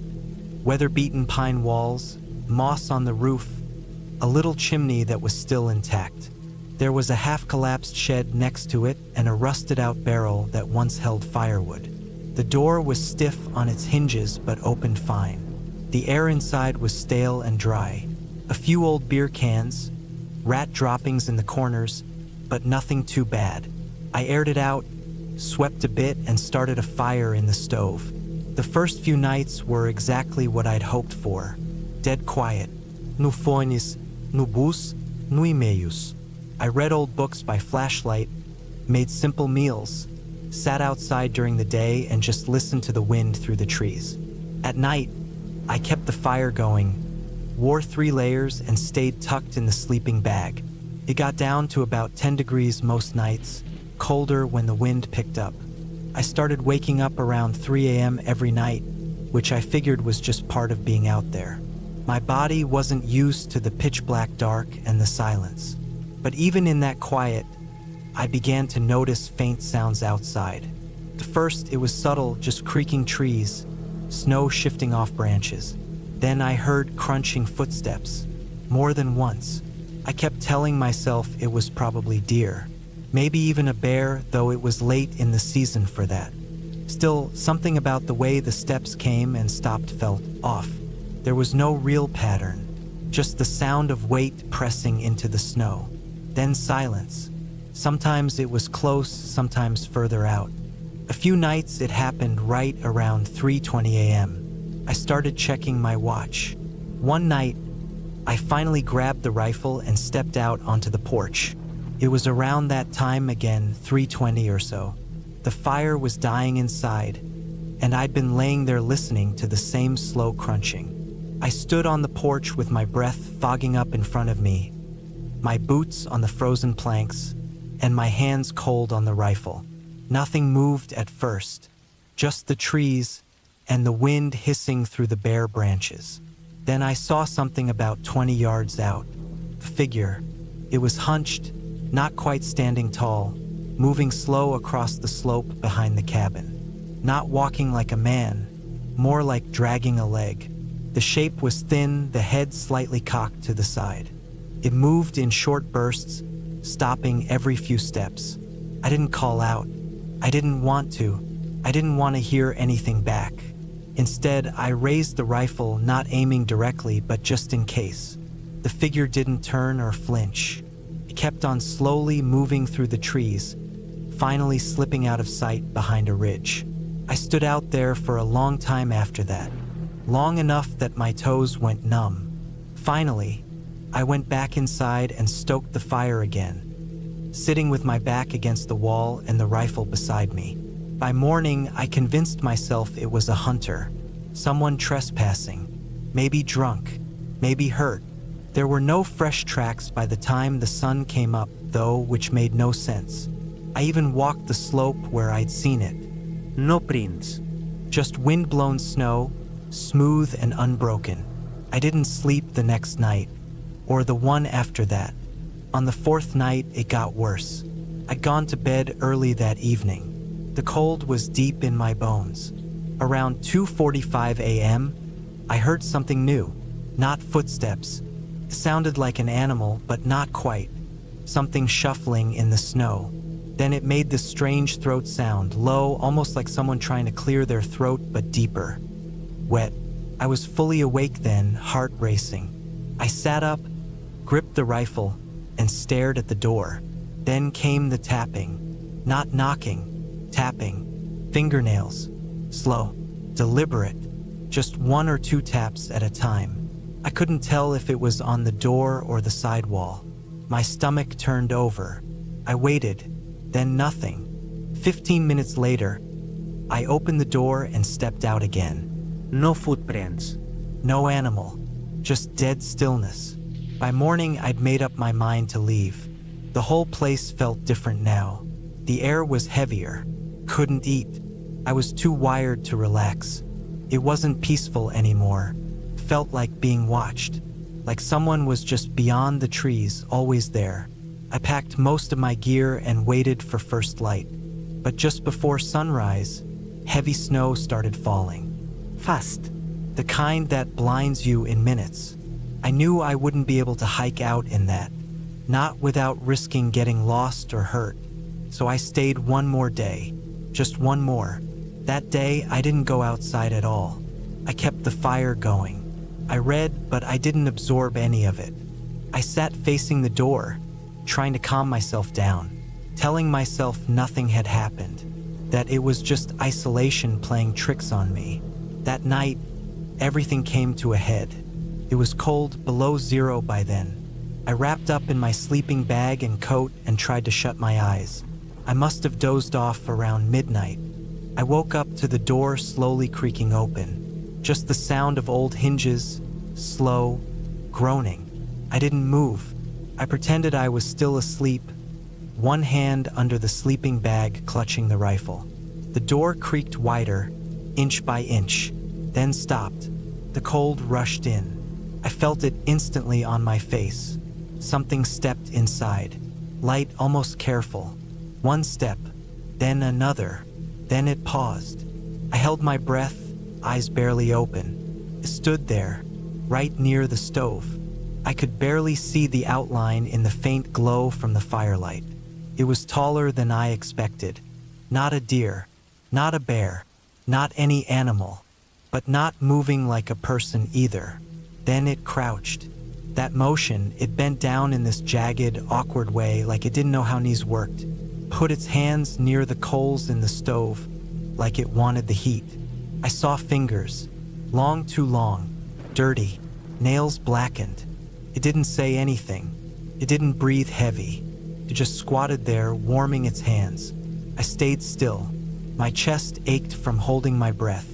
My heart was hammering. I knew if I made a sound, I was done. It stayed there for minutes. Then it turned toward me, slow, like it sensed I was watching. Its head tilted in that same way I'd seen outside. Not curious, just wrong. I saw its face. It wasn't a face, really. It was human-like, but the features were off. Skin too pale, eyes too wide, mouth slightly open, showing teeth, but no expression. Just this blank, waiting look, like it didn't understand what it was supposed to be. Then it stood and walked backward. No turn, no pivot. Just walked back, stiffly, and slipped out the door, which stayed open. I laid there another half hour before I moved. When I finally stood up, the snow was blowing hard outside. The figure was gone. No tracks again. By first light, the storm had eased just enough.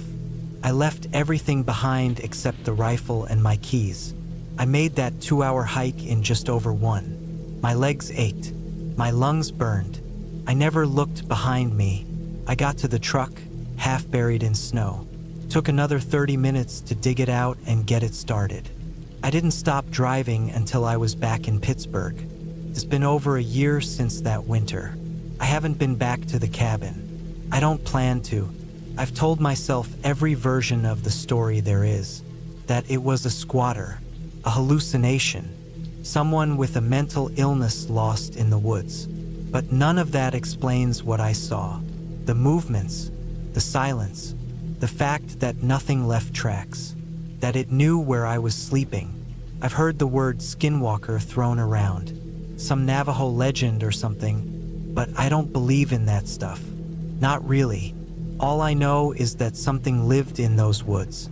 Something that watched, waited, and walked on two legs but wasn't quite a man. And I don't ever want to see it again.